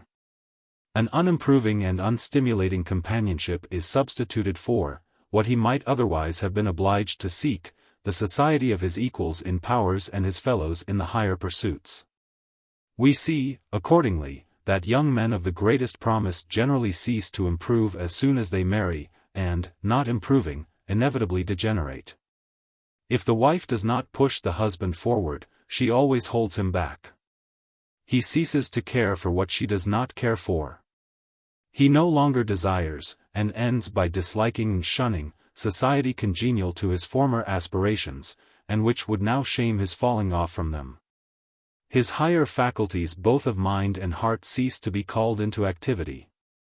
And this change coinciding with the new and selfish interests which are created by the family. After a few years he differs in no material respect from those who have never had wishes for anything but the common vanities and the common pecuniary objects. What marriage may be in the case of two persons of cultivated faculties, identical in opinions and purposes, between whom there exists that best kind of equality. Similarity of powers and capacities with reciprocal superiority in them, so that each can enjoy the luxury of looking up to the other, and can have alternately the pleasure of leading and of being led in the path of development, I will not attempt to describe. To those who can conceive it, there is no need; to those who cannot, it would appear the dream of an enthusiast. But I maintain, with the profoundest conviction, that this, and this only, is the ideal of marriage. And that all opinions, customs, and institutions which favor any other notion of it, or turn the conceptions and aspirations connected with it into any other direction, by whatever pretenses they may be colored, are relics of primitive barbarism. The moral regeneration of mankind will only really commence, when the most fundamental of the social relations is placed under the rule of equal justice. And when human beings learn to cultivate their strongest sympathy with an equal in rights and in cultivation. Thus far, the benefits which it has appeared that the world would gain by ceasing to make sex a disqualification for privileges and a badge of subjection, are social rather than individual. Consisting in an increase of the general fund of thinking and acting power, and an improvement in the general conditions of the association of men with women. But it would be a grievous understatement of the case to omit the most direct benefit of all, the unspeakable gain in private happiness to the liberated half of the species. The difference to them between a life of subjection to the will of others, and a life of rational freedom. After the primary necessities of food and raiment, freedom is the first and strongest want of human nature. While mankind are lawless, their desire is for lawless freedom. When they have learnt to understand the meaning of duty and the value of reason, they incline more and more to be guided and restrained by these in the exercise of their freedom. But they do not therefore desire freedom less, they do not become disposed to accept the will of other people as the representative and interpreter of those guiding principles. On the contrary, the communities in which the reason has been most cultivated, and in which the idea of social duty has been most powerful, are those which have most strongly asserted the freedom of action of the individual, the liberty of each to govern his conduct by his own feelings of duty, and by such laws and social restraints as his own conscience can subscribe to. He who would rightly appreciate the worth of personal independence as an element of happiness, should consider the value he himself puts upon it as an ingredient of his own. There is no subject on which there is a greater habitual difference of judgment between a man judging for himself, and the same man judging for other people. When he hears others complaining that they are not allowed freedom of action, that their own will has not sufficient influence in the regulation of their affairs, his inclination is, to ask, what are their grievances? What positive damage they sustain? And in what respect they consider their affairs to be mismanaged? And if they fail to make out, in answer to these questions, what appears to him a sufficient case, he turns a deaf ear, and regards their complaint as the fanciful querulousness of people whom nothing reasonable will satisfy. But he has a quite different standard of judgment when he is deciding for himself. Then, the most unexceptionable administration of his interests by a tutor set over him does not satisfy his feelings. His personal exclusion from the deciding authority appears itself the greatest grievance of all, rendering it superfluous even to enter into the question of mismanagement. It is the same with nations. What citizen of a free country would listen to any offers of good and skillful administration, in return for the abdication of freedom? Even if he could believe that good and skillful administration can exist among a people ruled by a will not their own, would not the consciousness of working out their own destiny under their own moral responsibility be a compensation to his feelings for great rudeness and imperfection in the details of public affairs? Let him rest assured that whatever he feels on this point, women feel in a fully equal degree. Whatever has been said or written, from the time of Herodotus to the present, of the ennobling influence of free government, the nerve and spring which it gives to all the faculties, the larger and higher objects which it presents to the intellect and feelings, the more unselfish public spirit, and calmer and broader views of duty, that it engenders, and the generally loftier platform on which it elevates the individual as a moral, spiritual, and social being, is every particle as true of women as of men. Are these things no important part of individual happiness? Let any man call to mind what he himself felt on emerging from boyhood, from the tutelage and control of even loved and affectionate elders, and entering upon the responsibilities of manhood. Was it not like the physical effect of taking off a heavy weight, or releasing him from obstructive, even if not otherwise painful, bonds? Did he not feel twice as much alive, twice as much a human being, as before? And does he imagine that women have none of these feelings? But it is a striking fact, that the satisfactions and mortifications of personal pride, though all in all to most men when the case is their own, have less allowance made for them in the case of other people, and are less listened to as a ground or a justification of conduct, than any other natural human feelings. Perhaps because men compliment them in their own case with the names of so many other qualities, that they are seldom conscious how mighty an influence these feelings exercise in their own lives. No less large and powerful is their part, we may assure ourselves, in the lives and feelings of women. Women are schooled into suppressing them in their most natural and most healthy direction, but the internal principle remains, in a different outward form. An active and energetic mind, if denied liberty, will seek for power, refuse the command of itself, it will assert its personality by attempting to control others. To allow to any human beings no existence of their own but what depends on others, is giving far too high a premium on bending others to their purposes. Where liberty cannot be hoped for, and power can, power becomes the grand object of human desire. Those to whom others will not leave the undisturbed management of their own affairs, will compensate themselves, if they can, by meddling for their own purposes with the affairs of others. Hence also women's passion for personal beauty, and dress and display, and all the evils that flow from it, in the way of mischievous luxury and social immorality. The love of power and the love of liberty are in eternal antagonism. Where there is least liberty, the passion for power is the most ardent and unscrupulous. The desire of power over others can only cease to be a depraving agency among mankind when each of them individually is able to do without it, which can only be where respect for liberty in the personal concerns of each is an established principle. But it is not only through the sentiment of personal dignity, that the free direction and disposal of their own faculties is a source of individual happiness. And to be fettered and restricted in it, a source of unhappiness, to human beings, and not least to women. There is nothing, after disease, indigence, and guilt, so fatal to the pleasurable enjoyment of life as the want of a worthy outlet for the active faculties. Women who have the cares of a family, and while they have the cares of a family, have this outlet, and it generally suffices for them, but what of the greatly increasing number of women who have had no opportunity of exercising the vocation which they are mocked by telling them is their proper one? What of the women whose children have been lost to them by death or distance, or have grown up, married, and formed homes of their own? There are abundant examples of men who, after a life engrossed by business, retire with a competency to the enjoyment, as they hope, of rest, but to whom, as they are unable to acquire new interests and excitements that can replace the old, the change to a life of inactivity brings ennui, melancholy, and premature death.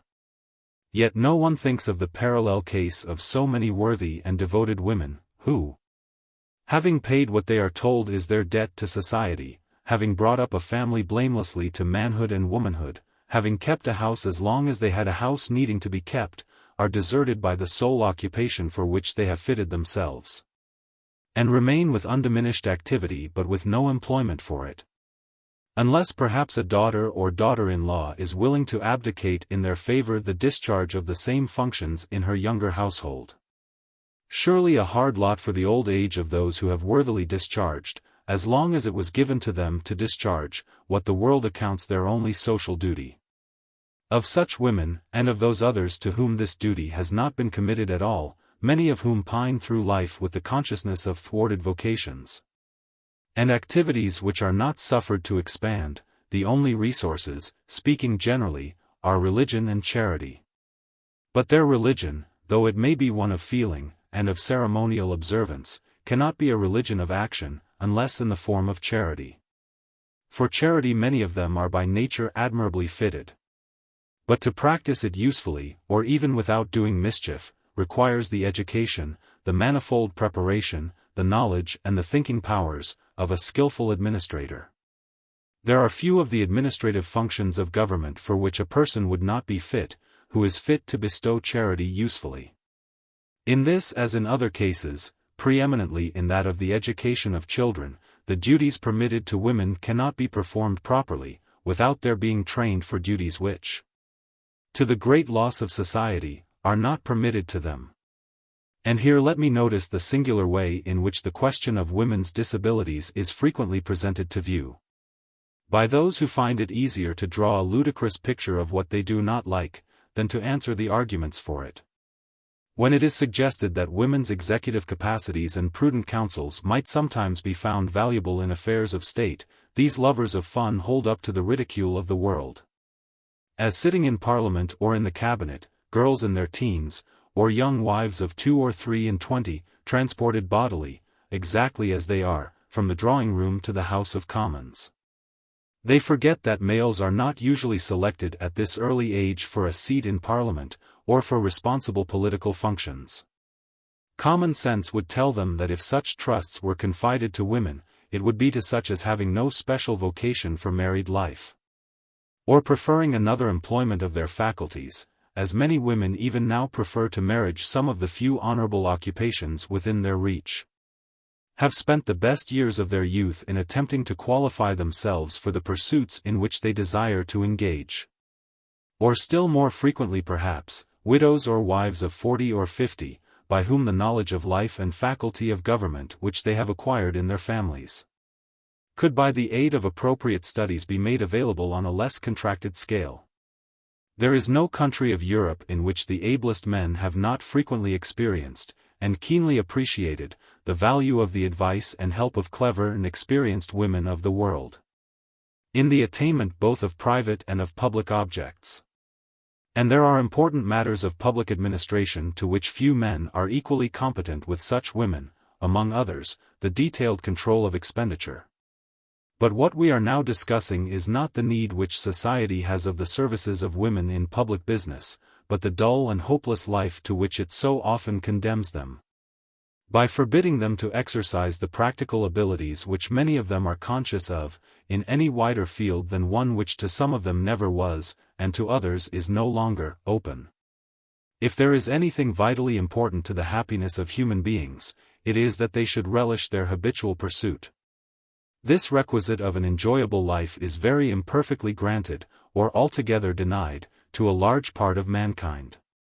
And by its absence many a life is a failure, which is provided, in appearance, with every requisite of success. But if circumstances which society is not yet skillful enough to overcome, render such failures often for the present inevitable, society need not itself inflict them.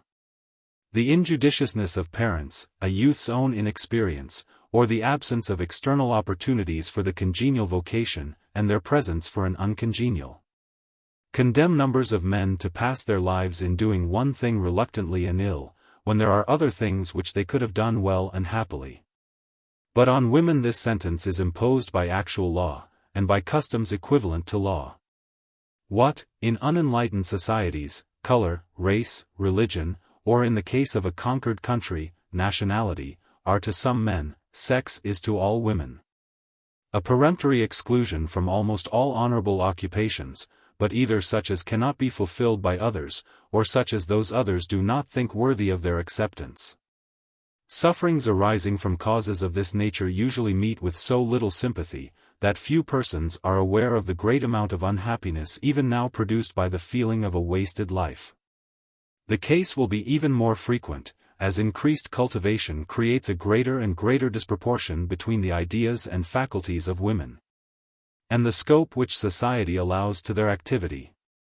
When we consider the positive evil caused to the disqualified half of the human race by their disqualification, first in the loss of the most inspiriting and elevating kind of personal enjoyment, and next in the weariness, disappointment, and profound dissatisfaction with life, which are so often the substitute for it, one feels that among all the lessons which men require for carrying on the struggle against the inevitable imperfections of their lot on earth, there is no lesson which they more need than not to add to the evils which nature inflicts, by their jealous and prejudiced restrictions on one another.